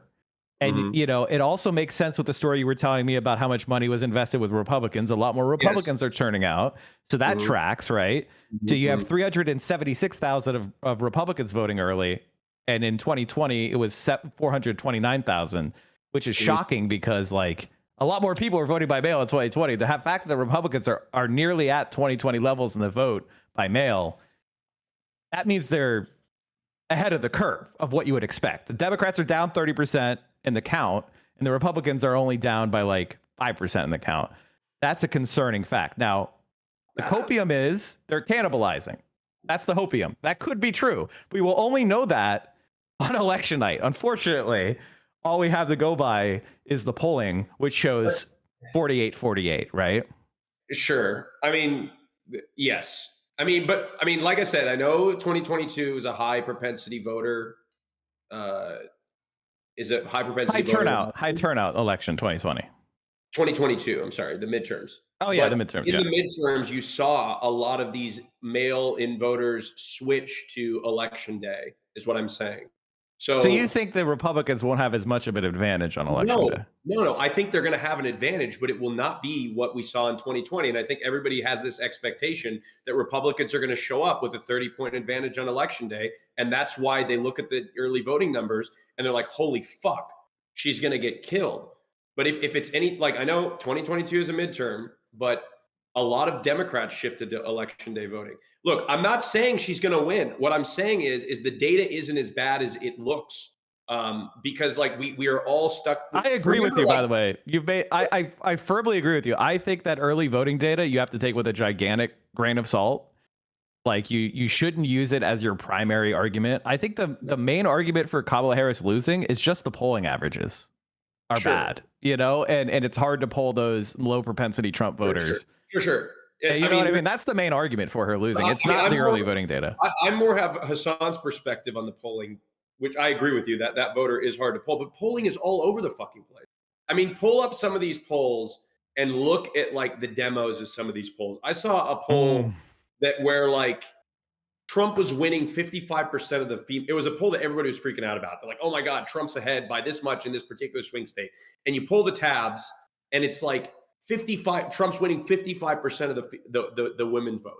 They're all over the place. They're all over the place because they don't want to be wrong. They don't want to make the mistakes that they made in 2020. They don't want to make the mistakes that they made in 2016. So I actually think that you should take polling with a grain of salt. They're all I over agree the- with you. I they're all agree with over you. the- I think the main thing that you can say right now is it's a toss up. It's the most toss up of toss ups. Yes. But the reason why I tend to lean toward the more doomer aspect of it is just the intangibles and all the vibes and like they're down for Democrats. That's for me. Can I say some truth that I think is people may disagree with it? Look, she's run a terrible campaign. Like she's run an awful campaign, in my I opinion. think she's done some agree right with you guys. things, and then she's also failed. In many ways, she doesn't. Based on a lot of factors, she doesn't deserve to win in the eyes of this community. And so a lot of people there isn't a lot of copium in this chat. A lot of people think she's going to lose, and people want her. Like I don't even know if they want her to lose, but they want to feel vindicated by that fact, right? I 100% agree with you that we And are so more that's- likely to and want her I'm to not lose. saying- Yeah. I'm not saying that they're wrong for that. I'm not saying anybody's wrong for that. However, what I'm saying is there is no, like, even when I present like things that are fact, that in the data, call it copium, hopium, whatever you want, it's shoved away in this community because people refuse to accept the fact that she could possibly still win. No, I think that anybody Okay, who thinks she okay. First can't of win all, is I wrong. want to clarify. I have maintained the position that Kamala Harris, especially a couple months ago, was going to win. I know you have, but a lot of people here, Hasan, every time I presented something that is very true. The GOP made a huge effort to get out the vote, get out the early vote, to reverse their earlier strategy of like calling it voter fraud. They have done that, and they're seeing success. They saw a little bit more in 2022 and even more in 2024. So you would expect their share of vote to be more representative in the early vote, and that's happening. But like when you present that as like, oh, that doesn't necessarily mean that she's getting her ass kicked when you compare it to 2020 based on these factors, people just like brush it aside and be like, oh, bullshit, cope. No, You know what I mean? I think your argument is actually this is actually a major source of concern, definitely for the right, because they stupidly were like, oh, don't vote by mail, it's all a scam. That was very stupid and ill-considered. Like in Arizona, for example, Republicans had been the people who had an edge in vote by mail for many years, many cycles. Arizona used to be like kind of like the white Republican would vote by mail. And it now, when Trump kind of like did his whole thing about, oh, don't vote by mail, that's very stupid, because when somebody votes by mail, you can bank them early and you can call them up and they'll say, oh, yeah, I already voted for you and I sent my mail-in ballot already. And then you can go and see, did that actually happen? And you can, were they an absentee ballot request or did they return it? That's usually available information for a campaign. So you can like literally start counting your votes, and you have a model of the election, and you have what we call a win number, right? In a campaign, everybody has a win number, which is the number of votes they believe they're going to need to hit in order to win, 50% plus one, right? And that is what every campaign is trying to do, is find that win number and deliver that win number through a combination of their, their field organizers and their field campaign and their paid canvassing and everything they're doing to try to get to that number. And I don't think you're wrong to point to the fact that the Republicans have changed course on here. I think that's actually a really good point, that you can't just say what happened in 2020 is going to happen again. You can't do that. That's fucking stupid. Right. I think the main reason why I'm more skeptical of this is it's just like, I think the problems with polling are still around, and like, because of the compositional change of the Democratic Party toward these higher propensity, more likely to respond to polling demographics, if there's a polling error, it seems to me more likely than not that it would be against Trump than for Trump. You know what I mean? Like these, the lower propensity white voters, they're not the ones picking up the phone and saying how, they're not sitting there for 35 fucking questions. You know what I mean? Like, and there some changes have been made to try to capture those people, but that's kind of the problem that I see is when the election is this tight. Well, that's what I'm saying. They have it's to, not and good for her. Pollsters have to make a decision. They have to guess what the electorate composition will be. And then they'll take that and they'll go do polls, like they'll go poll that percentage of the demographic. They at a certain point they have to guess, and historically, they've been wrong in 2020 and 2016 with the general election. So, I mean, there's reason to believe that they are overcorrecting here, but we'll see. Who knows? God knows. So your belief is that there's kind of a systemic bias against the Democrats in the pollsters, and that they are modeling so here's the thing. Can we talk about likely voters for a second? So like how that actually works. So there's like two different methods of doing it. You have like a hard likely voter screen and what we call a soft likely voter screen, right? And the hard is basically looking at, does this person vote? Do they have a track record of voting? And only talking to those people. And then the other side is a soft likely voter screen is this person registered to vote? Yes. And then you ask them, how likely are you to vote? And if they don't say extremely likely or certain to vote, they get kicked out. So like it's to be a likely voter is a very high bar for a polling. Like, you know, they're kicking out a lot of people that are going to vote. Like, so that's, and I know this because I've purchased like 5 different polls myself. Like I've gone through with these questions of like, how are we going to model it? Are we going to, you know, the things that you're talking about, like what electoral map do we have? And the reality is when you do a polling with the raw data, you're not going to get the same, like the correct proportions of what the demographics of the electorate actually are. See what I mean? Like if I call 1,000 voters, I'm not going to get the same ratio of each demographic group and each, you know, in perfect alignment. I have to make some changes. Which means I have to, and I'm not going to throw out responses. Let's say I get twice as many educated white men as I need. I'm not going to throw the responses out. I'm just going to weight each one of them by 50%. That's how these polls work. And so, you know, that's why we have these big error bars. And that's the problem with kind of doing too much poll unskewing and diving into the crosstabs too much, because each one of those categories has a huge error bar that is just so big. You can't really you can't excessively focus on those like crosstabs because they're just so uncertain.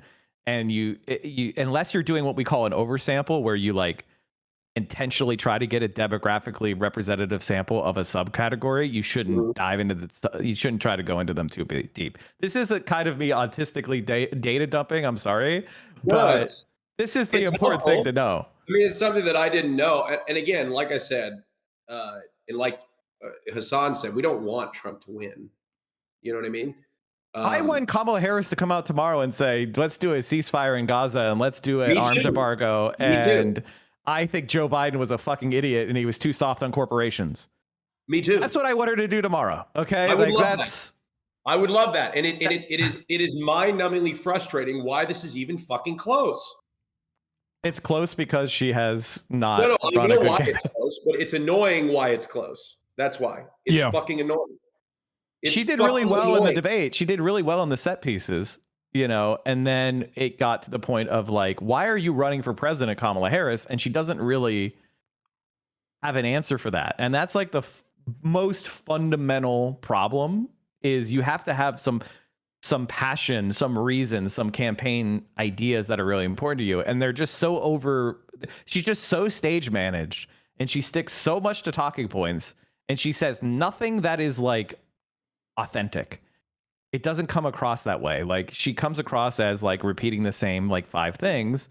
And I understand why she's doing that, but it's very much not popular with like younger generations, which she desperately needs.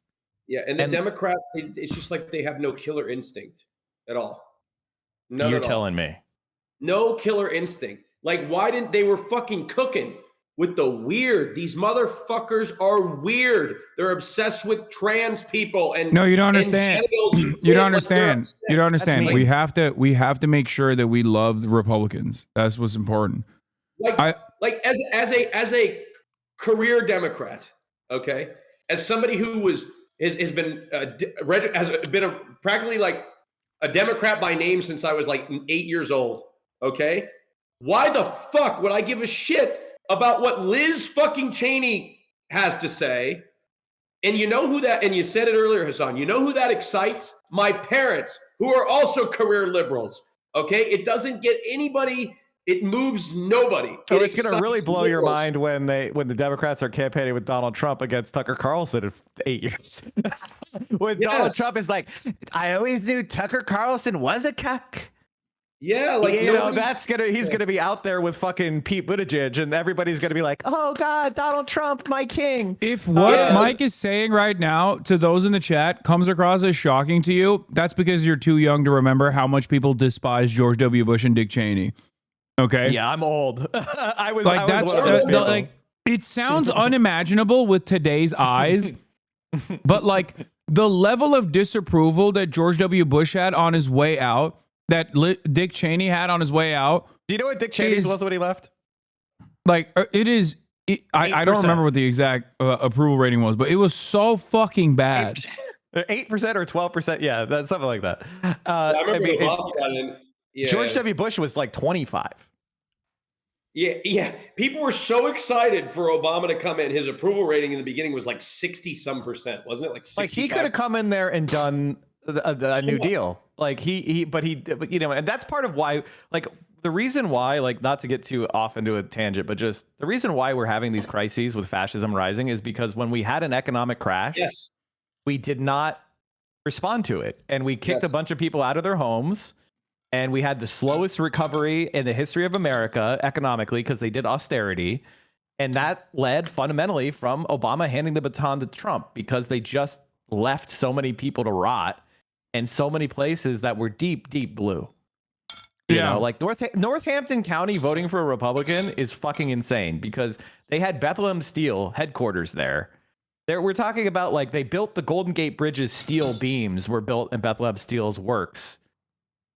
Like the idea that would vote for a Republican is fucking insane. Okay. And that is the crisis that we still haven't fixed. Not to go back to the election here. Yeah, of course. Why are we doing that? No. But I want to ask you, Mike, of all the swing states, what state do you think she's performing the best in at this point? Man, I really do think that the state that this works the most in, the strategy she's running, is probably Pennsylvania or Wisconsin, because they're whiter. And so like, you know, like in Pennsylvania, like we're talking about the collar counties, so we're talking about like Bucks County, Delaware County, Montgomery County, Lehigh County, maybe Berks a little bit. You know, we're talking about Luzerne, we're talking about Erie, we're talking about, these are like all these counties, you know, the Scranton counties and the Erie County and you know, Allegheny. These are like much whiter than they're non-evangelical, college educated, upscale whites. Okay. So those are the people that the ideas that Kamala Harris is like running on is the best strategy. You know, like these people were, you know, they're country club members. All right. So like they're definitely being appealed to. That being said, I'm very concerned about like Philadelphia and Pittsburgh young people turning out and people of color. And that's the other side of the coin. And I think Pittsburgh, like Pennsylvania is like a very diverse state. People don't understand like just how big these cities are. Like Philadelphia is a gigantic city. Pittsburgh is not a small city. Like there's like a very large diverse populations here, you know, and it is offset by like some of the most like rural, like some of the most annihilated counties in the entire country for neoliberalism, like where they lost like 80% of their population and they have like incredible opioid overdoses. And, you know, so there's a very strong like anti-democrat feeling in a lot of these places as well. And so we're talking about so many different cross currents. I think Pennsylvania is probably where this strategy does work the best. There's a reason why Chuck Schumer said, for every blue collar worker, we're going to make them up in these collar counties of Philadelphia. It's because that is really the place where they are the most prevalent. And I do think they have broken a little bit more against Trump. They really just don't like him. And but that being said, like the data to me kind of indicates actually very, very, very razor thin election in Pennsylvania. And if that's the case, and also it doesn't she's in matter deep if shit. Kamala cannot continue, if Kamala cannot rely on her normal constituencies in the urban areas, then she's fucked. That's why I think your statement about voter enthusiasm, especially among 18 to 34, is very important. If there's not enough enthusiasm, either because they are genuinely fearful of a potential Trump presidency, or because, and this is laughable to even think of, that they're excited to vote for the Democrat, simply because she's the Democrat. They had it. I think, I think when we, my feeling is it's going to, like, I put out a map. Basically, I think she loses because she loses Michigan and the Sun Belt. And that's kind of like my mental belief. That's what makes the most sense to me. And I think she probably could hold on to Pennsylvania, and I could see that happening. Isn't she performing relatively well in Detroit right now? Or at least turnout in Detroit is up? So I think Michigan is, I think they have more money than God. And I think they're doing not as bad of a job in Detroit that they could be. They're kind of like, the problem is like they're not outperforming 2020, and 2020 was so tight that it's hard to be like get too excited. Right. You know, nothing is going to outperform 2020, like other than like the amount of votes that we're going to see at this point, right? Unless you're Georgia, right? Unless it's Georgia, right? I think Georgia has like, I saw like in Georgia, the one thing that made me kind of like go, okay. I mean, mentally, I think Georgia is full of a lot of racist white people. And like when you look at Georgia, I shouldn't have said racist. I'm sorry. Evangelical Christian white people. And they don't really like to vote for black candidates. So I just have a hard time believing it's going to happen. Radical liberal Raphael Warnock being the only exception. Do you think that there's a bunch of like random questions? Do you think there's people out there that voted for Joe Biden in 2020, but they're too racist to vote for Kamala Harris in 2024? I'm like, genuinely, I'm not saying you're wrong. Yes, but I think it's more likely they just don't show up. Okay. I have a, like people flipping from one party to the other in one cycle is pretty rare. Usually people just kind of like get disillusioned with their party, and it takes a while to like fully flip. And so like that's kind of I think with like Georgia in particular, the problem is just like demographically, it's not anywhere near as nicely set up as like Pennsylvania, where like the Pennsylvania whites are much more willing to vote for a black candidate. I'm looking at Detroit's turnout by percentage of 2020's like total vote. And right now, with 10 days to go, they've turned out 31.4% of their total 2020 turnout. And I don't know if that's good or bad, but that's what is on. I would have to know what the turnout was in 2020. I think if they're anywhere near, if they're ever, exactly. If they're everywhere near like 20, like if they were on the same pace or near to the pace of where 2020 is, I would say that's a lock. I would say they would win. Like if Kamala Harris is like above 2020 in any place, that would be like a huge. Yeah, well, I would be like. So if you were to believe it, and I follow a very libbed up account on which Twitter. Account is it? It's Umish Voter. Okay, I don't follow them, but first I see of all, that's not a libbed up account. That's a decent one. Umish Voter is probably the most honest lib account on the entire website of twitter.com. Yeah, Umish Voter is pretty good. I think that they're not a team sports guy and that they only post propaganda. I think they try to. I think they're probably one of my favorite lib accounts because they're actually sane. Let me be clear, okay? A lot of people think that I'm out there like an MSNBC liberal, okay? I've come a long way. Like I read tweets. Sometimes I need a little help and hopium, and I'll read down a tweet and they'll be like, Kamala's going to win. And let me like look into it. And then they'll say some shit like Florida and Texas are in play. And I'll be like, God fucking damn it. And to me, it'll delegitimize every part of that tweet. And I will look away from it because clearly you're right. They are yes, Austin remembers a time when he was that. That's why. Yes, I mean, last election. I think if Kamala Harris came Austin out phone here banked. Austin phone banked in Texas last election. I did. I'm going to phone bank again, by the way. That was a lot more justified back then because the polls were showing it a lot closer, but the polls were wrong. Yeah.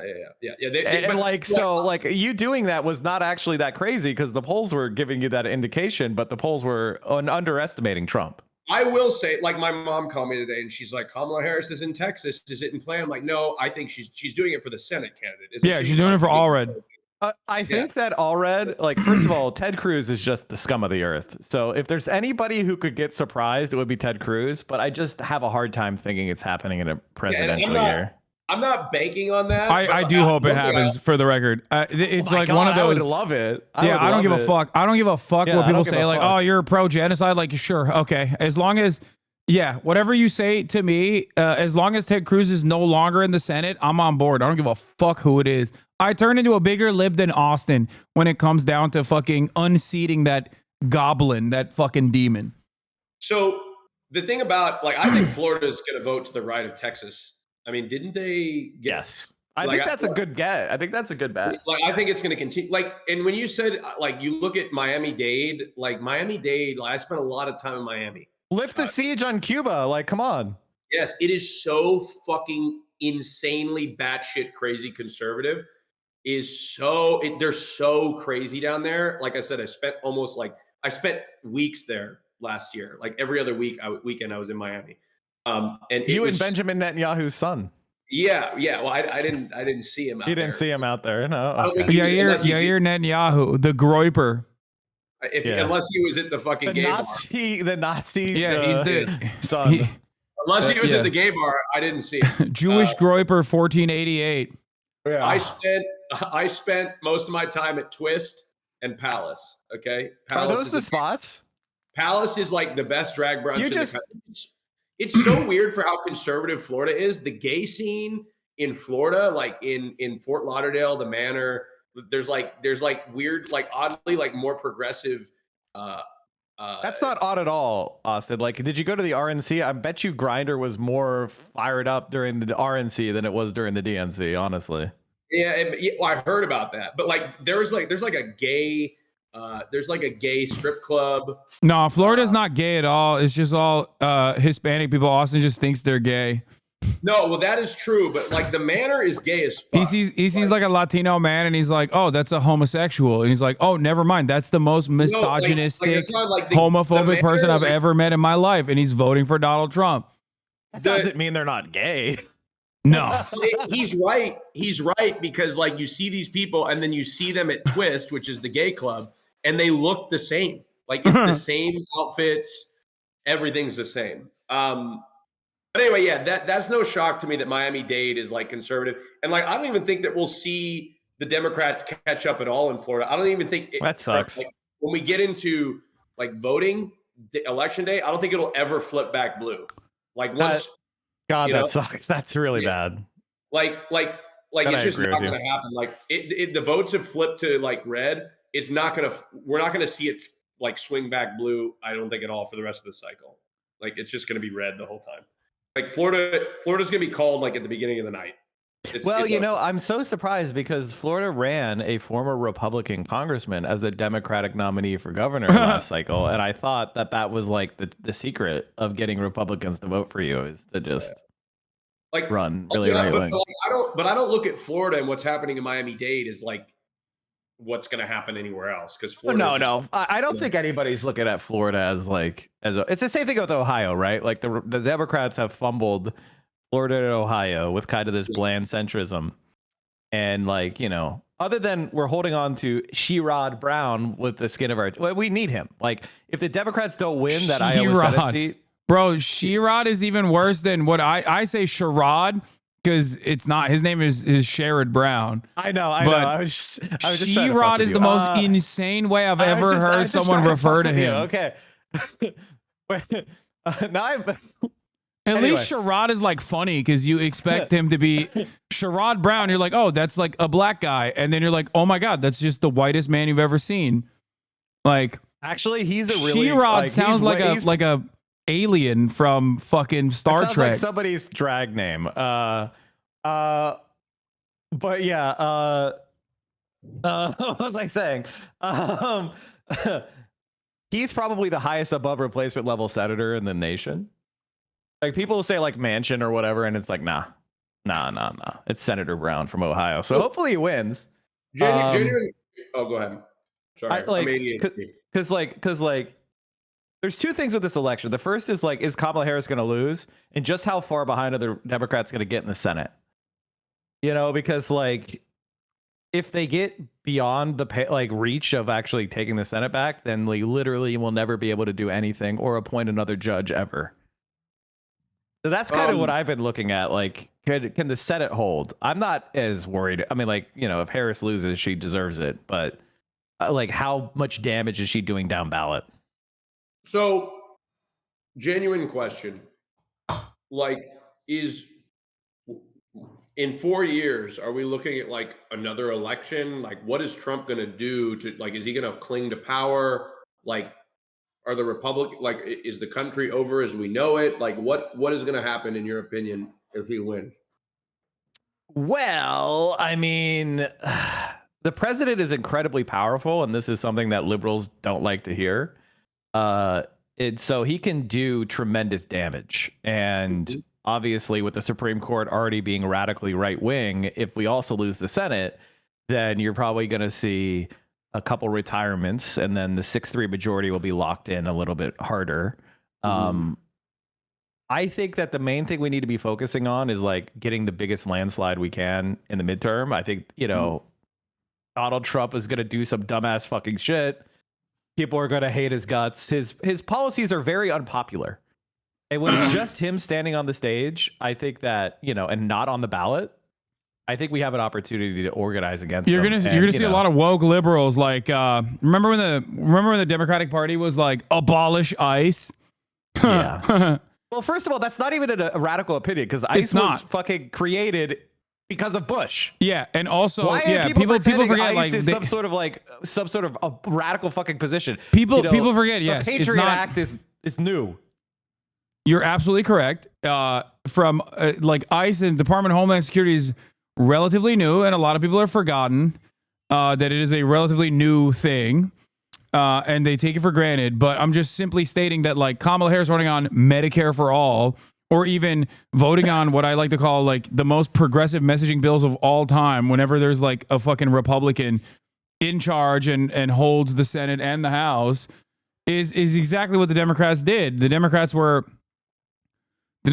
way more radical under the Trump administration than they actually ended up becoming when they were actually in power.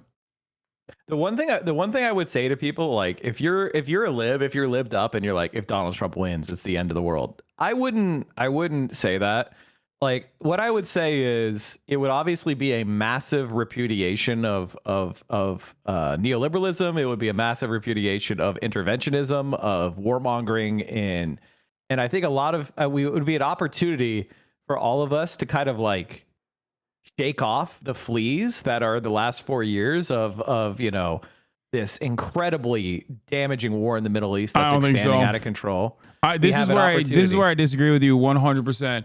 I think it's an opportunity for organizing for sure. You're right about that 100%. Well, okay, are you saying that you think the Democratic Party is going to go to the right? Is that what you're trying to say? Yes. Okay, here's the thing about that. There's no such thing as a Democratic Party. It's not like it's not like a party in Europe with a central list and they have the opportunity to discipline people and kick it out. All the Democratic Party is a brand name and a spot on the ballot. Whatever people vote for is what the Democratic Party is. So we have the opportunity to elect more progressive candidates in an open field, in an open primary. I don't know what is going to happen. Could someone more conservative get elected? Yeah. Could someone more to the left get elected? Yeah. Bernie Sanders was nowhere, and he came out of nowhere in 2015. Nobody saw that coming. Yeah, but also Bernie Sanders. The idea that we should just say, if Harris loses, it's going to also mean that we're going to turn even more right wing. No, the only thing I'm pointing to is post 2016. Look at post 2016. Look at 2020. Look at where we're at now. The Democratic Party only has one speed, and that's going right. Well, we lost. We lost the debate. We lost the vote. We were close, and we got a lot of progressive people in office, and some of those people have lost, and some new people have joined. And a lot of issues that would have never been considered, like Medicare for all or all these other things, you know, even opposing Israel at all, would never have been considered. I don't think no, you're right about that. I just do not foresee a future where the Democratic Party goes, well, I learned my lessons from this last electoral defeat. They're going to do the exact same thing that they did in 2016. Not. Oh, no, the people in power now are ideological neoliberals freaks, and they're going to try to hold on to power. And it'll be our job to throw them out and have no sentiment and to go after all of them as viciously as we can and throw them the fuck out and try to get a actually decent social democratic platform put together where this generation takes the lead from the rapidly dying boomers. If we let Nancy Pelosi keep power, if we let all these fucking freaks that are supporting the genocide of Gaza keep power, that'll be on us. You know, that's the reality. Is like this cycle, we never got a chance to speak. You know, it was no one ran against Joe Biden, and then it was handed to Kamala, and none of us got the chance to speak. If Kamala loses, the one thing we will get is a chance to speak in the Democratic Party. Maybe we'll lose. I'm not going to give up. I think you're hopeful. I don't think that that's going to happen. You have to be a socialist. A socialist has to be irrationally optimistic, fundamentally in our core. If you don't believe that a better future is possible, then you're no longer a socialist. You are a liberal. Doomerism is the last stage of your liberalism. No, I think I'll keep advocating for the same things that I've been advocating for. I'll keep trying to organize. I'll keep trying to build some kind of counter momentum within the Democratic Party. But having said that, I have no confidence that the Democratic Party will go down. Let me give you one vignette. I think they would. I think they would rather blow up the ship than allow. Of course they would. Allow any kind of like progressive. Of course they would. Well, then we don't let them. Well, let me give you an example of what I'm talking about. Hold on, she hasn't lost yet, guys. Come on. Okay, yeah, if she wins, well, then that's probably the worst outcome, because when she wins, they're going to do their damnedest to kick out every single person who ever said the word Free Palestine in the history of the planet, and they're going to be trying to get Liz Cheney registered as the next senator from New York City, or from New York. Why is she going to put I don't want a Republican in the cabinet. But the donors do. I think I'm going to be honest with you. I think if they lose... Mike, I think if they lose, they're going to do the same thing. Okay, well, then you're really just saying the Democratic Party is lost. But I agree with you, but I'm not going to let them have it because I know something you don't know. The voters don't like them that much. Like, the voters don't really give a shit about these people. I know, but I think this last election cycle has basically solidified that position that, like, they don't give a fuck that the voters don't like them. They don't give a fuck. That's our job, to make them give a fuck by throwing them out. I mean, and make them scared. You know, is it going to happen overnight? No, I don't think it'll happen overnight. Like, look at Sean Fain. The old UAW leadership was literally taking bribes from Stellantis executives to fuck over their workers. It was impossible to run for leadership in the UAW. It was locked down with the most corrupt motherfuckers connected to organized crime and were anti-left, anti-communist, corrupt pieces of shit taking bribes to fuck over their workers, create two tiers of worker to, get rid of their pensions. And what happened is that the Bernie Sanders people, they went into UAW with Sean, and they said, we're going to bring back the UAW back to its roots. And they won a narrow election, partially using the graduate student voters of the UAW, and they took it over, and then they got the best contract they've gotten in decades. And the left in the UAW is leading the charge. They forced Joe Biden to show up at a picket line because they said, if you don't, we're not going to endorse you. So he fucking cravenly had to show up with his tail between his legs. What I'm saying is things that we think are not possible suddenly become possible. So your first mission as a leftist is to stop playing the dumb liberal game of blinkering what you think can happen. We have no fucking idea what's going to happen. I remember I ran for office in 2014 before you people were even alive. Okay. And what happened? I was considered to be a left-wing crazy, and I was like a progressive. I wasn't even a socialist at that point openly. And I was like running on, I'm going to start a small business incubator at Lehigh University and shit. Like, this is, obviously I wanted to, tax frackers, and I wanted a moratorium on wells and stuff, all sorts of stuff that was relatively small. And Bernie Sanders and the progressive movement blew up, and we now have a totally new idea of what it is, what you can be to be a left wing. What you're talking about only happens if, I think, in the way that the way that everything is set up, I think that only happens if there is a Bernie style figure running up against a Hillary Clinton style figure that is like an institutional relic that everyone despises, that has like a litany of some valid and some conspiracy theories launched against them. And then you have like a progressive beacon that is ideologically committed and has a strong track record of being a progressive fighter. And then there's still mistakes that Bernie Sanders made in terms of like by being too soft. Yeah, not fighting hard enough. This sort of stuff. Like I don't disagree with you on that front at all. I think win or lose, the Democratic Party is still going to be incredibly hostile, not resistant, incredibly hostile to that sort of progressive momentum. That won't stop me from pushing for it.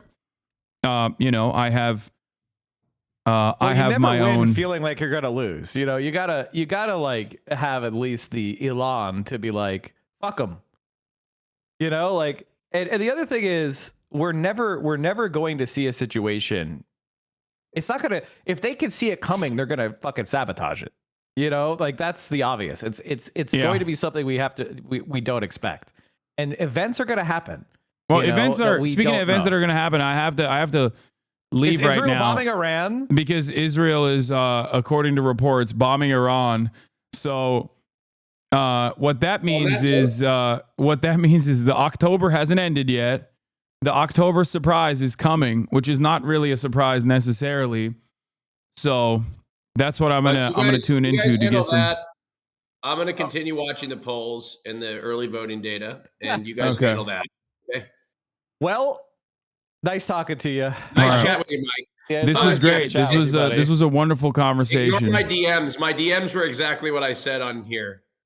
Oh, is that what you were saying? You were just yelling at me? Fuck you, Mike. She's fine. I wasn't saying fuck you. I was just, there's one note that I forgot to share, which is I thought the GOP was underperforming in some areas, but you don't think that the model's right. I just think that when you're talking about like modeled voter, I would just keep that with a grain of salt and not take that very, very seriously. But, I would look at the Pennsylvania one as it's the only thing I got. All right. That's the only thing you got. Bye, guys. Thank you. All right. Take care. All right. I'll see you. All right. Bye. That was Michael from Pennsylvania, also known as Central_Committee, and Austin Show, Mr. Show himself. Austin did such a fantastic job. I'm so proud of him.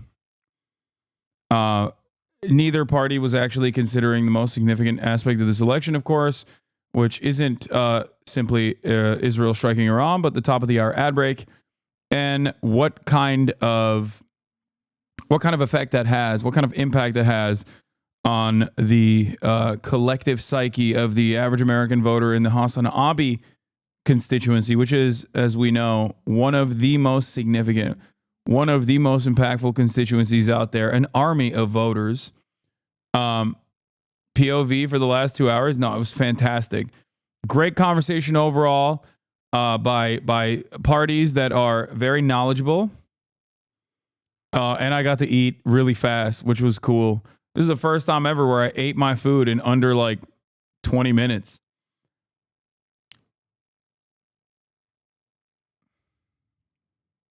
Here's a 3-minute ad break now. You can subscribe. 5 to 7 explosions reported in Tehran. Don't know if we are going to... Yeah, I finished my fucking food before... I finished my food before it got cold for the first time ever.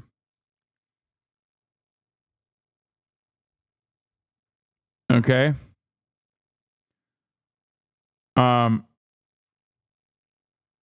Planes are avoiding Tehran. Confirmed explosions heard in Tehran. Waiting for more information, but 2 planes seem to be avoiding it.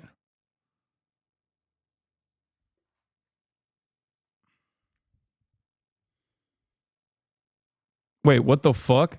Evidence of potential war crimes collected by British spy planes operating over Gaza could be handed to the International Criminal Court, the UK has confirmed.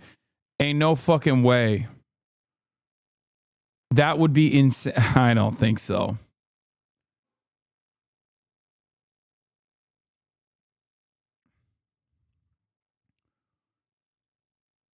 Press coverage 3 explosions of unknown origin heard of west of the Iranian capital. World War III or weapons embargo to Israel? Which one's coming first? I'm a firm believer that World War III is already happening. I'm in the World War III is already kind of happening in proxy, through proxy battles. Even sin? No, do. Okay. Oh my God. Okay.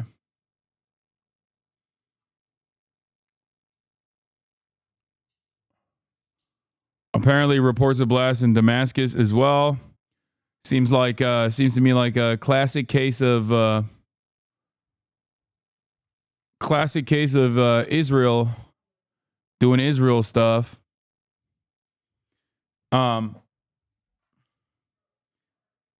Elite News update from Iran International English.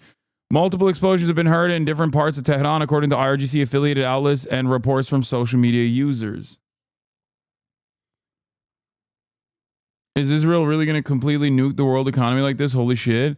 I mean, I think that they have speculated what kind of targets that are appropriate to strike, what kind of targets America has allowed them to strike, and they're striking them. I don't think that they'll hit. I mean, if they hit oil refineries, it's fucking crazy. Al Jazeera, unofficial Iranian websites, 3 consecutive explosions heard west of Iran's capital, Tehran. Like, I think they'll hit like it. I suspect that this will resemble. I suspect that this will resemble what kind of limited retaliatory strikes that Israel has engaged in so far. Like, it'll obviously be larger, but it will mostly be relegated to military targets. I don't think that America will allow Israel to hit oil or nuclear, like oil refineries or nuclear power plants. Not that Israel cares, but oil facilities or civilian targets. No. That's not. Israel doesn't care about hitting civilian targets. You might as well put a fucking crosshair if something is a civilian target. The real thing here is the real point of contention here is like Iran has said that their retaliation will be swift if any targets are struck that is of like energy related. If any energy related targets are struck, then they'll retaliate by lighting the entire region's oil production on fire. America knows this. America does not want this. America has, by way of, you say aloud like we have any control. Well, we do have control, actually. You should recognize that we have a tremendous amount of control, as a matter of fact. You should never forget that we control everything that Israel does. Why do I say this? It might not seem like it. It might seem like Benjamin Netanyahu is dog walking Biden on a daily basis, and to some degree he is. But notice how Israel did not fucking retaliate against Iran for the past month, almost at this point, after Iran struck inside of the boundary. 32 hits on target on one of the 3 different targets that they had that they openly communicated they were going to hit. That was a massive fucking, that was a massive fuck you to Israel. That was a major cause for concern for Israel. Why didn't they strike back immediately and lit the entire oil refineries on fire as they said they would? Well, the reason why they didn't do that is because, like I said, Iran said they would retaliate against Saudi and other Gulf area oil refineries and respond in kind, which would completely destroy the global economy. So America kept telling him that's a no-no. Ronan Bergman, New York Times, Yediot Ahronoth author, reporter, says the Israeli attack on Iran has begun.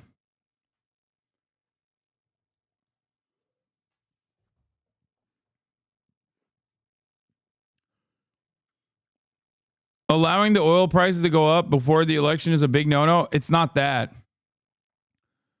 Guys, if Iran retaliated by lighting the oil refineries on fire in the region, that would go so much further than just this fucking it would make this election look funny in comparison to the devastation it would have on the global market in its entirety.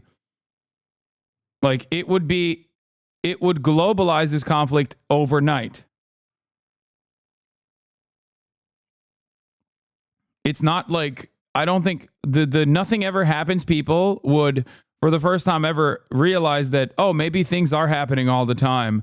It's just that this time it's happening to us. Islamic Republic of Iran state media confirmed reports that explosions all around Tehran have been heard. One of my favorite family members in Iran heard very loud explosions, but they haven't figured out where they have occurred.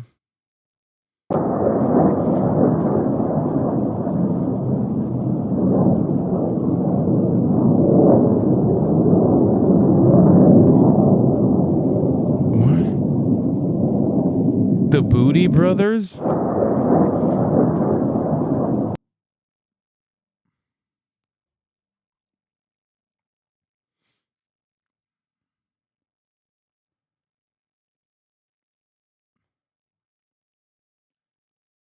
All right, we only have, this is the only reporting we have on it so far. At least 5 explosions heard in Iran's capital and nearby Karachi city, semi-official Iranian media say.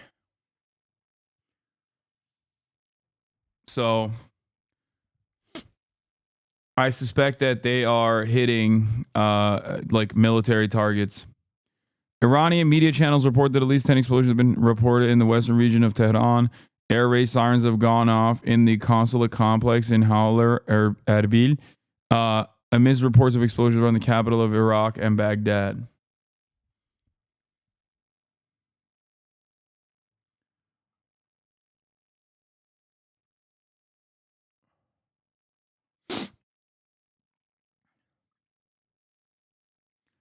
I find it strange. Iran has showed it can overwhelm Israel's missile defense system and can hit targets of their choosing. I think that a lot of these like tit for tat attacks, when you're Iraq, sorry, not Iran.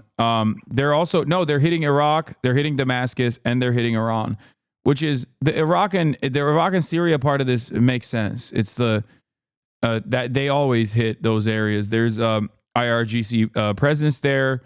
They always fucking pummel. That's why they say they're in a 7-front war. Israel has started their attack against Iran. Fox News can confirm the strikes are meant to send a message of deterrence. I'm told there was communication with the Americans ahead of the strikes over the past several days. Yeah.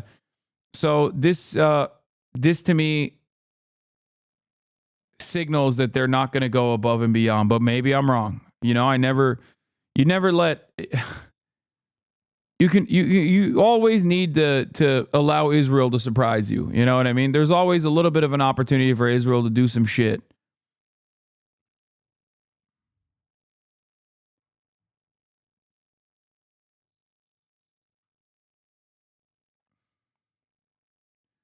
A picture from Tehran.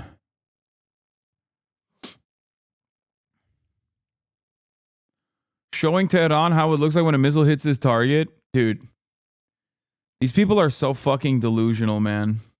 I genuinely don't understand like how they're so stupid. Like they just don't understand like missiles that were able to strike Israeli military bases are more than capable of striking Israeli civilian buildings. Why? Are you being censored? You seem like you're being held back. Wait, what? No. Why are you guys fantasizing about like what I'm like potentially not saying? Are you okay?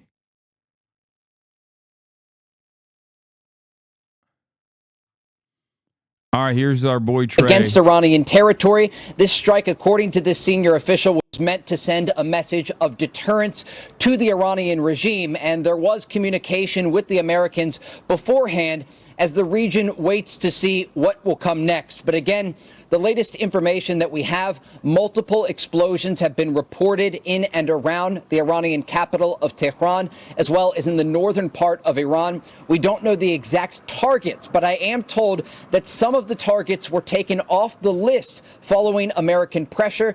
There have been a lot of conversations taking place with top Israeli leadership here in Tel Aviv and in Jerusalem, talking with their counterparts in Washington to determine how to deter the Iranians but not drag the region into a broader war.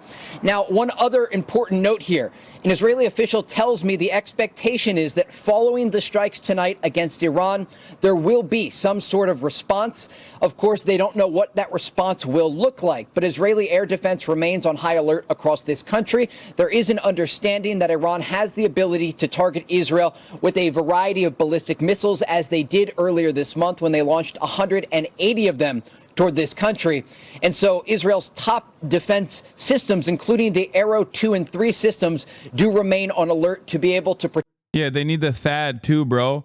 The explosion in Tehran came from the western part of the city where the Revolutionary Guard has headquarters, according to multiple residents in Tehran, including half a dozen Iranian journalists. This is from the New York Times. Okay. So yeah, they're striking like military targets. This is tit for tat, for the record. So far, this is what Iran did to Israel. Israel is doing back to Iran. And I suspect it will probably stay at that level, but I don't know. Like I said, there's always room for Israel to just like go above and beyond. Is the THAAD supposed to be up and running now? No, it's not. It's not. I don't think it's running yet, but it doesn't really fucking matter anyway. I feel like the THAAD also has the capacity to be overwhelmed with like extra missiles. Netanyahu said they would delay the reaction until after the election to avoid accusations of election interference. So why didn't they delay it? Doing with these strikes tonight against Iran, I am told. And again, we don't know exactly how widespread the strikes will be, and we don't know the exact target. I live in a dorm in the west of Tehran. We heard about 5 explosions very clearly that even shook the windows a little bit. This was about 25 minutes ago. Some residents who saw the smoke said it might be some IRGC targets that were meant for producing missiles, not official. Oh, THAAD is already operational? Damn, they got that shit up quick. I thought it would take like a month.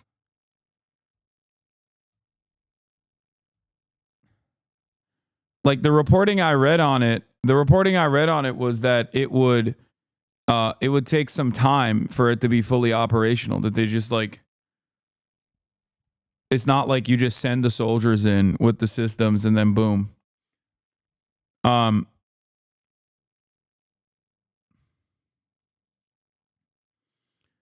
Anyway. And the extent at which they would describe the coordination was simply communication with the Americans. There is an understanding that they don't want to send a message that the United States is directly involved in any of these attacks, despite the fact that behind the scenes they may be sharing things like intelligence. And we do know, of course, that the Americans have helped the Israelis to prepare for possible Iranian retaliation to the strikes that are currently taking place, Jason, as we speak. Remember earlier in the week, and it really all sort of blends together for the officials here who are continuing to fight a war, not just on the ground inside Gaza against Iranian proxies like Hamas and Islamic Jihad, but also against Iran's largest proxy in the region, Hezbollah, in southern Lebanon. And the Americans deployed the THAAD anti-ballistic missile system to Israel.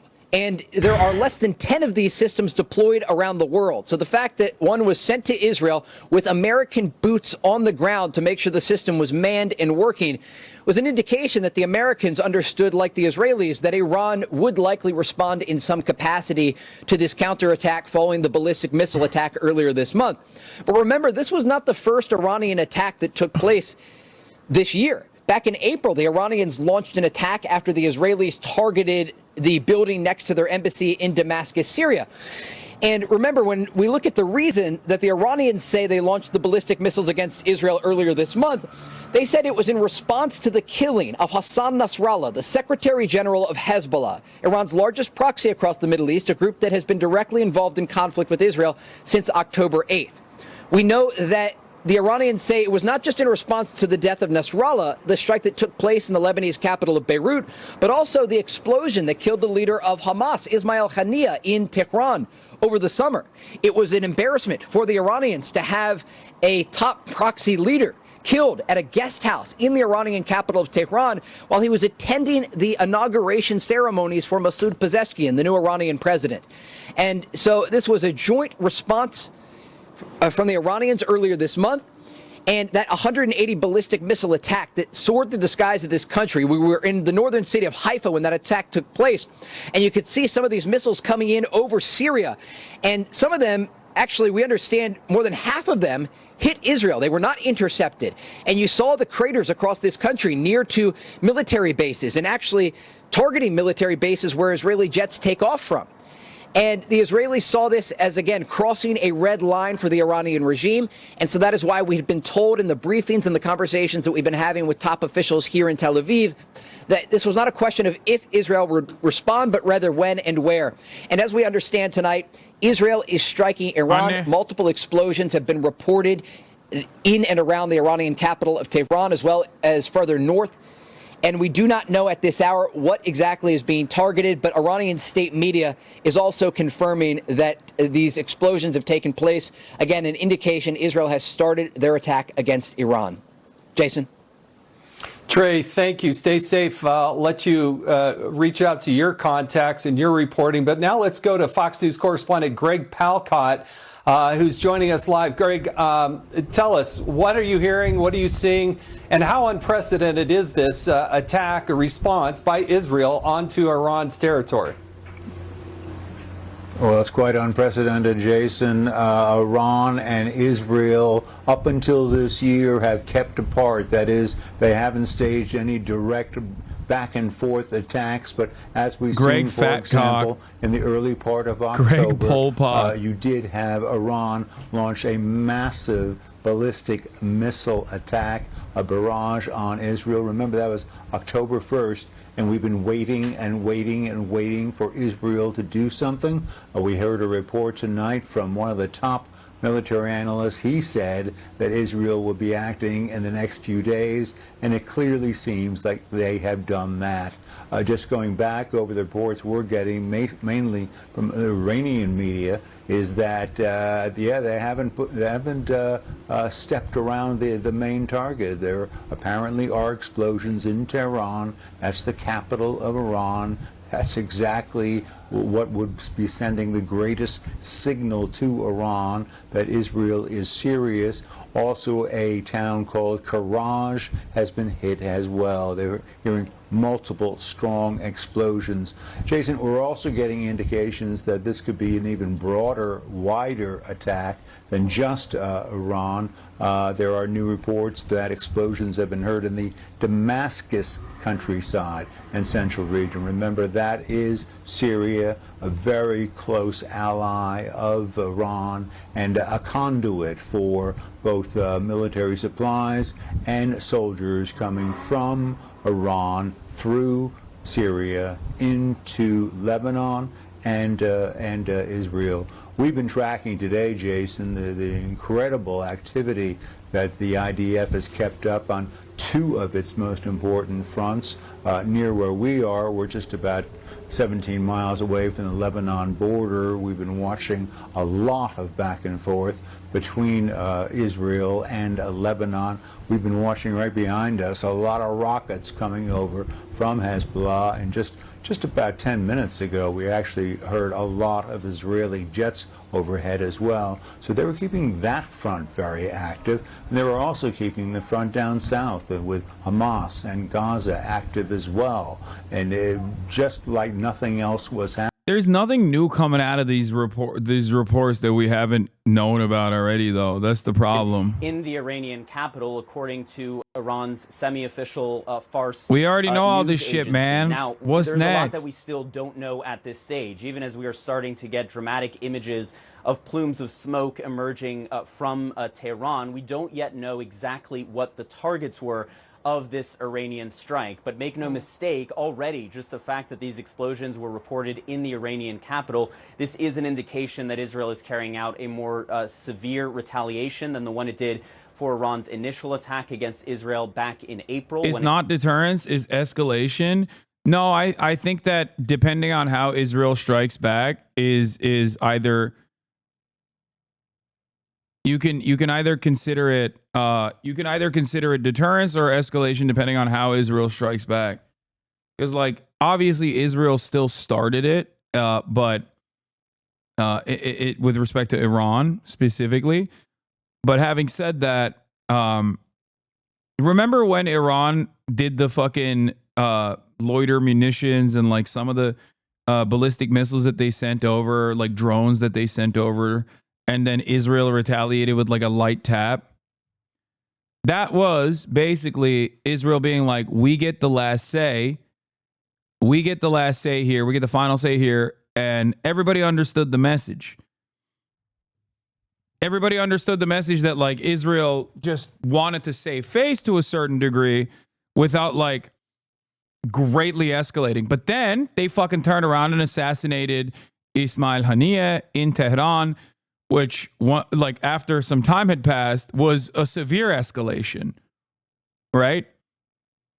And then Iran was like, we reserve the right to retaliate, and they did, and that was also a higher strike than what they had done prior. Now, Israel still, if they retaliate by, like, striking military bases in Tehran, are keeping it relatively, they are keeping it relatively calm. If they hit nuclear facilities, if they hit oil refineries, then they're not keeping it fucking calm at all. And they're actually completely outside of America's threshold, I would say. America, 1,000,000%, in my opinion, does not want Israel to strike the oil refineries. They do not want Israel to strike anything but just like military targets.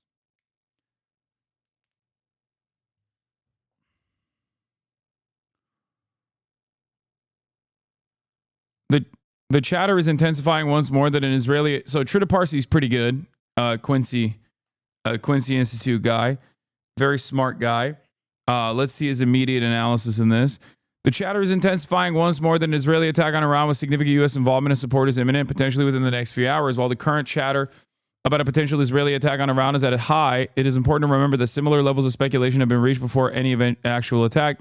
The uncertainty of these pending attacks, whether they were real or thwarted by various events, including the recent Pentagon leak, adds to the risk of miscalculation. However, one factor makes it difficult to dismiss the current chatter.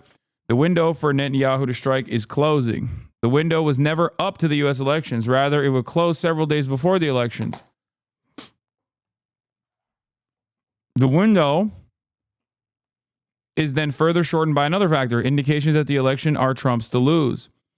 If Trump is heading towards a victory and Netanyahu strikes only days before the elections, Israel's intervention will not be seen as tilting the elections in Trump's favor. He was winning anyway. But rather, it will be seen as an effort to put handcuffs on Trump by forcing him to support an escalation in the region that very likely will drag the U.S. into the war, presumably against Trump's wishes. Thus, a move that can be seen as pro-Trump 10 days before the elections may turn anti-Trump 5 days before the election. Add that to the difficulties Israel's facing in Lebanon, and pressure increases further to strike sooner rather than later. I think this is the most significant aspect of this analysis. I think it's because they're getting fucking shellacked in Lebanon. Like when they aren't busy blowing up Beirut suburbs and just like attacking hospitals, killing Doctors Without Borders, medical personnel, or like UN facilities, they're getting absolutely fucking whipped around by Hezbollah. They have all the smoke for journalists, children, hospital patients, hospital infrastructure, banks, right? All the shit. But Hezbollah is just fucking melting their shit. So whenever, as things stand, whenever Israel gets destroyed in any sort of real military conflict, what do? They take it out on random civilians, or they try to escalate. Israel not doing a great job in Gaza. What do they have to do? People are starting to get worried. People are starting to yell about the fucking hostages. What does Israel do? They invade Lebanon. They start blowing up Lebanon. Israel is not doing a great job with Hezbollah in South Lebanon. What do? They have a short window to retaliate to. They have a short window to retaliate to Iran, opening up a new front. So that is what's happening here. I think they're flailing. So they have a shorter window. With THAAD missile defense system in place and operational in Israel, Biden has facilitated Israel's war of choice. By putting U.S. soldiers in an active war zone, Biden is also gambling with American lives in a manner that may leave scores killed from retaliation by Iran or Iraqi militias. This would be the apex of Biden's grotesque mismanagement of Netanyahu in Israel at every turn. Yeah, it's a classic Vietnam-style situation almost. I mean, not entirely, but like, we have our military trainers there. Military trainers explode in a fucking helicopter. Boom. All of a sudden, you're killing America's soldiers. What do? We got to go to war. War! So, at every turn, Biden has supported Israeli escalation and Russia to protect Israel from its own foolish expansion of the war. This is giving Netanyahu every reason to escalate matters further, including dragging the U.S. into the war, and few, if any, reasons not to. As a result of Biden's blind deference to Netanyahu, more U.S. soldiers may soon be killed in a war they did not fight for America and that Congress never authorized. Yeah.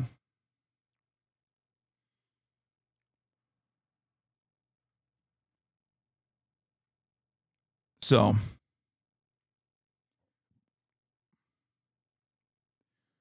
the attack on Iran has to happen. They just got to do it. Now, how Israel attacks Iran in retaliation is what is significant here. It is officially started. We shall see in the upcoming hours what the actual damage is. We'll make an assessment. My speculation, speculation alert, is that no oil refineries or nuclear facilities are being hit, and that they're simply hitting a missile production facility or like IRGC barracks, or they're targeting military infrastructure.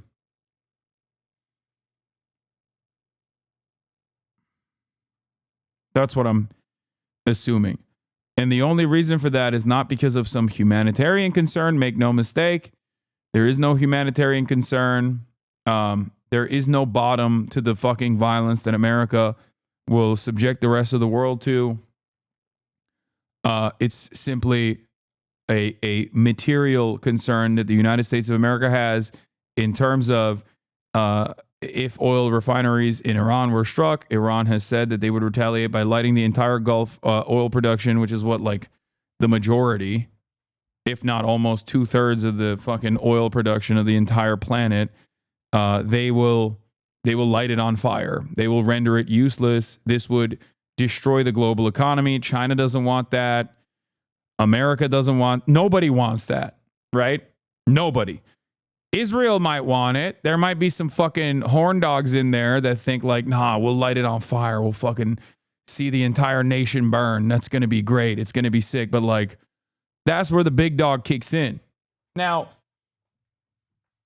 you have to remember that You have to remember who the big dog is here in moments like this. Because the reality is, if Israel ran America in the way that many people presented, and in some ways America does let Israel get ahead, certainly. But if Israel supposedly ran America, they would be doing just that.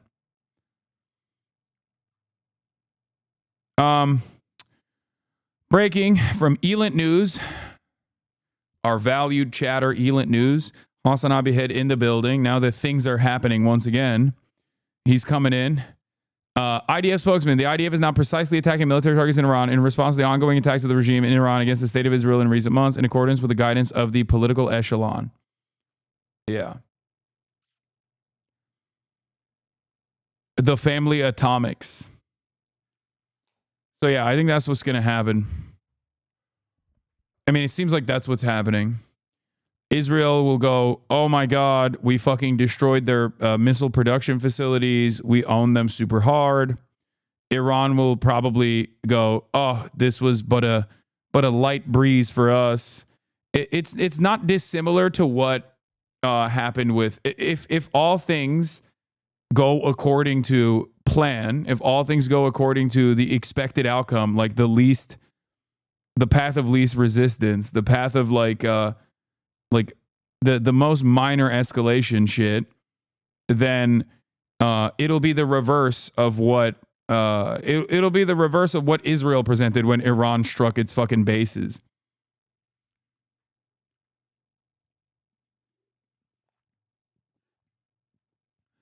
Now there are people saying Israel has actually hit a civilian power plant in Tehran. If that's the case, then that might be considered an escalation beyond what was expected, but we shall see. The IDF statement on strikes tonight, Iran specifies military targets have been hit, i.e. not nuclear sites or oil terminals or leaders of the regime.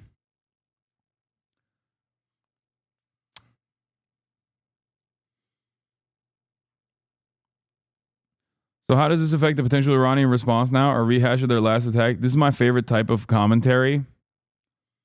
Where is it? It's so sad that so many people in Iran are actually cheering for Israel out of their hatred for the government. Yeah, people in Iran love getting bombed. Like, they're big fans of getting bombed.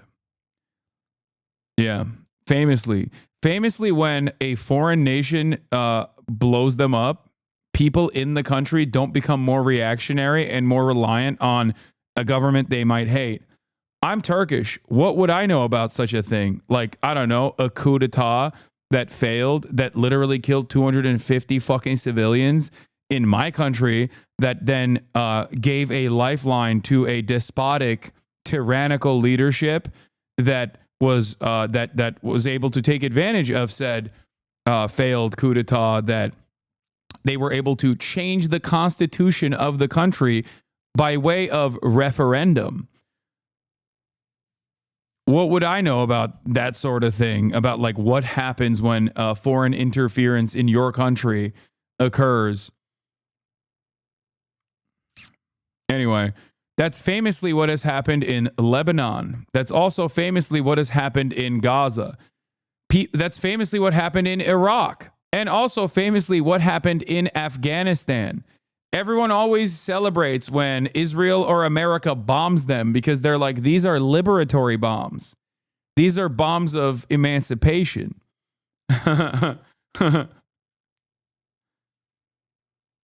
That's how it goes. Yeah, why didn't 9/11 make America overthrow the government? You know, a lot of Americans had discontent for their administration, and yet seemingly enough, 9/11 didn't cause Americans to fucking overthrow their government with a violent coup d'etat. How come the exact opposite happened? I wonder. It almost feels like the most consistent thing of all time. Yeah. It's also especially funny when talking about Iran, the Ayatollah. Are they popular? Well, they're popular enough, but they're definitely unpopular among dissidents, significantly so. But how do we get here? How did they get an Ayatollah? A question that one must ask themselves. Just a little bit of a scratching of the surface on Iranian history will help you arrive at that conclusion that like destabilizing a country oftentimes does not work in your favor.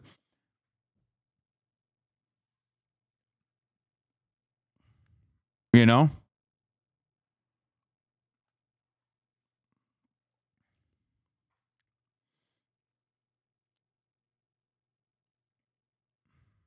Anyway. In response to months, here's my goat, Daniel Hagari. In response to months of continuous attacks from the regime in Iran against the state of Israel, Daniel, right now, the Israel Defense Forces is conducting precise strikes on military targets in Iran. The regime in Iran and its proxies in the region have been relentlessly attacking Israel since October 7th on 7 fronts, including direct attacks from Iranian soil. Like every other sovereign country in the world, the state of Israel has the right and... Does every country have a right to defend itself? Do all peoples have an equal right to defend themselves? Because I don't think you feel that way, especially when it comes to Lebanon or when it comes down to Palestinians in their need for sovereignty and emancipation. All I'm saying is I don't think you believe this. I feel like you're lying. Daniel, you could probably hear me all the way from Tel Aviv, okay? I suspect that you don't really believe what you're saying. I'm just, and the duty to respond. Our defensive and offensive capabilities are fully mobilized. We will do whatever necessary to defend the state of Israel and the people of Israel. In response, even the ICC says Israel has no right because they aren't defending themselves. They're occupying another country. No, I know, but once again, it don't fucking matter. It don't matter at all. Reports say that Iranian fighter jets have taken off and based in the west of the country. I don't know about all that. Speak milder. You're exploding his eardrums.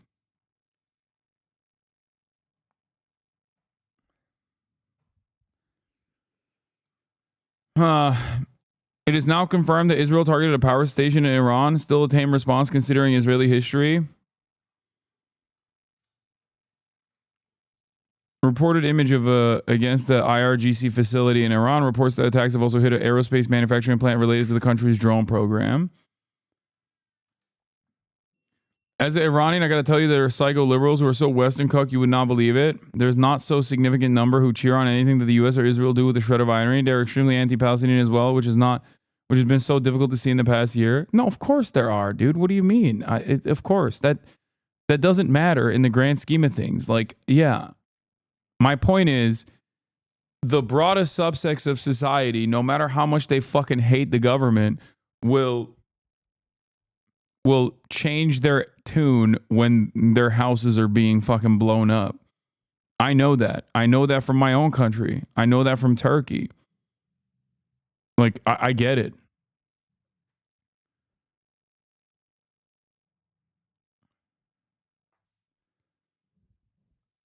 Historically speaking, and especially for most countries, when people are living in said nations, a thing that they weirdly don't appreciate is having their shit blown up. So for as many people who are like celebrating, there's 10 times more people who are like, well, that was fucked up. I don't really like that too much. I hope that people fight back against that is usually the more common attitude, which is, of course, pretty understandable position to hold.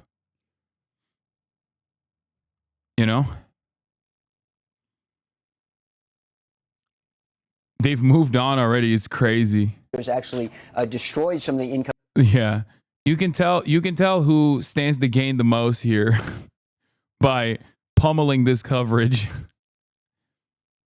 You can tell which party benefits more from this kind of like potential escalation. 40,000 forces. Of course, the head of U.S. Air Force's CNN Central already Command in the Michigan rally. that's based in Qatar, Jason.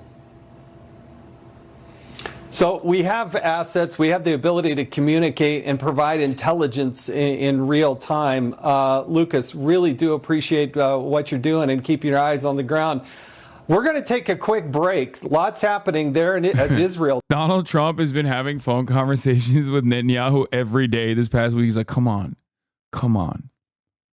Just like think about how sick it would be. Think about it.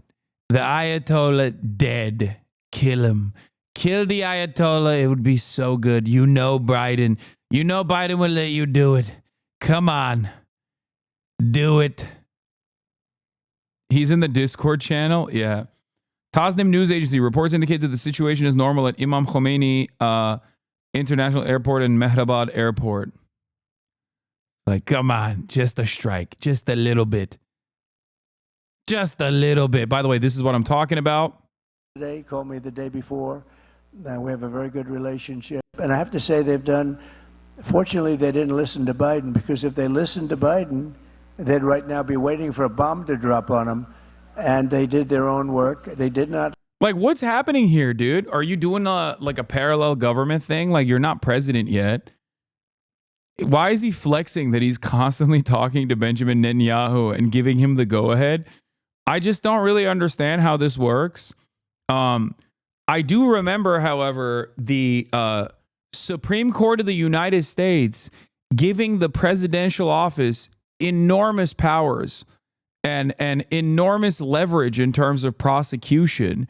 So I don't know. Maybe you could use that, Joseph Robinette Brandon. Who knows? I'm just saying, considering that the Supreme Court gave you a gift and you're going to be a fucking lame duck regardless, use it. You know? Fucking use it, dude. If you don't use it, you lose it. Scoop. Donald Trump signals support in a call with Netanyahu as he weighs strike on Iran. Do what you have to do, Trump offered Bibi, his backing in wars with Hamas and Hezbollah, even as his campaign seeks Arab American voters.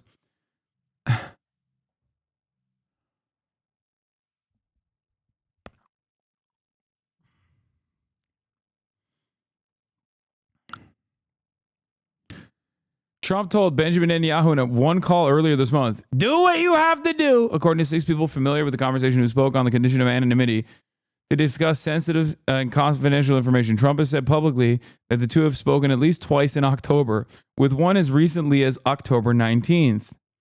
He didn't tell him what to do militarily, but he expresses that he was impressed by the pager, said Senator Lindsey Graham. Oh, God, I hate him so much. That's another fucking scumbag that I despise so much, from the bottom of my fucking heart.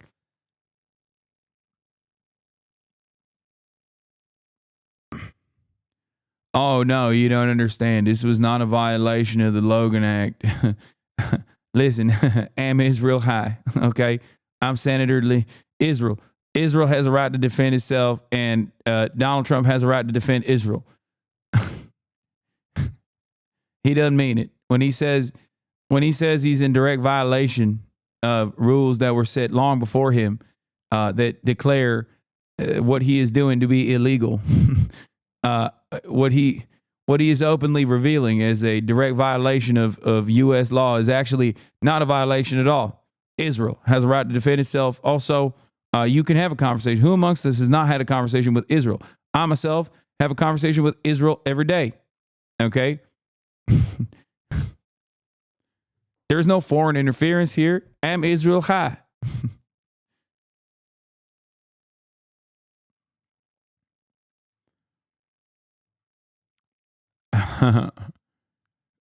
Yeah, he was on the call with Trump and Netanyahu referring to the Israeli operation that killed Hezbollah leaders with explosive batteries inside pagers. He expressed his awe for their military operations and what they've done.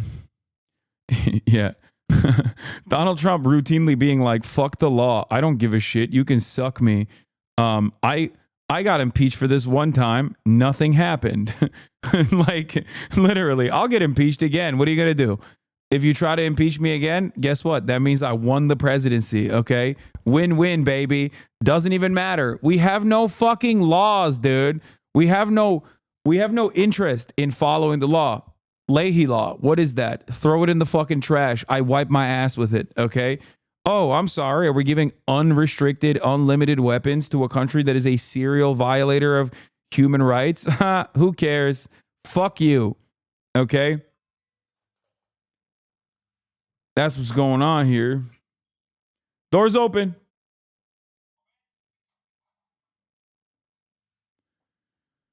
Yeah, laws are for punishing college campus protesters. Exactly. Listen, they couldn't listen because what he was asking. In fact, just the other day, they said to him, are you okay with what they're doing? Well, I don't want them to attack the nuclear, and I don't want them to attack the oil. I said, really? That's sort of the opposite. If you go, Bibi called. Yeah, Donald Trump's been fucking saying like Israel should hit oil refineries. He's like, he does not give a fuck. He's like, yeah, it'd be great. What do you mean? Biden is being a pussy. He won't let Israel hit oil refineries or nuclear facilities. Who cares if the petrodollar collapses? I'll be president. I'll fix it. I'll come back and I'll fix it. I'll nuke Iran. I'll nuke Iran.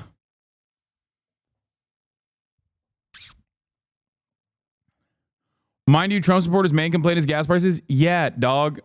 Right now, Joe Biden is president. Kamala Harris is vice president. He's not thinking ahead. I mean, he hasn't even thought ahead when he was doing any number of different things when he was president. So why the fuck would he care when he's not president?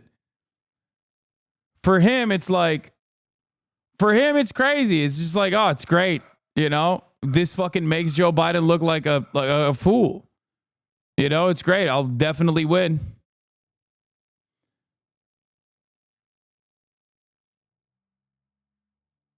Trump increasingly erratic on Tro with vulgarities and rambling. Okay, dude, that's not new. Structure is on the current target list for the Israelis. Another official reiterating this idea of deterrence and how they are looking to send a message to the regime in Tehran. And all of this lets us basically come to the conclusion here, what we reported earlier, that the Israelis are not looking to drag the region into a broader war, but they are looking for the attacks against their country to stop. It's not just from Iranian territory, but also their proxies across the Middle East, their hostages that are still being held inside Gaza, and the threats not just against Israeli forces in the region, but also against U.S. forces. And that's part of the reason I'm told there was significant communication with the Americans leading up to these strikes that are currently taking place against Iran tonight. Israel is looking to give Iran an off-ramp in all of this, but they're also prepared for the possibility that Iran may respond, given the fact that the Israeli strikes are the most significant that we've seen so far. The response back in April just struck the air defense outside of one of Iran's nuclear facilities. It was looking to send a message that Israel has the over-the-horizon capabilities, the ability to strike deep in Iranian territory. Tonight's strikes, I'm told, are quite different. They are going after military targets, but with a lot of force, and they want to show the regime that they will continue to put pressure on Iran if attacks against Israel are ongoing. But all of this could certainly unravel, and that is part of the reason that you have seen the close coordination with the Americans from a defensive posture. It's part of the reason that you saw the delivery this week of the THAAD anti-ballistic missile system here to Israel, U.S. forces on the ground in this country to help Israel to shoot down any sort of incoming missiles that may come in response to this attack against Iran that is unfolding as we speak. Remember earlier this month when 180 ballistic missiles were launched from Iranian territory toward Israel, many of them slipped past Israel's missile defense systems. Now, some of that was by design. Israel looking to reserve as much of its missile interceptors for the Arrow 2 and Arrow 3 systems for the sensitive sites across this country, for the Air Force bases, for the nuclear facilities, for some of the more sensitive military sites near Israel's second largest city of Tel Aviv, where we are reporting from right now. But they understand that this could be a long conflict. They may not take the off-ramp that is being offered to them. And I just want to give you some color here in Tel Aviv, Israel's second largest city. Overhead, there is a civilian plane headed toward Ben Gurion Airport, Israel's international airport. So this is an indication that the airspace over Israel remains open. Now, earlier we saw an image of a flight radar app that showed nearly all of the civilian planes over Iran and over Iraq and over Syria have cleared the airspace because they understand that this Israeli attack against Iran is ongoing and they don't want to have commercial airliners in the skies over where Israeli jets will be flying. But the fact that the airspace over Israel remains open is a sign that there are no changes currently for the Homefront Command, Israel's military instructions to the civilian population. Oftentimes, these instructions will come all at once to warn people of an impending attack. But at this hour, we are told there are no special instructions for the Israeli population. I do want to just read you here a quick update from Israeli media. Again, Jason, we're getting all of this in real time. A few pieces of military infrastructure near the Iranian capital of Tehran were targeted. We do expect to get some more information. A local Iranian media agency, and this is coming from state media, says that the situation is normal at the country's largest international airport, and they say there has been no targeting of oil facilities. Again, we're just getting this information in real time, trying to gather what we can from both Iranian state media, from Israeli media, and of course our sources here on the ground in Tel Aviv. Jason? Trey Yanks, thank you as always. Al Mayadeen, correspondent in Tehran, says there is no targeting of Imam Khomeini Airport or oil facilities.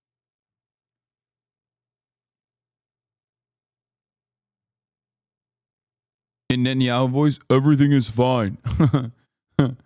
Yeah. What's happening? Well, good to be with you, Jason. And yeah, I mean, this came as something of a surprise to a lot of us because Israel had, I think, quite masterfully signaled that after the U.S. intelligence leak over the weekend, they were going to need more time to prepare. A lot of folks were hearing November 1st as a potential strike time. But to go ahead and hit Iran tonight shows them that they have to be ready 24/7.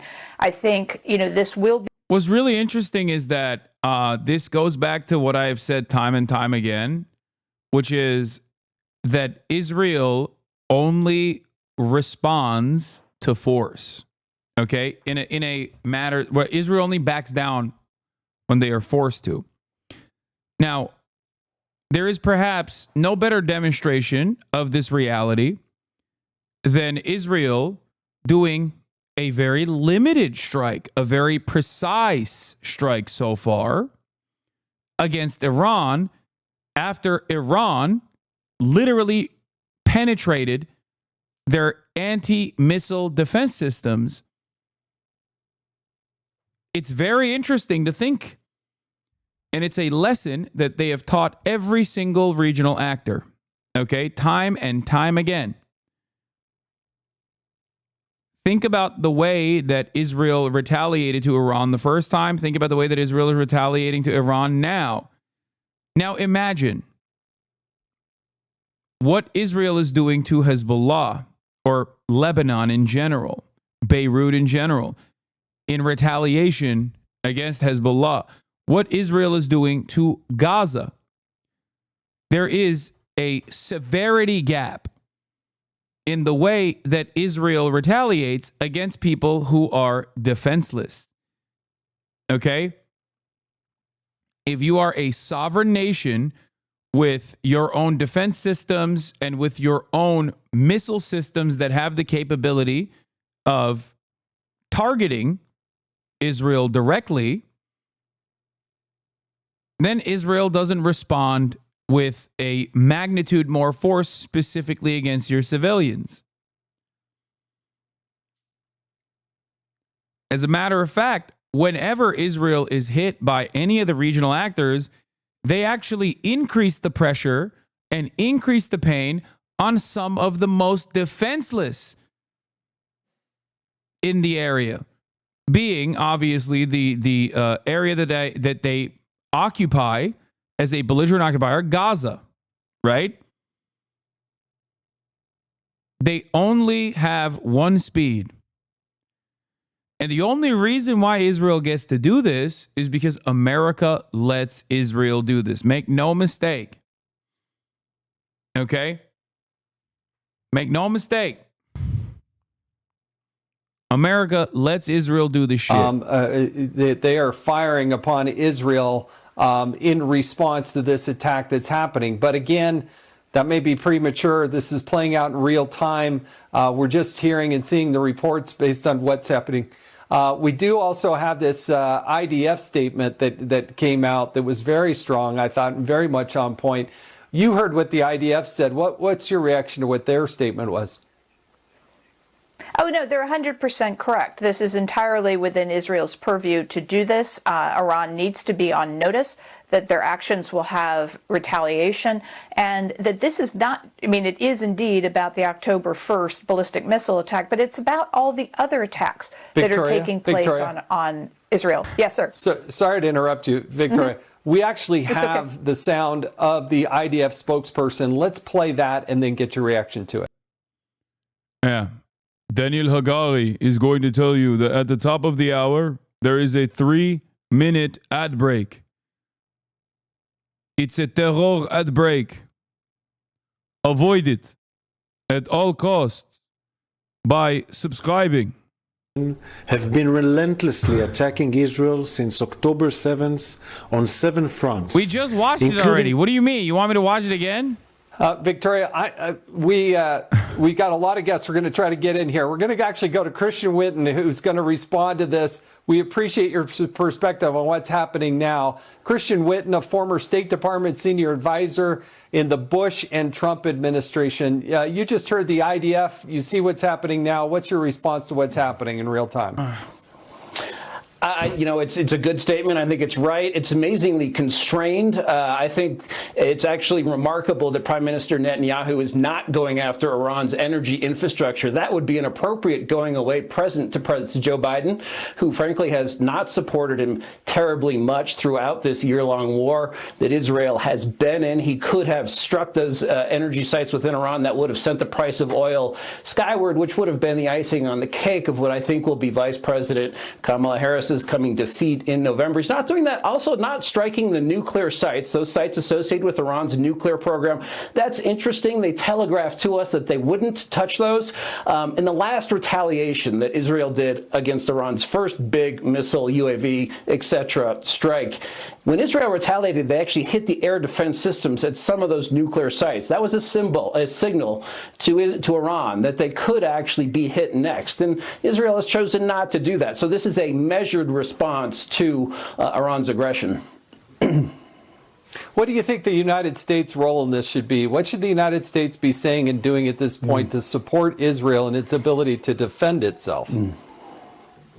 Well, we ought to be doing, and what I think, if candidate Donald Trump said this when he ridiculed Joe Biden, because Biden said don't hit the Iranian nuclear sites, I think we ought to be encouraging Iran to hit the Iranian nuclear sites and to hit Iran's energy infrastructure, which is the way that regime has gotten so much cash to finance its export of terrorism throughout the region, to its wars against Israel, its political warfare in Lebanon and Yemen against our Gulf allies. The easing of oil sanctions by the Biden administration has given Iran free rein, essentially. It's gone from being on the back foot to being very aggressive throughout the region. So striking that energy infrastructure would make a difference.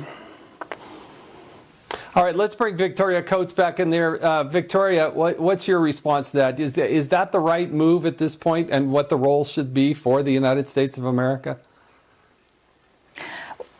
What I would like to see is the United States actually saying nothing except we support Israel again in their war against Iran. I would like to When hear... have they said anything but that, you fucking Heritage Foundation freak? Not call a lid in Delaware, and just show that the United States is standing firmly with Israel and with the decisions they're making to defend their sovereignty. Otherwise, I think Christian covered it excellently. Christian and Victoria, thank you so much. You would think that given the situation... Oh, I missed it. He said Iran should strike nuclear sites, or Israel should strike nuclear sites, and he was sad oil facilities weren't struck, and now oil prices won't go up, which helps Kamala. That's awesome. These guys so very clearly demonstrated they don't give a fuck about anything, dude. They don't care about anything. It's crazy. Oh, here it is.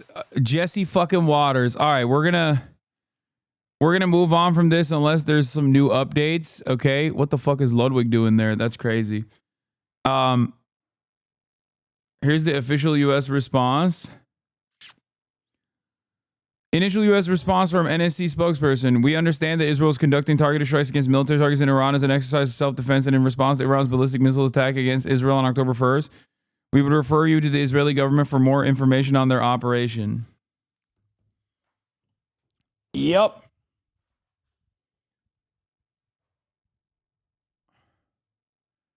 Every time you leave, I know something unhinged will happen. Yeah. Dean responded. He said, I agree with this. Liberals on this episode were generally all pretty intelligent. It was fun to film.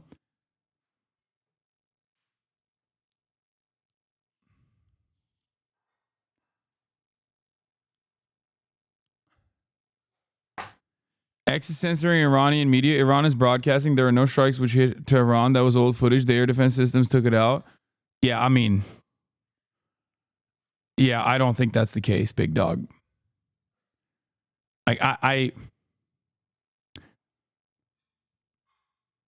I suspect that there was. We will see. I don't think that there's nothing that got struck. I think that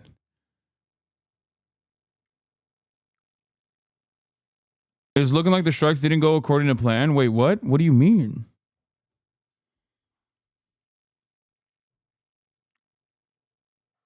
It seems like the Iranian state media disagrees with you. Deep fakes, brother. They made it up. That's like a Trump-style BRICS guy. You know what I mean? That's my favorite type of guy. As you guys know, I love those like BRICS supporting right-wingers. Iran successfully intercepted several Israeli missiles. Most reports from inside Iran indicate that the strikes were very limited.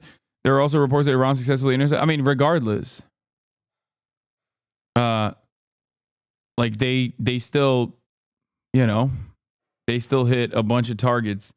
The point is that they didn't hit targets that were, you know, that would have been worthy of a severe escalation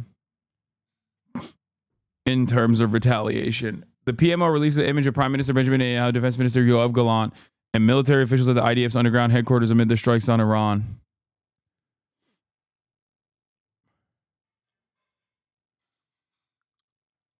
Do you ever get DMCA for a chair streaming major news broadcasts? Doesn't seem like it's fair use. Oh, dude, thanks, man. I think they're fine. Considering that I talk to major news broadcasters on a regular basis and they love that I fucking watch their shit. Considering that I'm on those major news broadcasters on a regular basis, you can hear the journalists themselves say that they like it. You know? Is this where we're going to?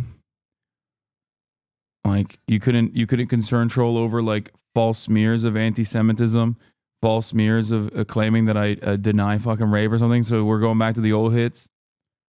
What's next, dude? Oh, you bought a house. Remember when you bought a house? What the fuck are these guys? Why? Socialists, by the way. Bought a house, by the way.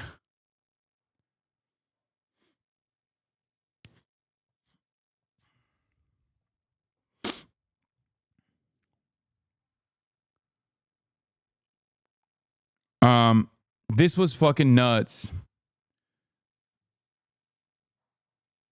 You entered Gaza to take revenge as many people as possible, women, children, everyone. You saw this is what you wanted. This is the brother of the eliminated murderer, terrorist, settler, soldier, Shuavel Ben Natan. They gave a deranged eulogy at his brother's funeral.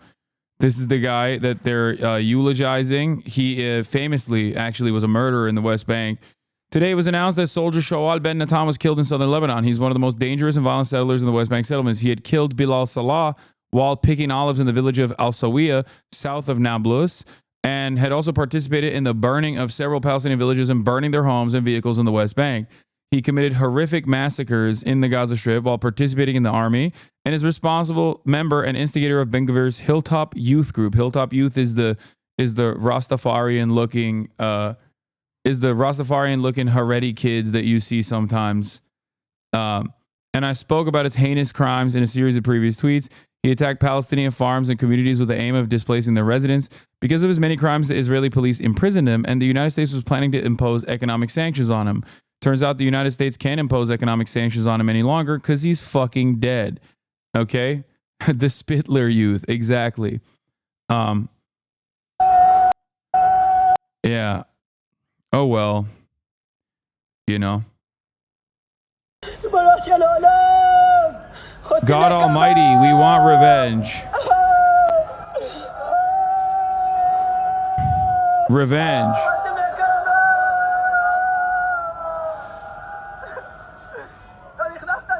You entered Gaza to take revenge. As many women, children you can. Everyone you saw. This is what you wanted. And on this day, 1 year after Simchat Torah, when we thought we will massacre the enemy, massacre everyone, that we will expel them all from this land, we are here on your funeral. So, interestingly enough, this is, for those of you who don't know, this is not like, we're not showing you like an ISIS funeral, okay? It might come across like that.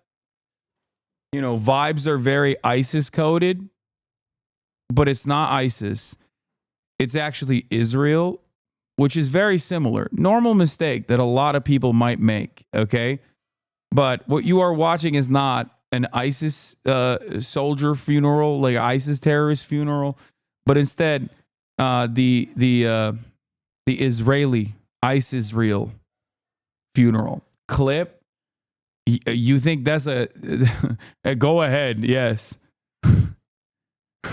Go ahead and clip me saying Israel is ISIS. I have said it time and time again. How much you want to bet this clip of you simply showing a video will be interpreted as anti-Semitic? Called it. I think a lot of the people that are haters of mine don't really understand how this reads to normal people, because like when you clip something out of context that I don't actually mean, that's frustrating. When you clip something that is in context and then you actually get mad about the context, but you clip it in context. Like, for example, when I say Israel is very similar to ISIS in the way that they operate, that actually is fine. You can clip that all day, every day. I stand on that. I don't think that's an argument that many Israel defenders want to engage with.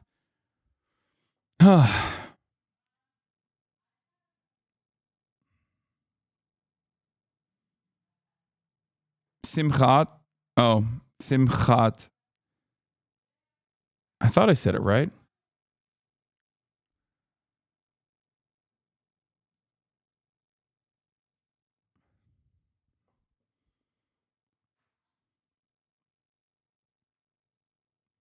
This is a settler. This is not the same thing as a normal Israeli citizen. I wouldn't compare the whole country of Israel to ISIS. Oh, I said Simchat, my B. I think Israel's actions, like the IDF's actions in general, I'll tell you this much.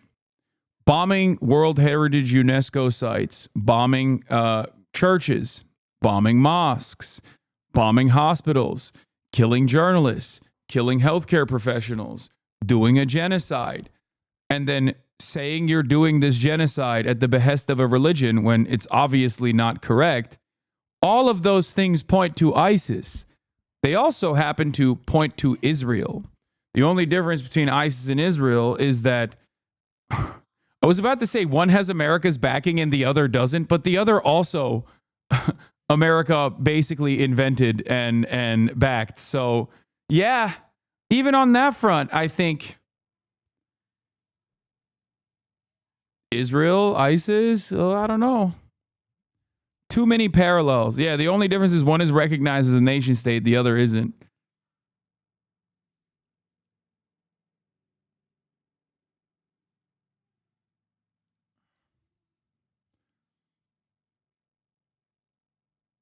Law insane take.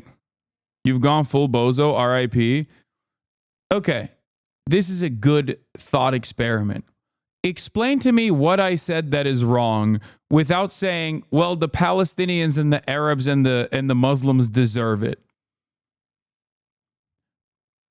Because every single thing that I just said is objectively correct, unless maybe you know something I don't. And the something you know that I don't, I assume is going to be that, well, the other side deserves it, right? Like that's what you're going to say.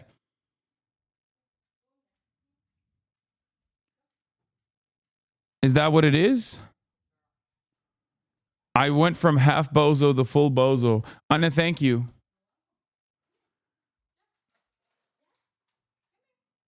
Okay, Kaya.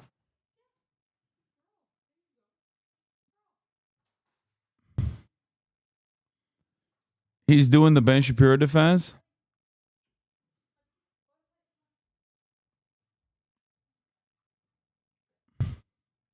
Why did these guys just fucking chirp and then they never respond? I don't understand.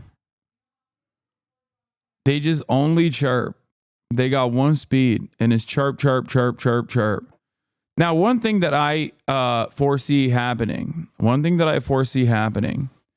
is that the video that you just saw, now that guy isn't the overwhelming majority of Israelis. However, the overwhelming majority of Israelis might not like him, might not want to be around him, but don't necessarily have that much of a problem with him right now. As a matter of fact, guys like him are in the Knesset. And what I suspect will happen if Israel continues this death and destruction campaign as it like absolutely tanks its economy and can no longer provide safety and security to all people living inside of the boundary of Israel, as it wages its genocide and its economy collapses, Israel is turning into a country that's just these guys and nukes. Very cool prospect for the future. You know?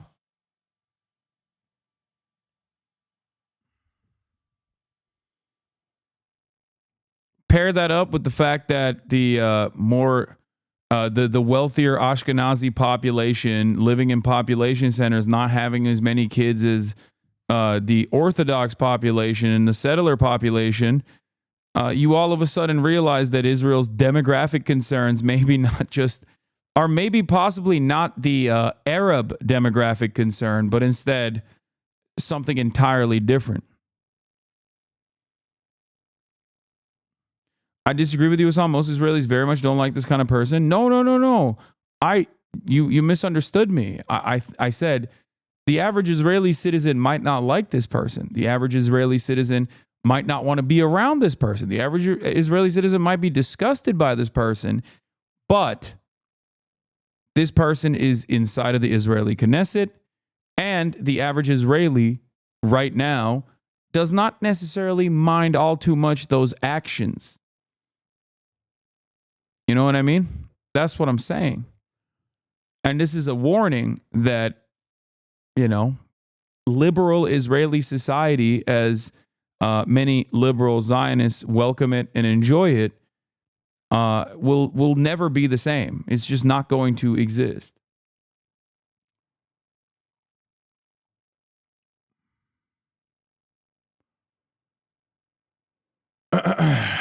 Being a liberal Israel defender out of identity politics is the political equivalent of Warzone Mobile. Yeah, you said the average Israeli wouldn't agree with him, but would like his actions. Would like his actions in this regard.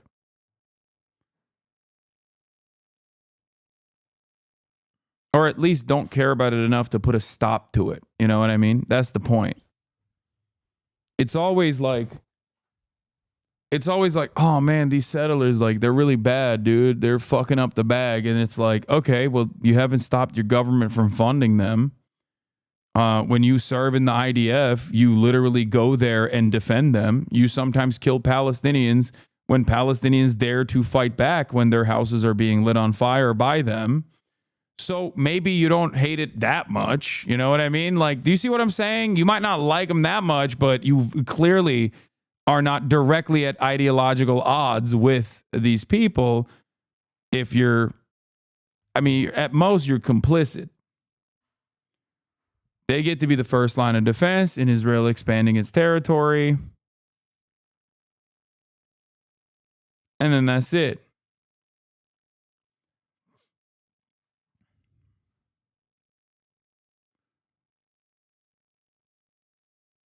And yes, there's way more people like him in Israel than anti-Zionist Jews in Israel. That is for sure. Yes. Absolutely.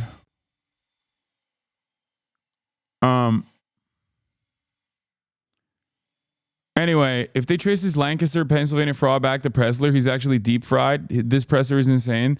This is large-scale organized attempt to fake voter registrations. Whoever did this is toast. So what happened here? Channel 13 polled Israelis. Likud will win big. Plus 41% of the population favors a continuation of the Gaza war. Holy fuck, that's really bad.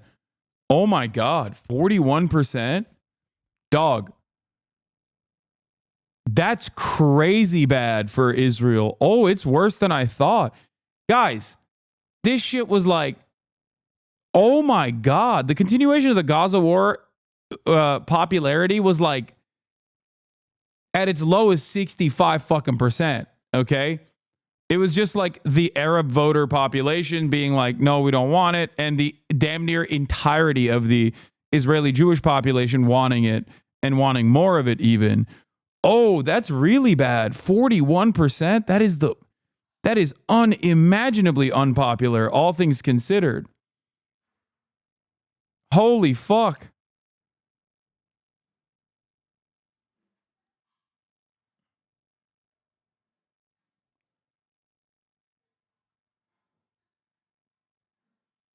Wow. That's interesting. That's actually shocking.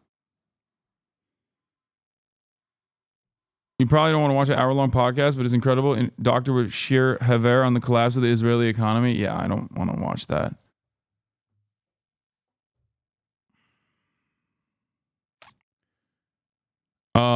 Public opinion is a majority favored pursuing a deal for the release of hostages that would involve withdrawing from Gaza and ending the war, while 41% continue. Wow. Wow. That is shocking, dude. Full of frustration, tens of thousands of Israelis have left the country in the past 2 years. For all of them, Israel does not feel like the home it used to be. Yeah.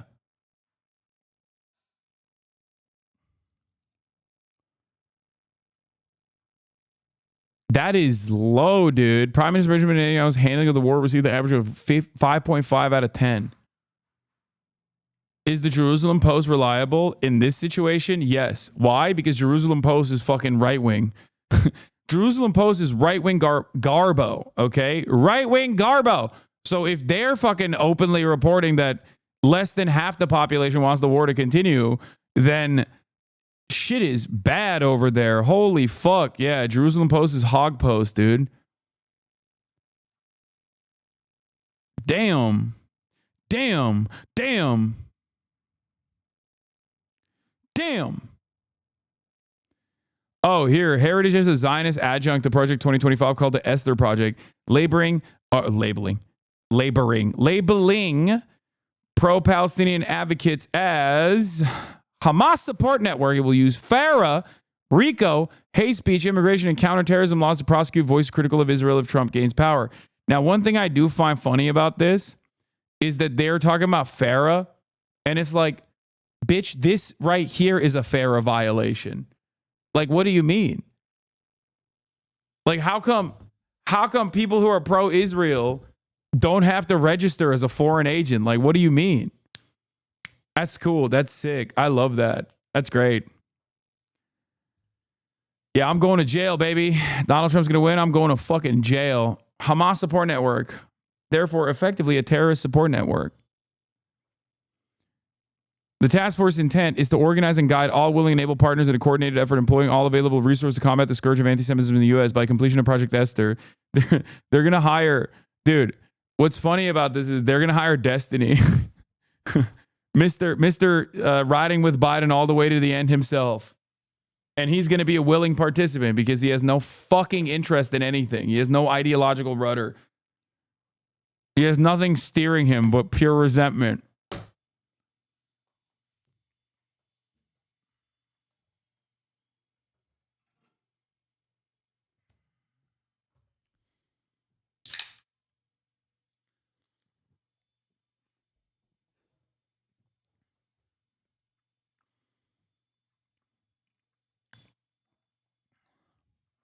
Authorities. American citizens are authorities derived from the Republic's founding documents. We have several laws at our disposal that may help to exploit HSN and HSO vulnerabilities, Hamas Support Network. Vulnerabilities such as Foreign Agents Registration Act, the Racketeer Influenced and Corrupt Organization Act, and counterterrorism, hate speech, and immigration laws. Yeah, the poor dudes weren't even allowed to strike the Iranian nuclear program. They seem so sad. Yeah, Herzi Halevi, they do not seem happy about this. They're like, oh, man.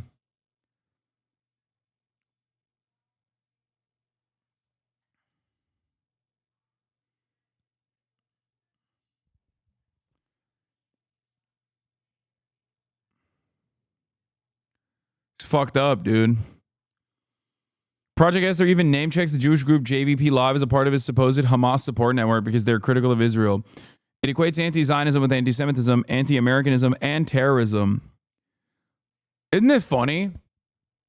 This is literally like, I love that the Heritage Foundation is like this with all of my naysayers, whether it be Richie Torres, Divorcelli, all the fucking LSF posters, people that just claim that they are, people that just claim personally that they're actually liberal and tolerant and love the Democratic Party. God, don't let them know about this. They're going to fucking vote for Donald Trump now.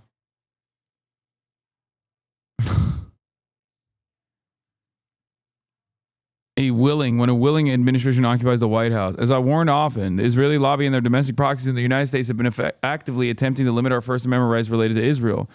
Now they're intending to use the powers of the executive branch to do so when Trump gets back in office.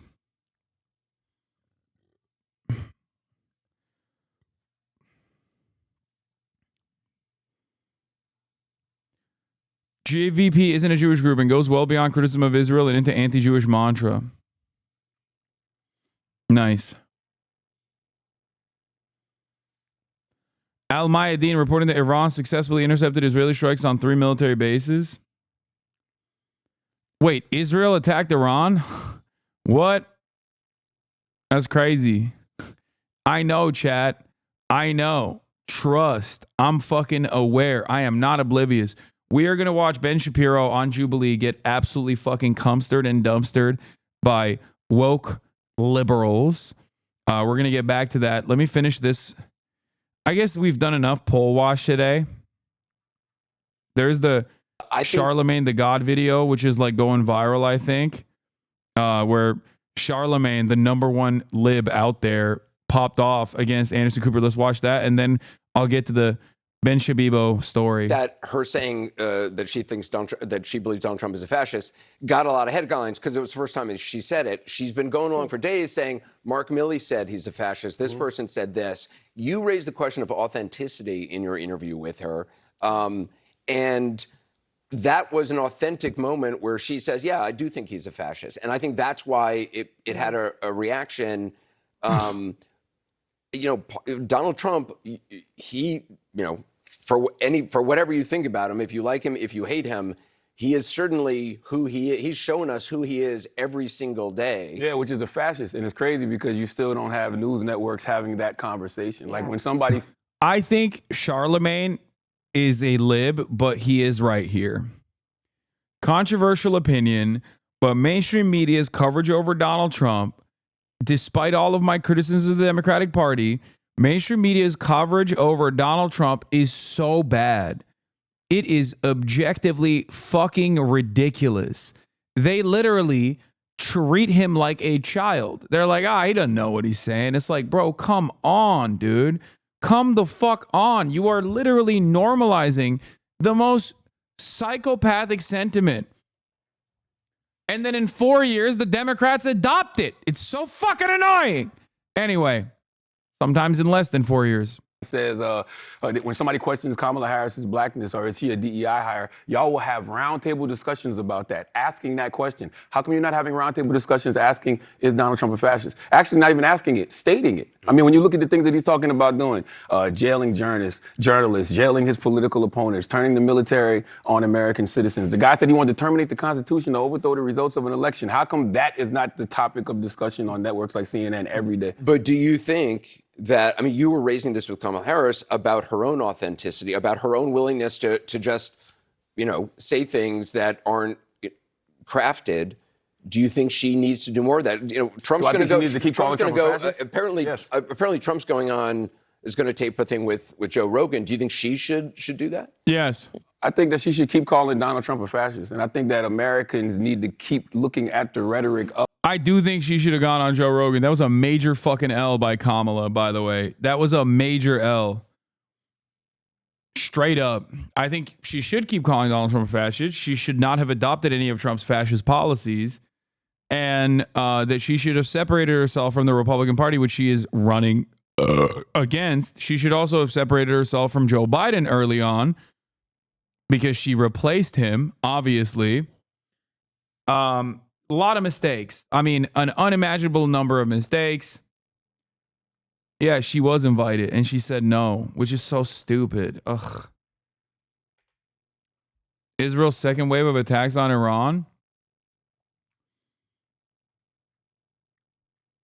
Of Donald Trump, because I don't know why we're even thinking about electing somebody who's talking about putting people in camps. I don't know why why we want to elect somebody who's talking about mass deportation. I don't know why we're having this conversation about somebody who wants to terminate the Constitution to overthrow the results of an election. Aren't we supposed to be a patriotic country? Whenever somebody like Colin Kaepernick takes a knee in this country, everybody talks about, oh, that's so unpatriotic. But a guy can say he wants to terminate the Constitution to overthrow the results of an election and nobody cares. And like even me bringing it up now, you brought it back to Kamala and Joe Rogan. And yeah, who gives a damn? Well, I mean, I think you get. Okay, he's cooking. Like, he's not wrong. Kamala is shitty as a candidate, but Charlemagne is right. Wait, she was invited and said no. I thought it was her team that was trying to make it happen. I thought that they said that she wouldn't do it. Am I wrong? I thought she. Give a damn who's elected president, and yeah, I'm asking you. Am I wrong? Fascist. That's talking about putting. I thought people she canceled. In camps. That's talking about once again terminating the Constitution to overthrow the results of an election. That's talking about jailing his political opponents. Yeah. Like that rhetoric doesn't scare people. Well, we talk about this every single. This is what I don't think I've been talking about this every night. I don't think y'all have enough conversations about it. I feel like I heard more on this network about is Kamala Harris black than I do about Donald Trump being a fascist. Well, am I wrong, Angela? Honestly, that's bullshit. I'm sorry. Oh, I like that. I'm not. Look, I'm a huge fan of yours. Okay. But to say that we're sitting around discussing is Kamala Harris black, like I've seen that. I've seen those roundtable discussions a lot. Now that's bullshit, Anderson. For you to say that y'all don't have those conversations. I've never asked somebody is. Oh, I'm not saying you. I said the network. He said the network. I don't think anyone I don't think any anchor on this network has been going around saying, "Is she black?" Y'all have never had. We have had. Look, I'm sure we have had, nutty people or people who have strongly held beliefs who I may disagree with, who somewhere on some panel have said something, but. Yeah. I will just speak up for what I do on the show. He's fucking eating him, dude. I do believe it's important to get people different viewpoints as long as they're willing to have a legitimate conversation. What I don't like are surrogates who come out and just spout talking points that. Oh, you don't like it. No.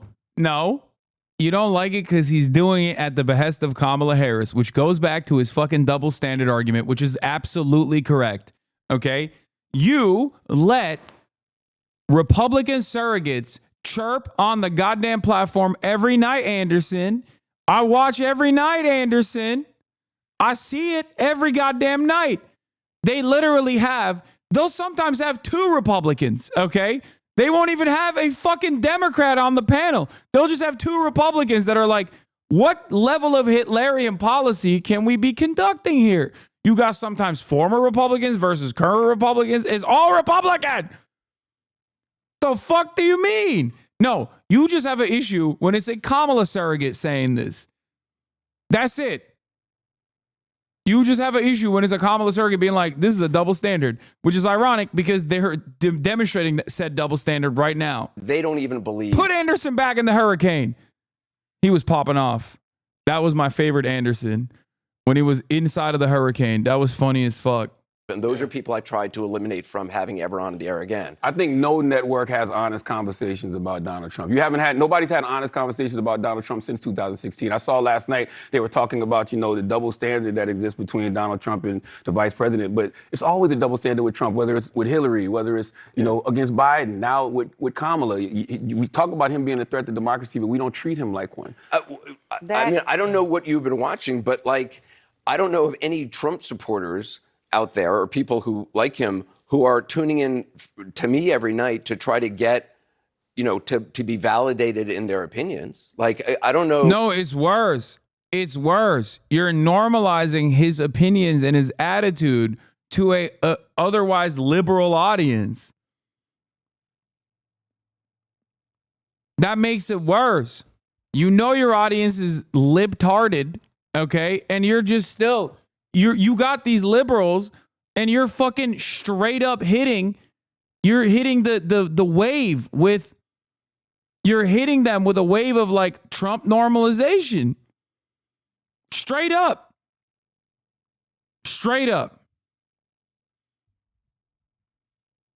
They're lib the fuck up. I don't know. I disagree. I don't think it's about validating. What do you mean, validating the Trump? Well, you're saying that we're not. That I guess you're saying I'm not discussing all the things he is saying and doing and pointing it out. And also, his coverage does end up. His coverage does end up making it to Fox News when they just chirp. When they chirp like this. Fox News does play it the next day. So he's wrong on that. He's like, yeah, maybe they're not tuning into CNN, but they're still watching it. Yeah, they're watching it when Fox 5 puts it up and goes, see, even these stupid liberals also hate Kamala Harris and love Donald Trump. They think Donald Trump is the best. That happens every day. Every fucking day. And talking to, what John Kelly, this is what this has been discussed. There's nobody, let me just say, there is nobody on the planet who has not heard and seen pretty much everything Donald Trump has said and knows I don't believe that. I don't believe that. Knows who he is, whether they believe it or not, whether they care or not. When the vice president said that to you last night, she said, I don't think enough people know. I 100% believe enough people have not heard his rhetoric. What do you think, Angela? I was just about to say, can y'all tag me in? I'm never doing this remote with y'all ever again. Angela, yes. It's the problem of being on satellite. Yes. I talk, know, please, it is the problem. No, I was just going to say, I think what you're saying is fair, that there have been roundtable discussions where y'all raised this. I think the problem is it would be nice for, you to cut to camera and say, I'm looking right here, right now. Y'all, Kamala Harris is a black woman. But let's move right along. Yeah, but yes. I was going to say to your colleague's credit, Jake, right after the town hall yesterday, he said that you all had the opportunity to critique what Kamala Harris' policy proposals were, what her positions were, what her recommendations were, whether or not she answered a question fair enough because, ta-da, she's the only one that showed up for the town hall. Yeah. It was supposed to be a debate. He said that. I think that the point is we don't hear those things enough, and it has been a threat. We cannot say, Kamala is going on with Joe Rogan, Donald Trump is going on with Joe Rogan, but Kamala's choosing Club Shay Shay. Debate it.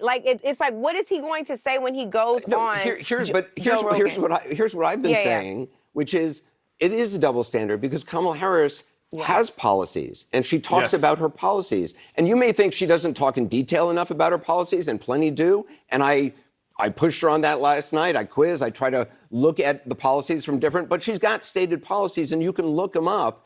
Donald Trump does not have policies. Oh, there you go. That's what I'm talking about. Yeah, and we say, this is nothing new. We talk about this all the time. He does not have his policy. In 2016, his policy for Iraq was taking Iraq's oil by using U.S. soldiers to surround the oil fields and extract the oil somehow and bring it to America. Literally, and I was like, that's not a thing.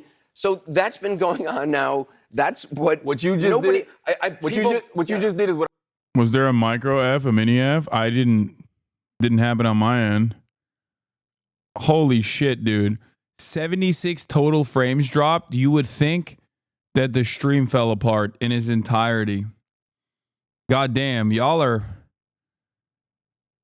I mean, hopefully it doesn't... 76 total frames dropped. 76. I just looked at it. What I would like to hear more pundits do. That's because 1 second. A lot of times we ask, we but ask he's the answers. host. All right, Like but we say, let me- we right, say but- things like, but let me "Do tell you you- think Donald Trump is a fascist?" Like I think we kind of got enough you know evidence what? to know that answer. I'm not a pundit. I'm not interested. I don't think my opinion is particularly interesting for viewers out there. I'm interested in I disagree. Well, okay, well, you can quibble with it. I disagree with that too, You can quibble with it. But I believe in asking questions and probing people's arguments and trying to reveal people's arguments, what's true and what's not. And I'm not on MSNBC for a reason. I'm not on some other network for a reason. I'm on CNN because I want to talk to Republicans, I want to talk to Democrats, and I want to learn from them. I don't think I have the answers. I'm willing to change my mind. People can convince me of stuff all the time. I'm not I don't even know why I'm talking about myself. I don't even like talking about myself. No, but Anderson, But my point I want is, to tell you this. I think what we're doing here is important because It I is do so think in this important. country where, you know what, What is Anderson Cooper if he's not a pundit? Like, this is the first time I've heard him say he's not a pundit. I thought he was a pundit. What the fuck's his job then? Does he say he's a reporter? Because he's not a fucking reporter. Last time he did reporting was when he was directly in the hurricane, and we saw what his reporting capabilities were. It's like, this water is very wet, is what he reported. He straight up was like, water everywhere. Very wet. Not so many. I don't look at comments about myself, but I was looking up some comments about my grief podcast, and I came across this whole inundation from people who are Harris supporters saying to me online today, like, how dare you, what a betrayal that you would ask her these questions. No, and you I'm did like, your job. you misunderstand what. I don't have an issue with him asking those questions to Kamala Harris, but having said that, CNN's coverage throughout this entire process has been fucking insane, okay? There is no, like... And most media does this where they act like they're neutral. It's like forced neutrality. And in that process, they just end up normalizing Donald Trump's like unhinged shit. The question is simple. If Kamala Harris came out chirping in the same vein, if any Democrat came out saying the same shit, how would you cover it? You would do a week-long coverage, a news broadcast. If any Democrat came out and said, like, immigrants are poisoning the blood of America, okay? We've completely forgotten what, like, normal politics and normal political discourse is supposed to look like. And I kind of understand it to a certain degree because, like, what are you supposed to do, right? Like, it's not like Trump is stopping anytime soon. But having said that, they definitely do fucking stack the deck and overwhelmingly pummel one side. Ironically enough, it's the side that's playing ball with them and trying to fucking keep it a little serious. My job is, I'm not on MSNBC, and no disrespect, what they do is, they're very talented, but I don't watch it. I'm not interested in watching what these overpaid, blow-dried anchors think, and I include myself in that Damn, he's just shitting on fucking MSNBC. He's duking on them. Hey, yo, chill. I got to defend Chris Hayes. He's a Hasan Abi head reply guy. I will be defending Chris Hayes, okay? I am a fedayeen for him. overpaid blow-dried, although I don't blow-dry. I am overpaid. But I'm not interested in the anchor's opinion. I'm interested in facts and letting the viewers make up their own mind. So anyway, I'm sorry this devolved into something else, but this is I like that you said that, but I will just say in this moment, some of what we're talking about tonight, Anderson, is not actually an opinion at all. It is just the facts. And you are one of the most trusted voices on television. And it is important in those moments where you know those Is he though? conversations devolve into nonsense, particularly on the other side of the aisle. Their conspiracy theory, they won't even say her name right. That has to be checked in the moment, because that is what fascism looks like. That is how we start sliding down a very slippery slope, and we cannot afford to be here. The election is 12 days away, and this should not be even what is on the ballot, but democracy's on the line. Oh, shit. Hello, world. Hello, world. We just wrapped up a great podcast. We had a good time. I think you'll find it very interesting and enjoy it. Oh, shit. 36 minutes ago, already at 156,000 likes. Oh, my Lord. Oh, my Lord. Oh, my Lord. Oh, my God. Oh, number one podcast, number one president. Let's go. Dude. This, it shouldn't be like this. Okay? It should not be like this. It should not be the case that the motherfucking leader of the United States of America, the former president of the United States of America, currently running for president again, goes on a podcast and it's like kind of pivotal, but we are there. I'm not saying it's right. As a matter of fact, I'm saying it's wrong. But it's what's happening right now. Okay? Like, we shall see what happens in this conversation. I feel like this is it. This is the apex. Who in Rogan's audience isn't already voting for him?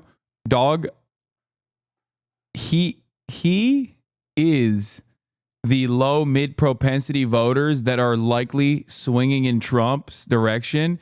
This conversation in and of itself, if Trump did a fantastic job on it, could actually get them off the couch. You know? Like, Trump takes a fucking bong rip and says, listen, it's the first time I've ever smoked weed. I'm going to make it legal. I'm going to legalize it. Don't smoke weed or take mushrooms on November 5th. Believe me, folks, we need you out. We need you out in Pennsylvania. Every single one of the dumbest guys you know, if you're living in Pennsylvania, if you're living in the Philadelphia suburbs, this is the Coworker Podcast.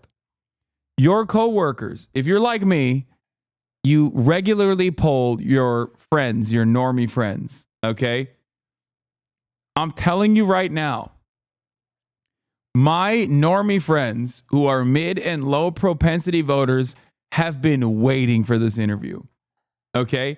I have heard from some of them that unironically said, I want Kamala Harris and Trump both to be interviewed by Joe Rogan, and then I'm going to make my decision. I'm telling you right now, it sounds stupid as fuck because America is stupid as fuck, okay? For those of you in the professional field, whether you are white collar or blue collar, if you communicate with people, if you communicate with your coworkers, you know exactly what the fuck I'm talking about. There are going to be people that are Trump supporters. They signal that they like Trump, that probably weren't going to vote.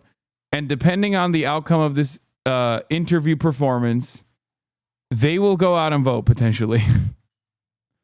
Okay? I know. I have friends who have texted me when they found out that Kamala Harris wasn't doing the podcast and said that they were disappointed. Okay? They were like, I'm disappointed that Kamala Harris is not doing the Joe Rogan Experience. Now, we were also disappointed, but I don't think it plays a significant role in your decision-making structure. Some of you are going to vote for Kamala. Some of you are not voting for Kamala. But regardless of your opinion on that matter, you've probably made up your mind.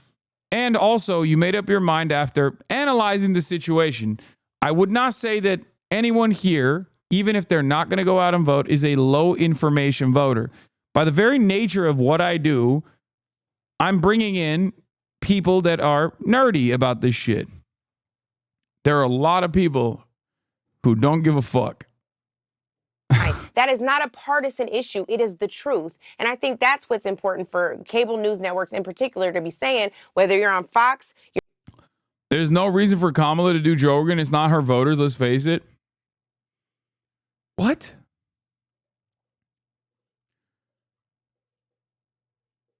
What? Still pretending to ignore the Israeli retaliation attack? What? Dude, what are you guys talking about? I covered it already. Keep watching the Israel-Iran news on your phone, brother. Still pretending to ignore the Israeli-Iranian retaliation attack? Like,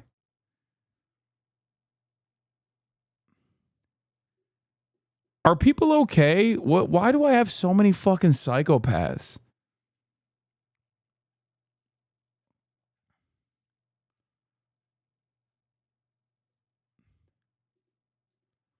Okay, there's a second wave going on. If there's something significant, we'll figure it out. We'll get to it.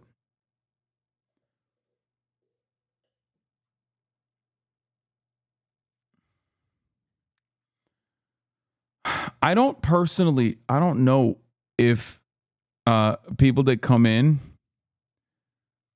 that say stuff like that are saying that because they like want to clip my reaction because they think I'm gonna fucking, say something like that they can clip out of context against Israel, or if they think I'm in the pocket of Israel and that's why I'm hiding it or something. Like, I can never tell. It's crazy.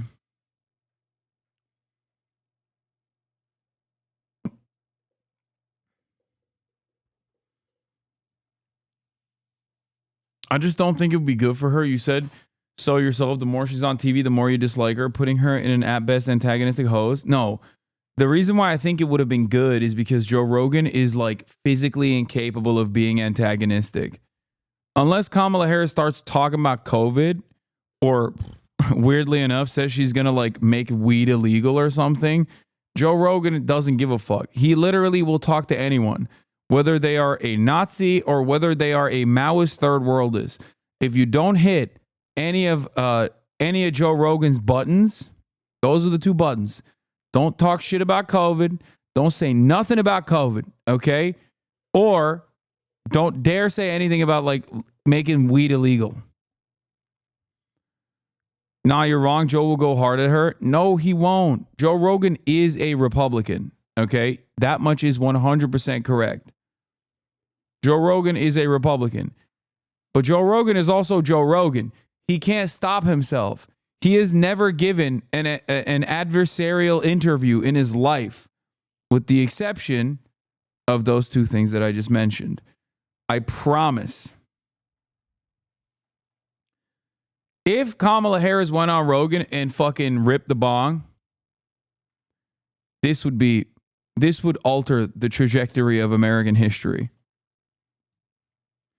All right. Before we get to Ben Shabibro, let's look at Stephen A. Smith, Rip Hannity.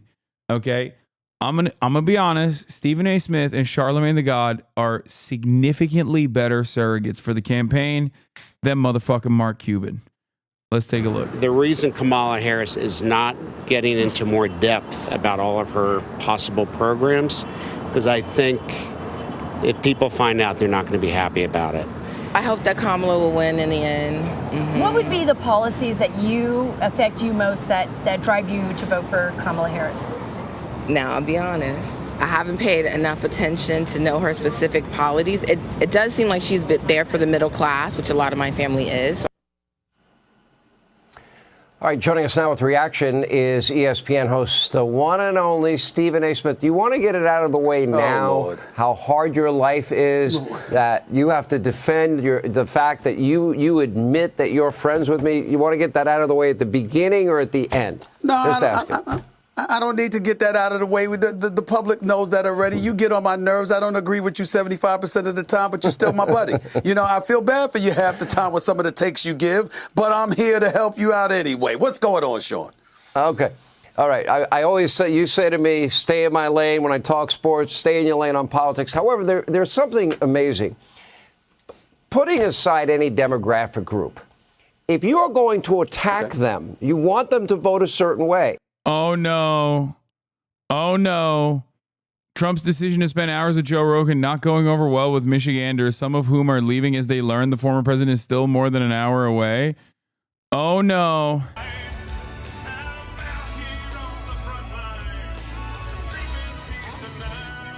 Oh, no. The campaign just aired a video message from Trump on his plane explaining he had to spend time with Rogan because he needs to win. Says the plane should land around 10 p.m. Eastern. Many in the crowd continue to leave. More Trump rally attendees in Traverse City heading for their cars per video shot by Jake M. Rosen. He's like, come on, you fucking peasants. I have to do it. I have to do it. Dude, that's awesome. Stadium is filling up for the Beyonce concert tonight.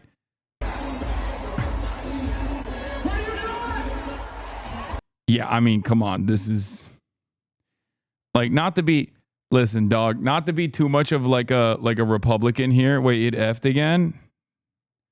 This time I didn't see any drop frames on my end. Okay. I didn't see any frame drops. It didn't even show on my end. I'll just say this much. Okay. Not to be like the Fox News anchors here, but like this is a fucking Beyonce rally. This is a Beyonce concert. Okay, this is a Beyonce concert. That's not, it's Beyonce, not just Beyonce, but Beyonce in Houston. And you're going to suggest that they are sexist or misogynistic. If you're going to suggest, like Stacey Abrams did, that African American men are racist and sexist, is that a good way to encourage people to vote the way you'd like them to vote? What? No, but I didn't hear Stacey. I didn't hear Stacey Abrams speak in that way. As a matter of fact, she talked about how black men do vote. Black men do support Kamala Harris. Black men do support a lot of the Democrats and what have you. And she's absolutely right about that. You know, I spoke against President Barack Obama, who I know you don't like that, but I admire and respect this man. I did not like what he had to say at that particular clip that you showed, and I spoke out about it on my show, the Stephen A. Smith Show, and I'm unapologetic about that because I know, by and large, black men have always supported black women. That's a fact. That's a point of fact. Now, that doesn't mean that there isn't some misogyny that does exist amongst a few in our community. But I think that when we looked at this election that's forthcoming, and we see Kamala Harris going up against Donald Trump, I don't think it's right to point to that as a reason why it's a nip and tuck race and why she isn't receiving the support that she deserves. And that is why I spoke out against what he had to say on that particular issue, because I was refuting what he was saying. I don't believe that to be the case at all. Okay, both Stephen A. Smith and Charlemagne the God are like kind of conservative voters that end up voting for the Democratic Party. So maybe Kamala Harris was actually signaling to them. They might be the Liz Cheney constituency. Now that I think about it, it's making a lot more sense. Charlemagne the God famously endorsed Michael Bloomberg, probably for money, but that's besides the point. Then he endorsed Pete Buttigieg, I think. He made some very interesting decisions in that primary. And Stephen A. Smith is famous for, 3 base takes to 8 not so good takes. So it's interesting. It's interesting to think that, they are the most likely Liz Cheney constituency voters. When it comes to her. All right, so let's stay. Because Liz Cheney's a white woman? Wait, what? No, dude.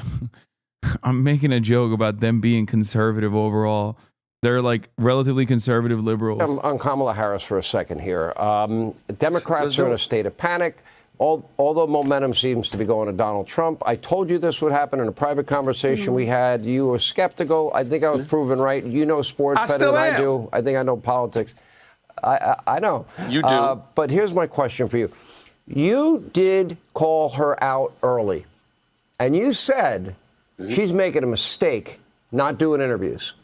Now, she does these interviews, and I argue to you that the reason she's struggling and she's like tied up in a pretzel because she can't express what she has stated publicly, that she wants the Green New Deal, the elimination of the filibuster. She can't say she wants to eliminate private health insurance, as she has said in the past. She's not going to run on what she has stated in the past to decriminalize illegal immigration, free food, housing, health care, education, sex change operations, and a path to citizenship, or banning fracking, banning offshore drilling. So she... Dude, conservative commentary is so awesome. Like, why the fuck am I dealing with all these dumb bitches up my ass all the fucking time, lying on my name, smearing myself, when I could just be like a fucking conservative and just say whatever the fuck I want and just receive admiration from the dumbest motherfuckers out there. Unlimited dollars. Ain't nobody yelling at me about anything. Like, look at what just Sean Hannity said. Okay, look at what he just said. Like, yeah, Kamala Harris wants to do transgender surgeries on frackers that are crossing the border illegally. What's up with that? Of course, she's going to have a hard time dealing with, any kind of slight pushback. It's like, what are you saying? It doesn't matter. It doesn't have to make sense. It's so easy. It's so fucking easy. You just sit there and you're like, Trump good. Okay? Trump good. I will say whatever fucking unhinged ass shit you've ever heard in your entire life. That's your future career when you fall off. Yeah. It's just funny because everyone's always saying that it's going to happen one day. Like, I'm inevitably going to fall off. The fall off is inevitable. It's going to happen. It's going to happen. And then I'll be right wing. And then all the people that were like praying for my downfall will become my lovers, I guess. She has to...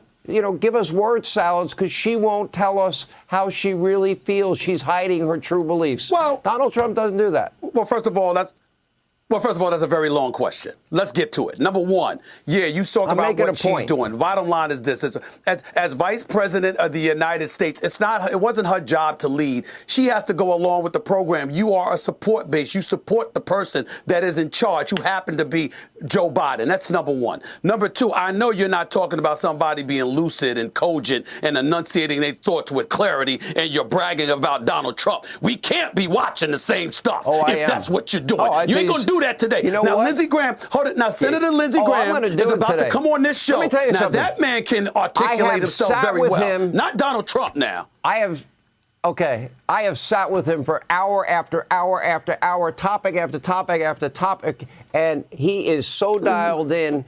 Look, it's funny. People try. This is like the latest argument.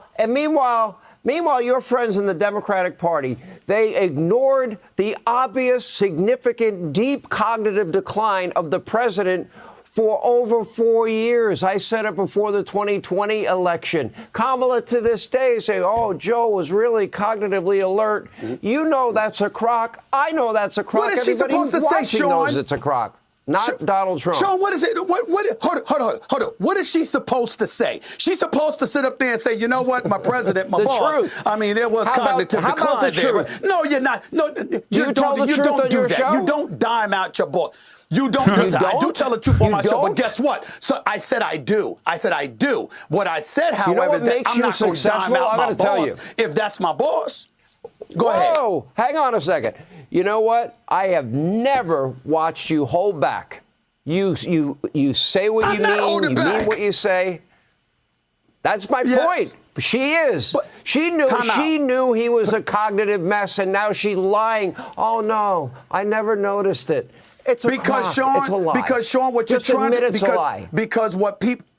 but because listen, I personally, a year earlier, I was saying there's slippage, there's something that ain't there. He ain't going to make it to the election. Y'all better get with the program, do something about it. I was on the record about Joe Biden, but I'm not a part of the Biden administration. And if I was a part of the Biden administration, I wouldn't have told you that. That's number one. Number two, she's the candidate now. You got to run against her. Are you going to beat her, Sean? Are you going to beat her? Are you going to beat her? Now, It's straight up. It's straight up. The American people. Are you as confident as you were months ago? The biggest choice election in a lifetime. I see some slippage on his part. Stephen A. He's running the greatest fucking counter of all time, which is now that Kamala is running and not Joe Biden, you could just like be like, oh, he's too old. He's old. He's skipping a beat. He's missing a step here and there. Breaking news showing bombing in Iran. What the fuck is going on with this chat, bro? I know, man. I know. We know. We already covered it. Hey, let me tell you something. Yeah. She lied when she said the inflation's transitory. Dude, foreign policy nerds are so annoying. Like, even fucking Elent News is not as much chirping as much as you guys. They lied repeatedly, and she said, "Oh no, the border's secure. The border's secure." Now, are you all sure? of a sudden, Are you sure you want to make the case about somebody lying in favor of Trump? She never changed her positions on. She never changed her position on the. Dude, this is also a fucking idiotic argument because it's like, dude, you talk about Kamala Harris flip-flopping on her positions when you're defending Donald Trump. Donald Trump flip-flops on his positions in the same conversation. Like, what's Donald Trump's position on abortion? Ask him 2 years ago. He's excited at the prospect of it getting overturned. Ask him today. He's like, everybody wanted it to be overturned. I didn't want it to be overturned. Ask him about IVF. He didn't know what the fuck it was. In one moment of the conversation, he doesn't know what IVF is. And then the next moment of the conversation, he's the father of IVF. Okay? He literally flips in the same sentence. Like, what kind of metric are we applying here? It makes no damn sense. It doesn't make any sense whatsoever. You can't be like, oh, Kamala Harris is a flip-flopper while you're a fucking Trump supporter. Like, what are you talking about? I can say that. You can't, Sean. Green New Deal on sex change operations, open borders, amnesty. Yeah, my favorite one was when he said, Ashley Babbitt died. Nobody died. That was the funniest line. It's like, but it happens so frequently that That was the Univision response when he was like, Ashley Babbitt died. Nobody died. Our people, we weren't armed. They were armed. And it's like, what do you mean we? So now you're owning it? Like, what's happening? Until when I say we, I mean they, Antifa, but also we, brave patriots that were arrested as political prisoners.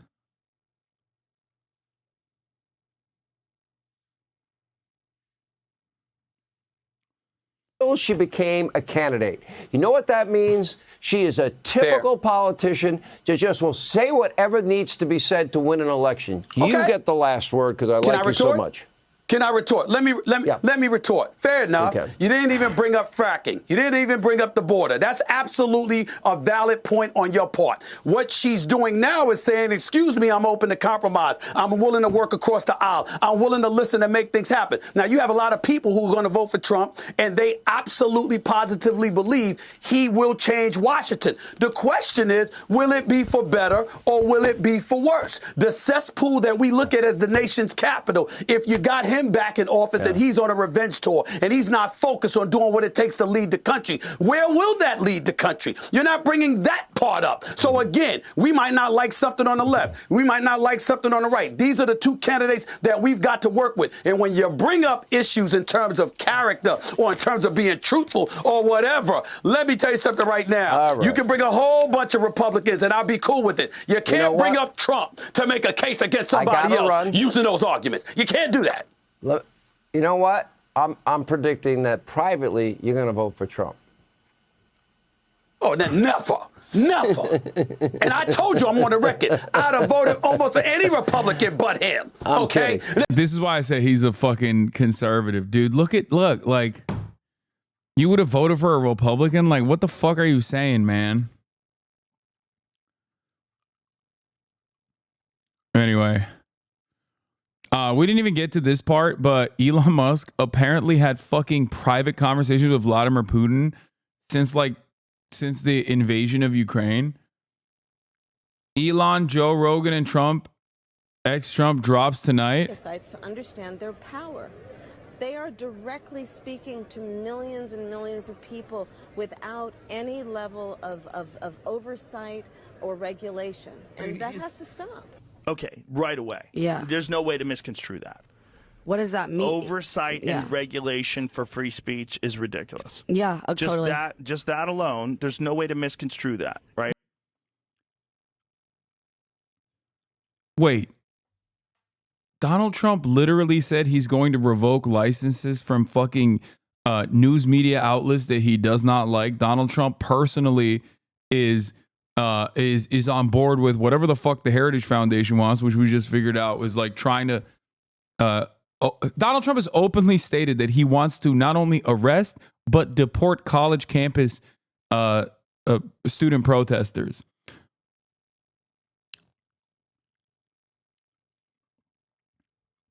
Who the fuck are you talking about? You're in the state of Texas, where you are legally not allowed to protest against the state of Israel and also retain a job in the public school system. The fuck? And what she was saying is what I was thinking she was saying. She was saying she wants government oversight and regulation for social media. Mm-hmm. That's crazy.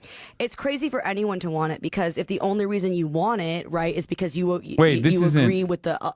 This is not Donald Trump. I don't know what this convo is about, but Trump sat for 3 hours with Joe Rogan, is tracking 2.5 hours late to his rally in Traverse City, the rally outside in an airport hangar. Hundreds of people have been filing out for the last 30 minutes.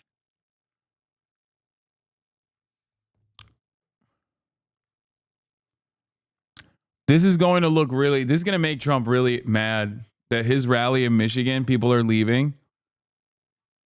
His rally in Michigan, people are fucking leaving. Meanwhile, what is it? Traverse? Oh, it's Traverse? Is that how you say it? God, America's so fucking stupid. Big screen. While Kamala Harris is probably having her biggest rally so far with fucking Beyonce in Houston. Including doing Joe Rogan, and we want to just win. So I said, will they understand in Traverse City? Otherwise, I'll be very upset with myself. And I think you will. And it's a Friday night, so we can sit around. We'll do an extra special job when we get there. I think we land in about 2 hours, and we're stepping on the gas. But it's all about winning, and we had to spend some extra time with some people. And I mean, he's literally saying he cares about Joe Rogan's rich ass way more than you fucking poor pieces of shit in Michigan. And he's right.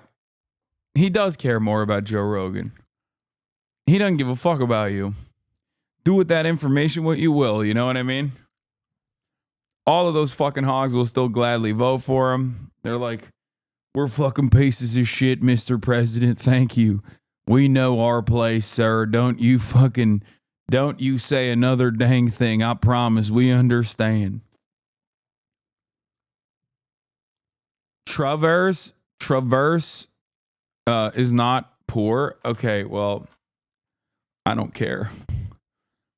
In comparison to Joe Rogan, everybody's a broke boy. Come on, dude. He's got like $200 million contracts from Spotify. And lots of people, actually. But we are going to do a special performance, and we'll be there.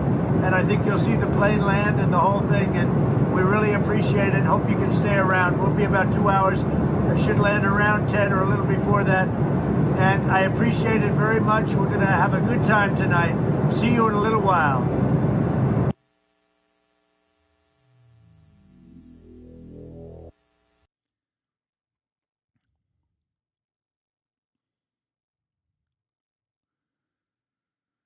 They played this video at the rally at a supposed start time and still had 2 hours to travel. That's amazing. Hold the line, folks. Hold the line, brave patriots.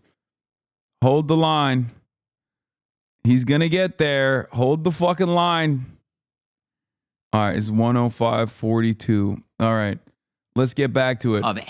Ben Shapiro getting fucking absolutely cumstered and dumpstered by a bunch of wokes, okay? This is where the wokes fight back, folks. We watched pieces of this yesterday. It was fucking awesome. It was cathartic. It was fantastic. And I'm very excited to finish this off. This is about Israel-Palestine and peaceful transfer of power. I definitely just want to watch the Israel-Palestine proportion of this because, like, it's a good ass video. It's a good ass video. It got 5.7 million views in one day. It's so fucking good. I've never seen. It's literally just like a sequence after sequence of just Ben getting clapped up. It's like when he goes on these college campus tours and shit, and it's Steven Crowder style change my mind ass videos where he like obviously he has a you're a slave to the numbers, let it go. What?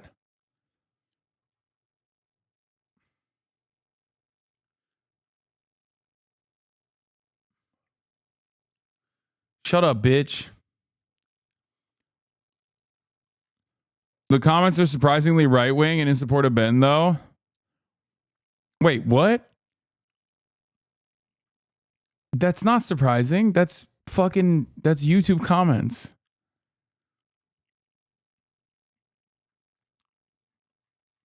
That's just YouTube comments. Who gives a shit? Watch it with your own two fucking eyes and make that assessment on your own. Let's continue. How asylum is actually interpreted. So my next claim is Israel-Hamas war would not have started under Donald Trump. Now, he said a bunch of fucking ridiculous statements in the beginning of this, and I'm just rewatching it for those. The Israel-Hamas war would not have started under Donald Trump. Genuinely a fucking stupid ass point to make.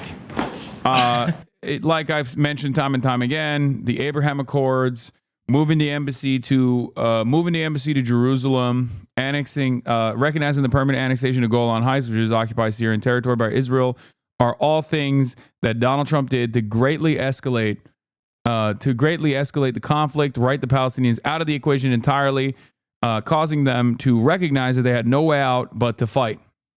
That's insane, by the way. Oh, he's dog walking this fucking gremlin. To be honest, this is one of those issues that's so like obviously wrong that it doesn't matter how good of a fucking debate lord you are. If one side has like pretty elementary basic facts, like if they have a somewhat decent understanding of the things that took place, even when you look at the asymmetry of violence, you can usually deal with a person. And Muhammad here obviously is very knowledgeable on the issue as well. So overall, it's truly indefensible. It's a truly indefensible thing. It's not really easy. That's the reason why most people that want to defend Israel don't necessarily defend Israel on the facts. They usually defend Israel by saying that, by trying to trap you into saying something and then claiming that it's anti-Semitic. Like they'll turn around and be like, oh, well, what you said was actually anti-Semitic. And most people don't want to be bigoted. And so they're like fearful. I mean, I tell my friends all the time, like, listen, it's understandable if you don't speak on this issue at all beyond the fact that you're, for Palestinian emancipation. Because like people are pretty vicious. And if you're not well equipped to counter certain talking points, like people will bully you. They will absolutely say, they will absolutely make you feel like you're a fucking piece of shit. They'll be like, oh, how dare you say these sorts of things? You just don't understand the situation. It's complex, it's complicated. It's like, it's not complicated at all. And the reality of the matter is, like, most of the arguments devolve into you're being anti-Semitic. That's like the only counter that defenders of Israel have in this situation. Think about it. What argument does Israel have? What argument? What argument can you have for genocide? What argument can you have for apartheid? You don't have one. There is no argument against apartheid, nor there is any argument against genocide. That's precisely the reason why, especially when someone like Ben Shapiro starts speaking on the matter, when they're like an ultra-Zionist, when they are incredibly invested in all the most violent things that Israel does, then you're going to come across like a fucking idiot. Like, he literally just said, I don't think the settlements are illegal. They are. Like, what do you mean? They just are. They're immoral. They're wrong. They are illegal. And that's precisely the reason why when Muhammad retorts here and says, well, they're illegal under international law by the UN, he will go, I don't care. The UN. What, Big Ev? What's happening? I'm not seeing it. Oh, shit. I'm seeing it now. What the fuck? Oh, no. I'm effing a little bit. A little bit of a F. What the fuck's happening? Ay, ay, ay. Okay, this time I had 600 frames drop, which is a total of 10 seconds. 10-second frame drop. 10-second frame drop. Let's continue. Like he Jihad or made Hamas, a good, but you've actually he made a covering good point. He asked, there's three options: voluntary migration, leave the area, remain a second-class citizen under brutal Israeli subjugation, or die. So which out of these three options is the best for the Palestinians? And Ben Shapiro actually had no decent retort to that, because there is no good retort to that other than, I mean, what he privately thinks, which is die, or any number of the things that are happening. Probably die, or probably, forced to be evacuated from the area. But he can't say that publicly because, that goes beyond the boundary of permissible bigotry, right? So now he's going to do this thing where he describes all of the reasons, with Islamophobia, of course, all of the reasons as to why the Palestinians cannot coexist alongside Israelis. Oh, they have bad leadership. Oh, they're barbaric. Oh, they do this, they do that. They're rapists, they're monsters, yada, yada, yada. Okay? I do not understand where the fuck, I don't understand why the F'ers are happening. I don't see an F on my end. Israeli society vote for them every fucking single time.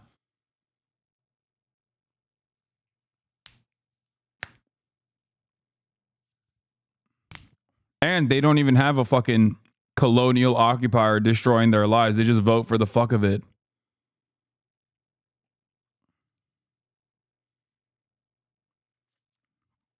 Yeah.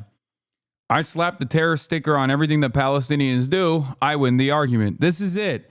It's quite simple, really. If I say everything that the Palestinians do are terroristic, then you can justify whatever kind of inhumane, cruel, barbaric nonsense you subject them to,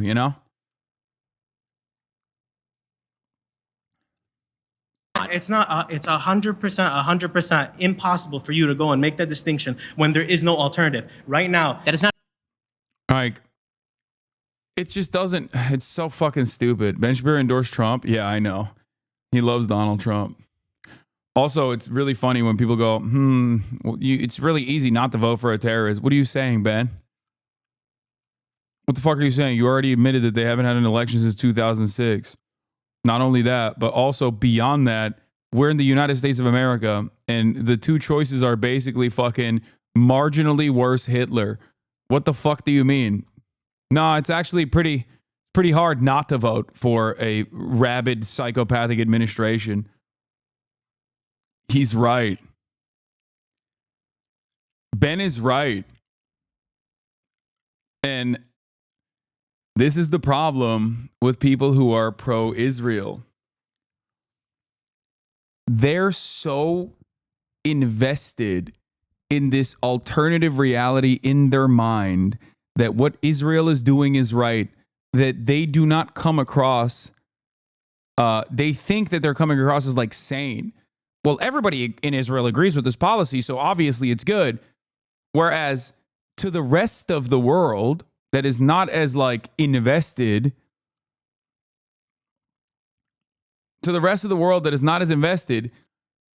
they literally look at what Ben just said and go, that's insane. You just admitted that the government's position across the board, including the opposition, is full-scale genocide. Ben doesn't think it's genocide, but the average person does. Or even if they don't have the capacity to communicate that it's a genocide, they still think it is completely unacceptable. So when he says like, well, the entirety of the Israeli government's position here is in line with what Benjamin Netanyahu is doing, well, then you fucked up. A second wave of attacks began. It includes targets collected over years by the Iranian missile industry. Attacks in Dahia after launches into the center of the country. Oh, this guy. This is in Beirut, chat. Sorry. This video is from Beirut. My mistake. That's from 2 days ago in Beirut. But this is from just now. Second wave of attacks began and included targets collected over years by the Iranian missile industry.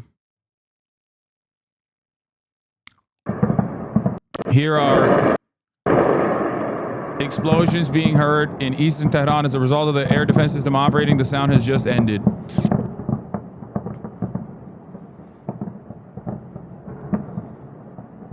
That's kind of crazy, dude. This is like, damn, Iran's got better fucking systems than I thought it did.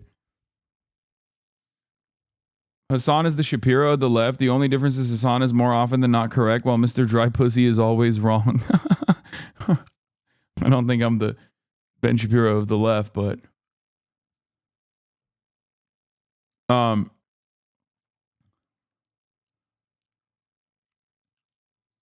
videos reportedly with explosions audible east of Tehran. Video reportedly with explosions audible east of Tehran.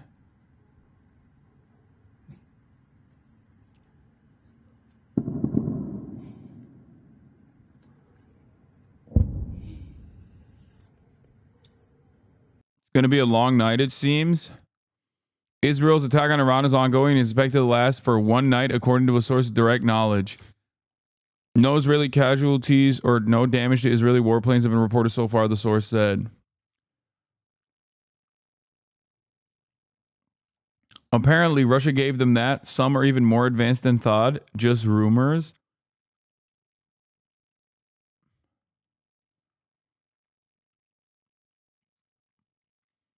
As a nerdy defense guy, those look like legitimate interceptions. We'll have to see the damage reports from third parties later, but it was a successful interception, that video. Yeah, I didn't know they had it like that.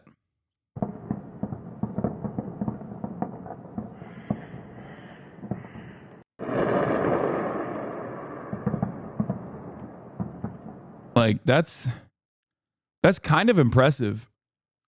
You always underestimate Iran. No, I don't.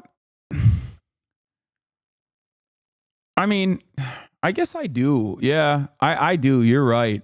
Because, like, it's not that I'm underestimating them. I'm just looking at the situation with honest eyes. Like, what the fuck do they have, dude? They're, like, full tilt sanctioned. Like, it's kind of crazy. Dude, I'm not underestimating Iran when you consider that the fucking former president died in a goddamn helicopter that was running with, like, scotch tape. Okay? A helicopter invented like multiple decades ago, damn near a fucking century ago, that had like old ass parts that are also still multiple decades old. Like, that's not. Yeah, I don't expect them to have like the latest and greatest technology in the same way that like Israel does, or in the same way that the United States of America offers Israel. Their domestic arms production, save for planes, are near peer. Well, their missile systems are pretty solid. We knew that already, and we saw it in action. It's just that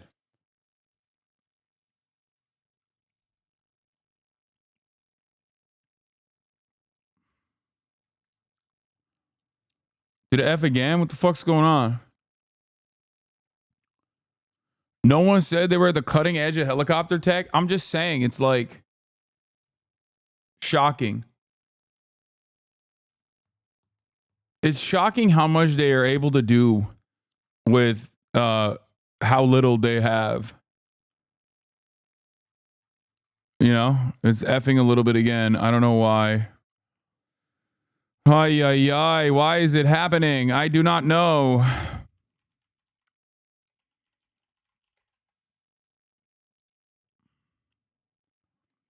It's like weird because on my end, I have 33 upload, like 33 megabits per second upload.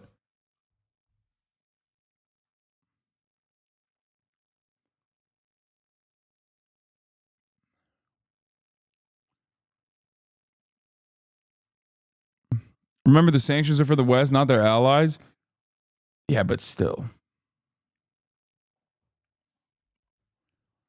I guess ultimately, you know, this is the one thing that Russia does do in terms of like undermining American hegemonic power in the world, more so than even China. Wait, it's out already? Ain't no fucking way, dog. It's out already? 2,000 comments already. First. I'm so stupid.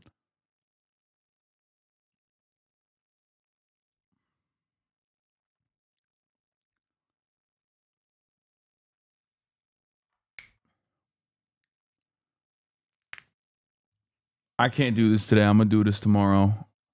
I'm just letting y'all know. Urgent. The Israeli attack is still ongoing. Sites in Tehran and other Iranian regions have now been attacked by drones.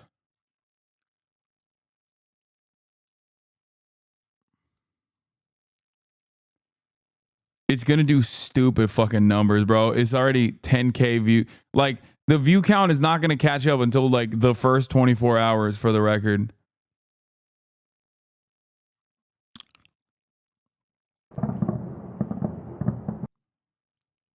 All right, let's keep going. Palestinians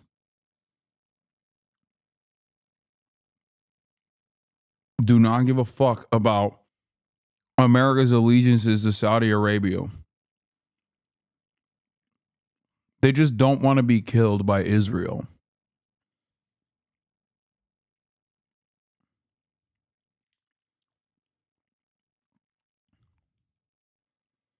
He's arguing that by releasing Sinwar 10 years ago, they allowed an opportunity for him to plan October 7th.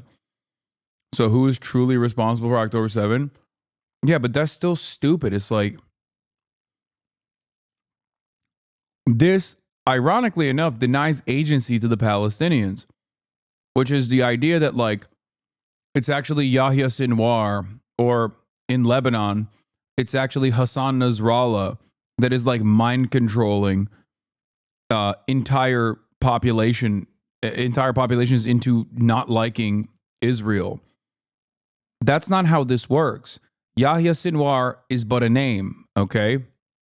Hamas is simply an idea. And you cannot kill an idea. You can kill a man. You can't kill an idea.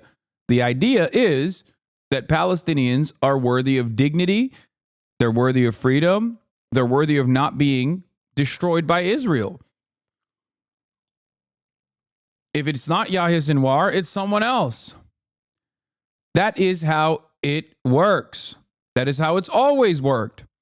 This is a reality that Israel itself also recognizes, acknowledges. I mean, Yoav Galan himself openly said there is no military solution to Hamas. Yoav Galan said that. He's a fucking ICC arrest warrant war criminal, you know? The application.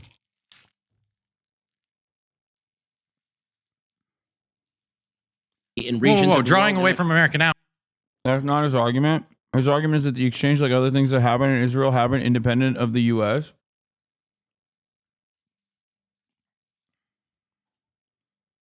I mean, I don't agree with that argument either. I don't think Israel gets to do anything it wants to. Well, there are some things that it gets to do, but America just lets it happen usually. He really weakened Iran. Yeah. Okay, you want to know something? You want to know how I would make this argument? If I was a fucking ginormous piece of shit, I'm going to try to steel man this argument. Okay?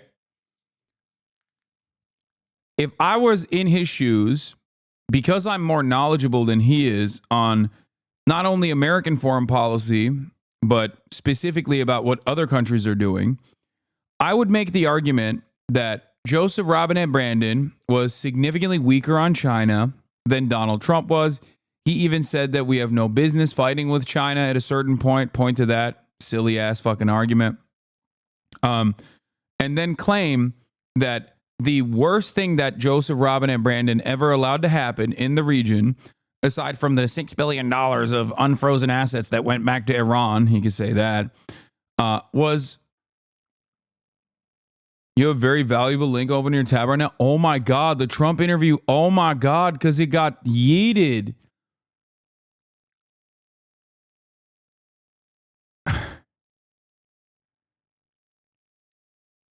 Wait.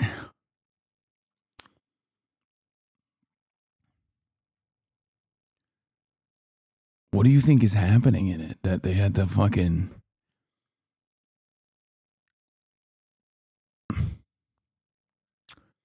To be fair, Trump did kill a Quds Force major, but I'm not sure I would go so far as to say that Iran was greatly weakened by a Trump presidency overall. No. Trump just implemented a sanctions regime on Iran. And then, that's the other part of it that I forgot. Barack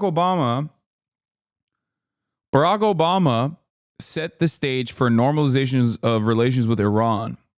He signed off on the Iran denuclearization agreement. Okay. Donald Trump also fucking cast that denuclearization agreement aside and accelerated the Iran nuclearization program, and the likelihood of happening. The likelihood of it happening became a reality because of Donald Trump. Donald Trump also added additional sanctions to Iran. Iran still tried to play ball after Donald Trump said no more denuclearization agreement. Fuck you. Okay. Iran still tried to follow the protocols, and Donald Trump then added additional sanctions for no fucking reason whatsoever.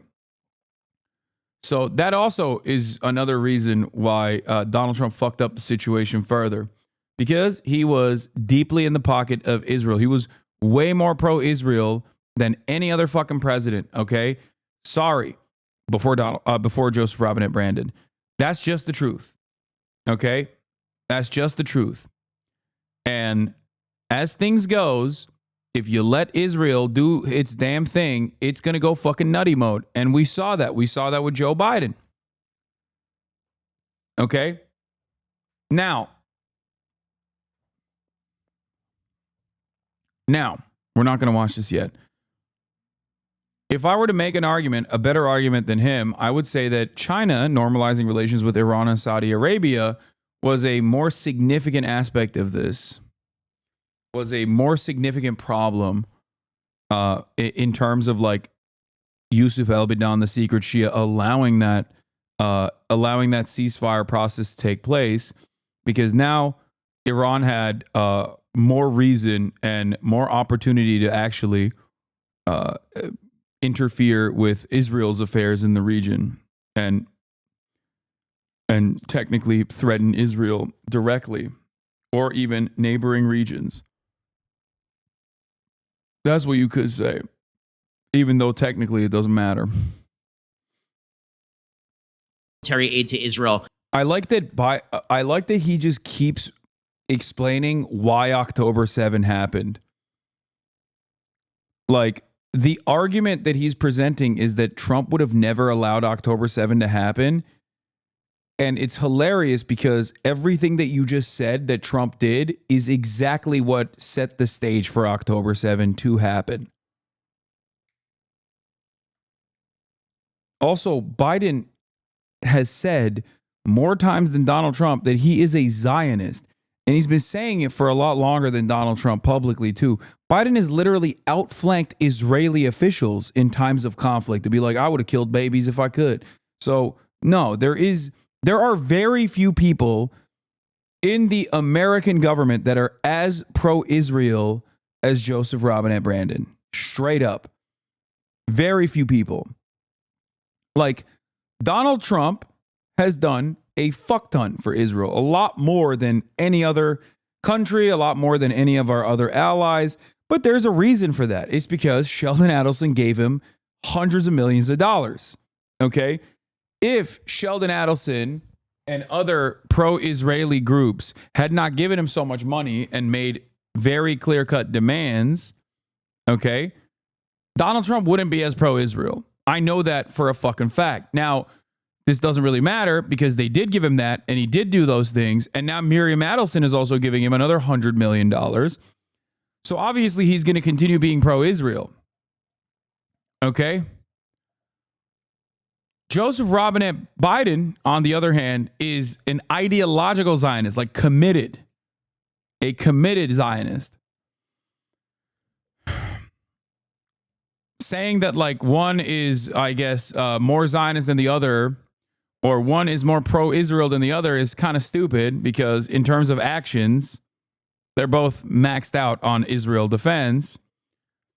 But in terms of ideology, Biden absolutely is more pro-Israel ideologically because Donald Trump is too narcissistic to care about anything. He's just like, oh, you give me money? All right, I'm pro-Israel. I love Israel.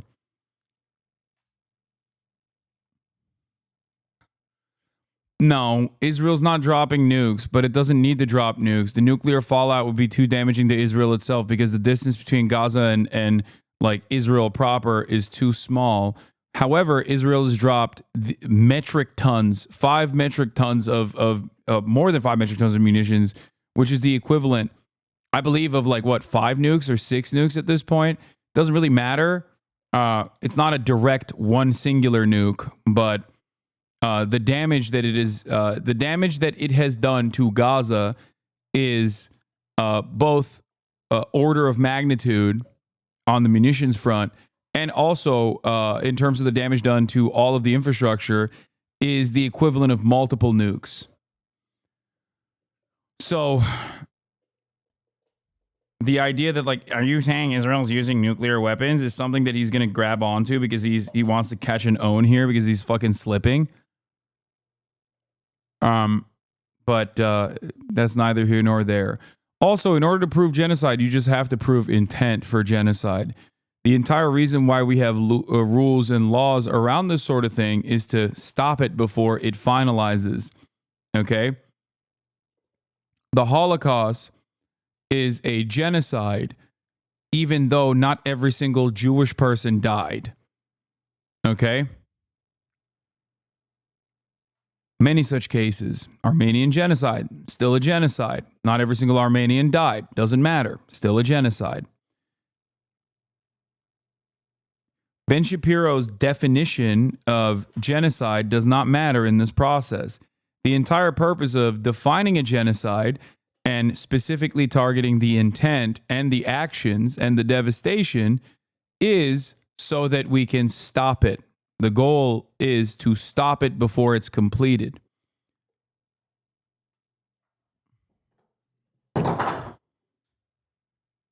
Yes, mass displacement also constitutes like mass ethnic transfer, population transfer on the basis of ethnicity, which is precisely what's happening.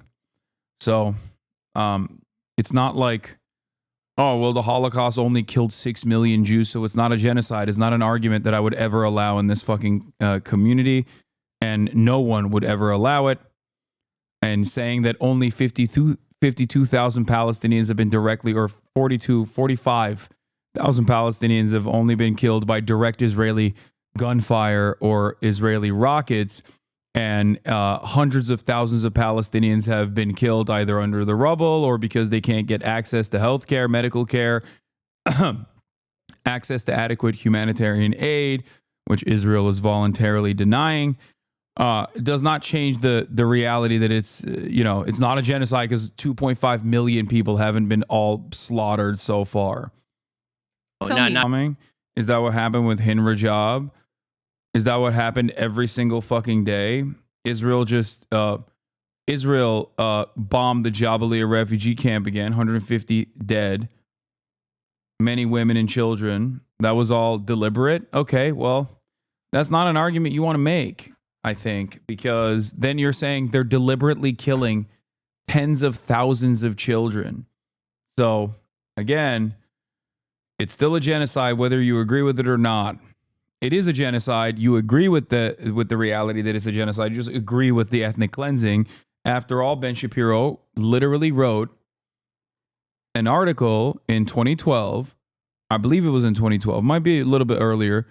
Titled, "Transfer is not a dirty word," in which he argued for genocide. Ben Shapiro famously apologized for that. It's one of the only things he's ever apologized for in terms of all of his old writings. He wrote an article where he advocated to round up every single Palestinian and then engage in mass population transfer. This is genocide, like definitionally. He wrote it in 2003. Okay, not 2012, sorry. He has since apologized for this article. Okay? He has. The issue, however, is that you can see that he does not disagree with that sentiment at all. He actually likes that argument. He just apologized because, optically speaking, being a American Jewish conservative pundit who was in favor of doing a genocide in writing was probably not the best idea for his career prospects. He doesn't agree with the optics of openly stating his desires, but he has, it's very clear that the things that he wrote here have not changed. The time for half measures is past. Bulldozing houses of homicide bombers is useless. Instituting ongoing curfews in Arab-populated cities is useless. Roadblocks, touch fences, midnight negotiations, and ceasefires are useless. Some have rightly suggested that Israel be allowed to decapitate the terrorist leadership of the Palestinian Authority. But he's talking about the West Bank here, by the way. The Palestinian Authority. But this, too, is only a half measure. The ideology of the Palestinian population is indistinguishable from that of the terrorist leadership. Half measures merely postpone our realization that the Arabs dream of Israel's destruction. Without drastic measures, the Arab dream will come true. In the short term, the establishment of a Palestinian state based in Judea, Samaria, and Gaza cuts Israel to the bone. In some places, Israel will be unthinkable 9 miles wide. In the long term, the growth of the hostile Israeli Arab population within the pre-1967 Israel bodes ill for the future of the Jewish state. As University of Haifa professor Aranon Sofer says, the trends and indicators all point to an economic and ecological catastrophe waiting to happen and the death knell of the ideological dream of a Jewish state.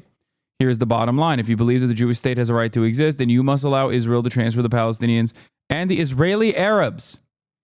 The Israeli Arabs, as in people living with Israeli citizenship inside of the Israeli boundary, Palestinian citizens of Israel, from Judea, Samaria, Gaza, and Israel proper. Every non-Jew, must be transferred, rounded up, and transferred. It's an ugly solution, but it's the only solution, and it is far less ugly than the prospect of bloody conflict ad infinitum. When two populations are constantly enmeshed in conflict, it is insane to suggest that somehow deep-seated ideological change will miraculously occur, allowing the two sides to live together. Welcome back, Adolf Hitler. This is literally Adolf fucking Hitler, okay? He's saying that the ideological dreams of Palestinians and Arabs alike is virtually indistinguishable from terrorists, okay? And this is an argument for genocide. It's a pro-genocide argument. His opinion, although he apologized for this article, okay, is genocidal.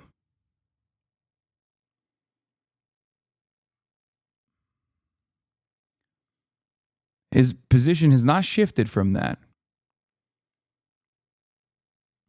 On a terrorist, and they have called, they've released footage of this, them calling off particular strikes if they believe that the minimal amount. That's why I'm grossed out by, there's also this, Israelis like to build, Arabs like to bomb crap and live in open sewage. This is not a difficult issue. # settlements rock.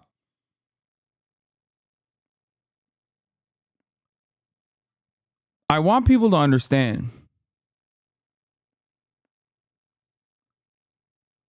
Ben Shapiro is a virulent Islamophobic anti-Arab piece of shit.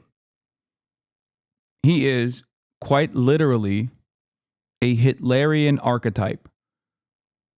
Okay?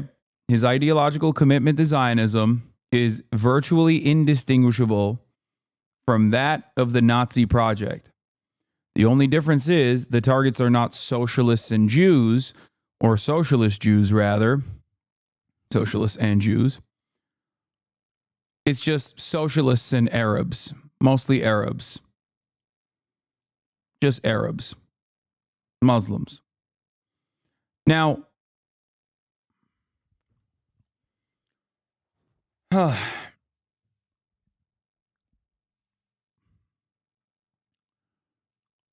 difference, however, is that this kind of sentiment is totally permissible. Let me ask you this. My name is Hasan. I grew up Muslim in a Muslim country in Turkey.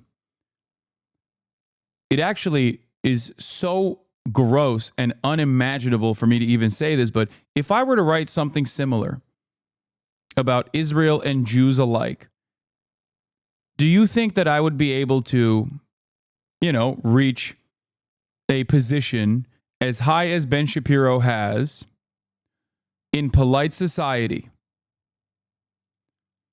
Do you think that I would be able to have a multi-million-dollar media company that I sit on the throne of? Of course not. And I shouldn't. No one should. That's the difference. Okay? That's the difference.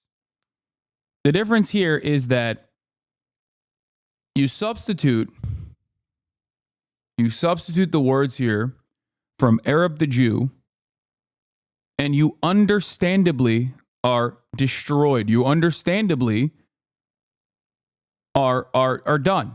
Okay? You're Nicholas Fuentes. You're fucking done. Totally done. And you deserve to be. Okay? The reason why I'm mentioning this is because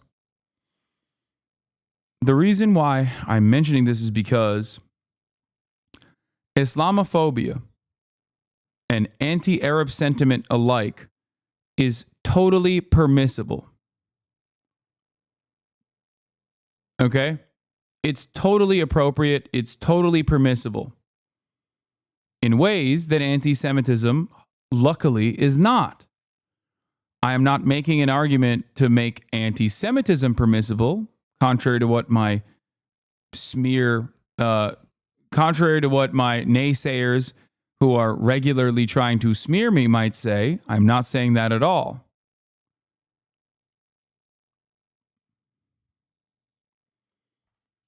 So is anti-Semitism, to be honest, of you do it right. What?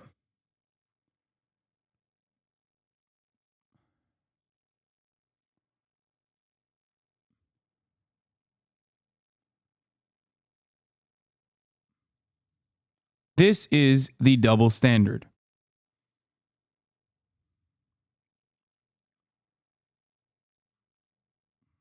That's it. Let's hear how else he defends this argument. For anyone who lived through the Holocaust or who has relatives who died in it, being called a Nazi is unspeakably terrible. That is a secret weapon of the Arabs. Anytime the Jews get wise and threaten mass expulsion of Arabs, the Arabs pull their big stick, equating Nazism with Zionism. Their cartoons merge swastikas with the stars of David. Their newspaper call Ariel Sharon Adolf Hitler. Their spokespeople cry genocide. And the Jews cower in fear that they could be equated with their parents' murderers. The Jews don't realize that expelling a hostile population is a commonly used and generally effective way of preventing violent entanglements. There is no gas chambers here. It's not genocide, it's transfer. After World War II, Poland was recreated by the Allied powers. In doing so, the Allies sliced off chunks of Germany and extended Poland west of the Oder-Neisse line.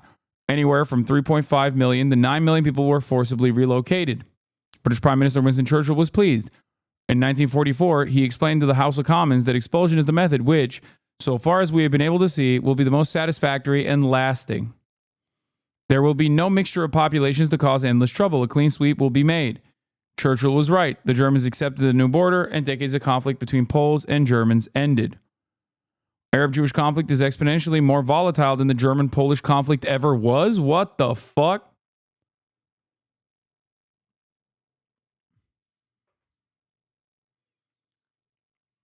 This entire argument basically is just him agreeing with Adolf Hitler, by the way. Anyway,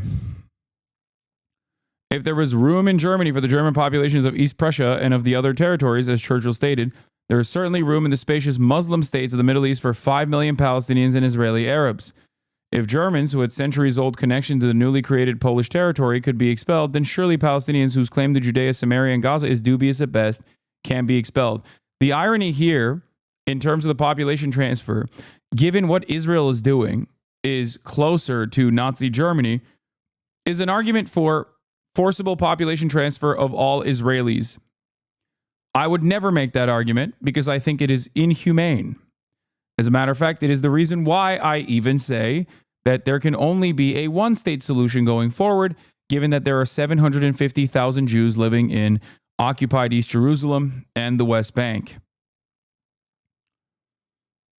This is why I advocate for a one-state solution.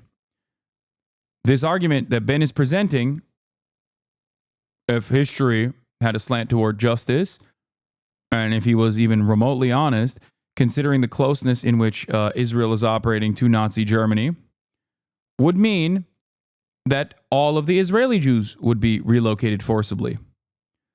This is an incredible cruelty. Ben, on the other hand, is making this argument not for Poland, but instead, oh my God, I'm effing again. Big F this time, seemingly. Oh, I don't know why. It's back.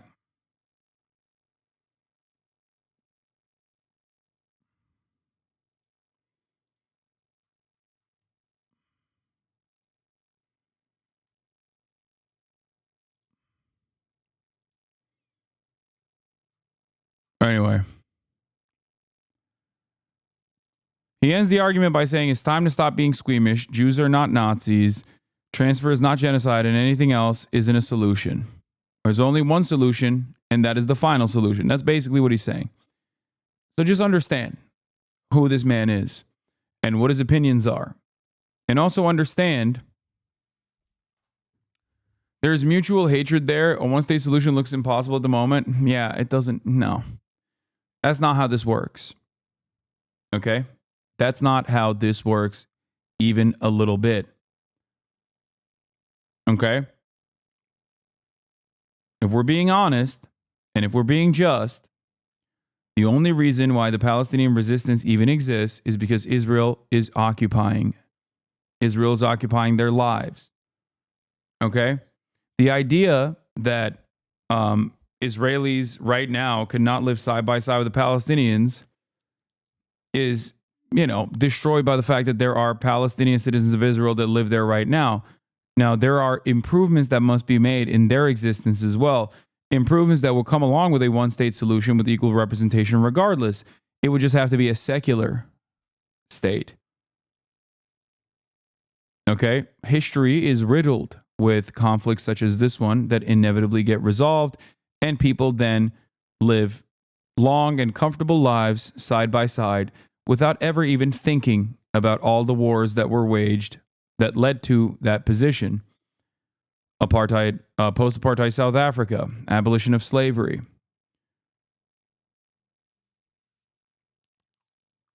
Algerian Revolution, and many such examples.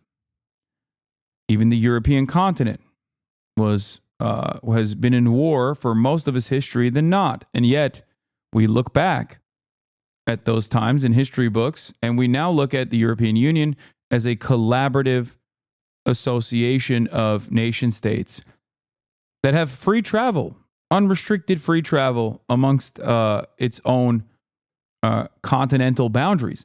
So it's ridiculous to say these people cannot live side by side. Now, I'm not silly. I wouldn't say that there would be no violence whatsoever. Okay? Of course there would be. Most of that violence, at least when I look back at history, would come not from the Palestinian side, but instead would come from the Israeli side, settlers specifically, that would either A, not want to live side by side with the Palestinians, or they just would not accept it. They would not go down without a fight. Now, of course, in that process, you would have to deal with those people with civil governance within a civilian court, not necessarily a military court in the way that you deal with Palestinians currently in the West Bank.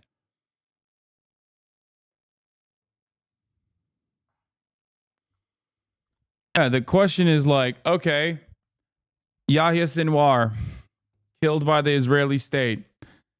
Hassan Nasrallah, killed by the Israeli state in a crowded Beirut suburb. Okay? You consider that assassination to be a successful one. You probably celebrated it. Would you have the same exact energy if Iran struck Benjamin Netanyahu in his home in a crowded Israeli suburb where he resides, killing thousands of Israeli civilians? Would you consider that to be appropriate? Would you consider that to be good? You would not, Ben. You would find that to be an act of terrorism. That is because the underlying principle in his argument, and I know he doesn't consider that to be appropriate. The underlying principle in his argument is that only Israelis are human beings. Palestinians, Arabs, Christians, and Muslims alike are not human beings. The reason why I know this as a fucking fact is because he considers October 7 to be the worst act of terror of all time. He does not look at the kibbutzim as human shields. That's it. He does not treat the kibbutzim and the people that lived inside of the kibbutzim as human shields that were unfortunate human collateral in a military operation. That is the problem. We know that he does not consider it that way because he's been, talking about October 7 since October 7. What is this? U.S. and Israeli officials said that 3 waves of strikes took place. The first waves focused on Iranian air defense systems, and the second and third waves focused on missiles and drone bases and production sites. I guess that's it. Parker's Part is on Jubilee's second channel. How do you feel about Donald Trump saying that he wants to terminate What was the question, though? all articles found in the Constitution? I mean, to what comment are you specifically referring? Like his tweet on Twitter. I mean, show of hands. Who takes everything that Donald Trump says seriously in this room? If you take everything that Donald Trump says absolutely literally, you might need to see a psychiatrist. I mean, the reverse of that is, do you take everything Kamala Harris says seriously? And he does, so I don't understand. You take everyone. He was the fucking president. Do you think that a president can be unserious? Do you think that a president should be unserious? What a fucking ridiculous way to defend Donald Trump. I don't really care about the January 6th one as much. I wanted to hear his Israel-Hamas shit. Donald Trump did not commit to a peaceful transfer of power. I don't necessarily care about it all that much. But it was a great video overall. I want to see my man cook his ass. Kamala Harris is a threat to the institutions of our republic.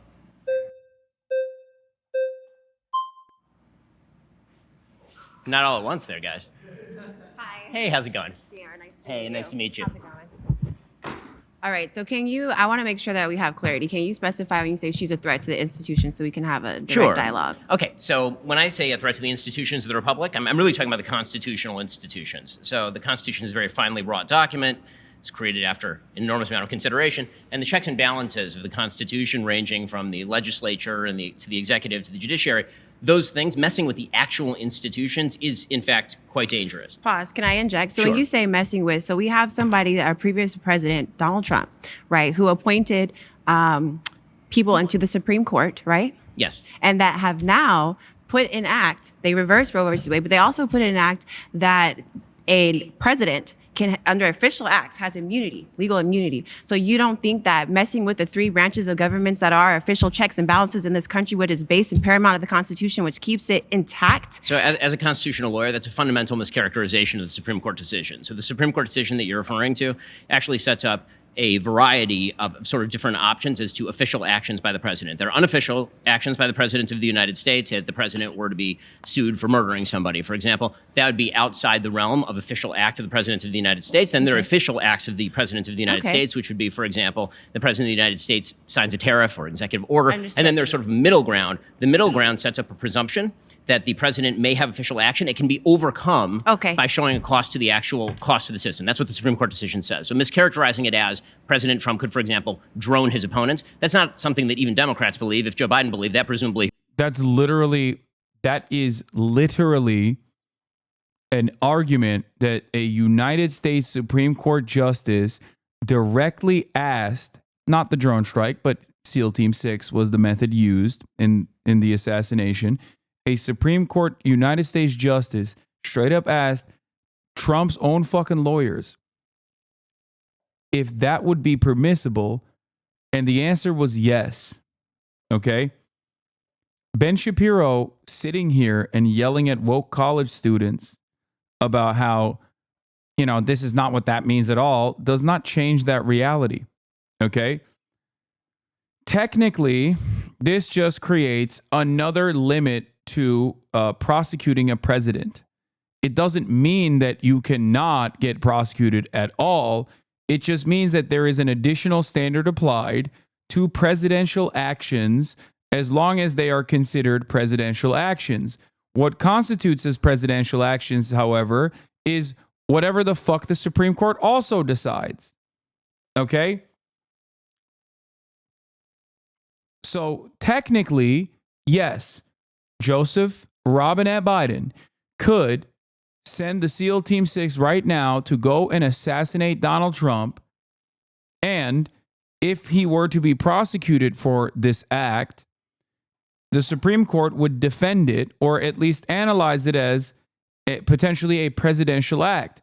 If he were to launch a successful defense claiming, well, Trump constituted a grave threat to the American future, and Trump engaged in treasonous acts, and this extrajudicial killing, especially since Biden isn't running for re-election, so it's not even a private citizen. He's not doing this in the interest as a private citizen. He'd be doing this as the American president. It'd be hard to fucking say that he was doing this as a private citizen, right?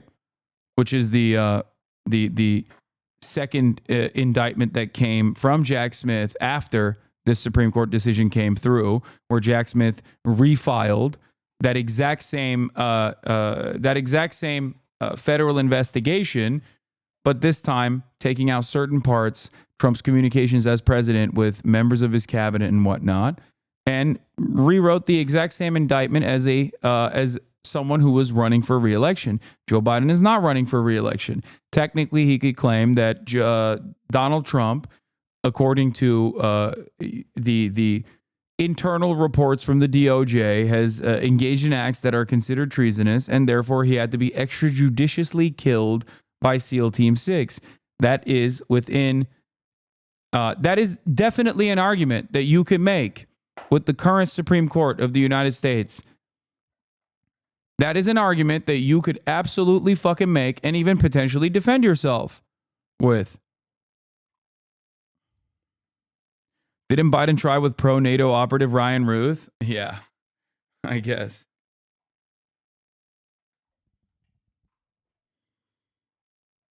He would have tried to drone Donald Trump already. He doesn't like him very much. Okay, so thank you for that. So we don't have a lot of time, so I want to respond, all right? Sure. So let's move to something that actually happens. We're not talking in hypotheticals. So Donald Trump was found guilty of inciting an insurrection. He has 34 felonies. So you don't think that is a threat? You can't even vote. That's not accurate. He wasn't found guilty of inciting an insurrection. So he was impeached by the House of Representatives. He was acquitted by the Senate. Did Donald Trump incite an insurrection? He did not incite an insurrection by any legal standard. I disagree with a lot of the stuff he did between the election. So I'm not asking you about legal standard. I'm asking you, did he incite an insurrection? Yes or no? No, he did not incite an insurrection. Inciting usually requires you have to actually provoke the violence with intent to provoke the violence, not say peacefully protest at the House of Representatives, so you know this for as an example. attorney, right? Intent, Yes. right? Because you can have manslaughter and you can have murder. One's intent, one's not, but you still killed somebody, right? Incitement is an intent crime. You cannot incite without intent on a legal basis. let's go here as a teacher because I have a lot. He did though. He did have intent. He straight up did. Like that rally and the subsequent protests and the march to the Capitol was direct intent. And there's also additional things that he did. There's also additional things that he did that also play into a grand conspiracy beyond his simple intent on January 6th. The other things he did, like the false electors,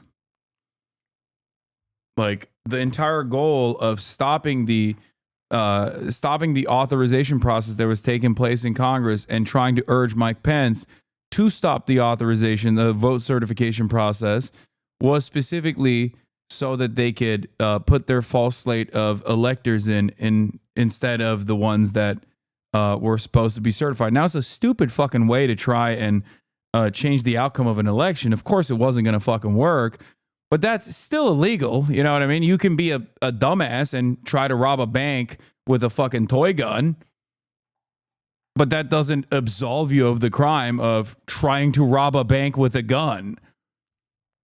You know?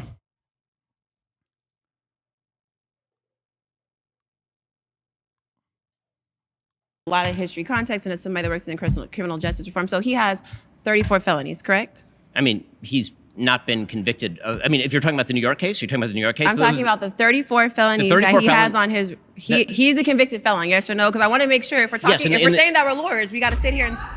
I'm so sorry. You've been voted out by the majority. Please return to your seat. That was fun. Thank you anyway. Same argument for genocide, by the way. I mean, you're not wrong. Ben denies that too, so.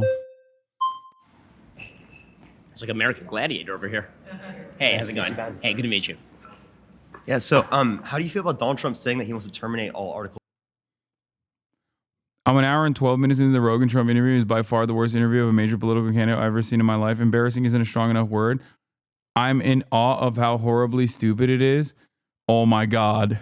Oh my God. Please tell me his content.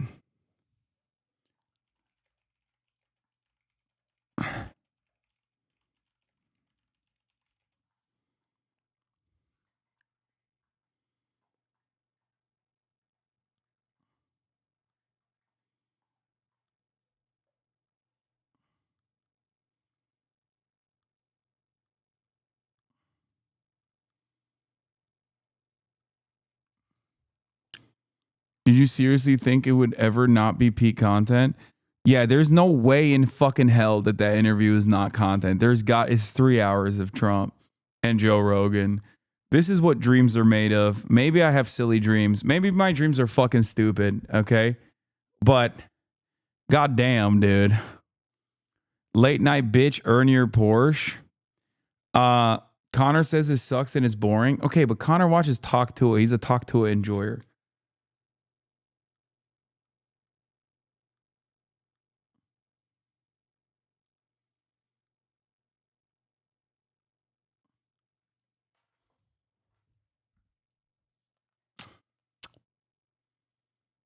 The interview's about to be insane. Trump to Joe Rogan. The most beautiful word in the English language is tariff. It's more beautiful than the word love.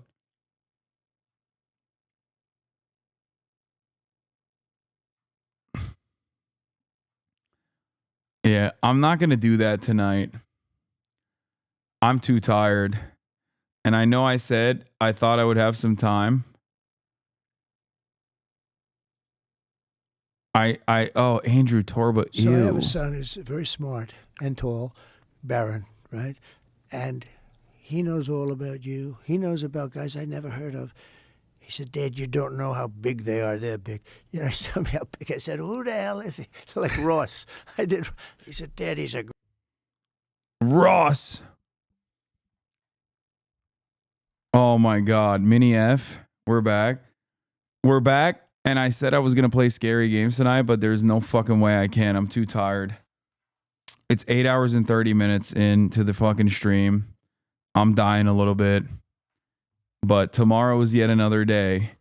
And we will have some content on the motherfucking docket, baby. Put it on your goddamn calendars. We're going in hard. We're going in hot. And we're doing the damn thing tomorrow, okay? Oh my God, we're doing the damn thing. Tomorrow is a fun day, okay?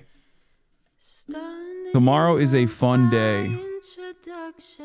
COD Black Ops 6 has a campaign. Oh God, I have to fucking download a 700 gig game again to play a 2-hour fucking shoot 'em up. I might do that too, but Gaming Frogs are on life support. I know, I thought I would have time to do it today. I'm sorry I didn't, okay? I'm sorry I didn't.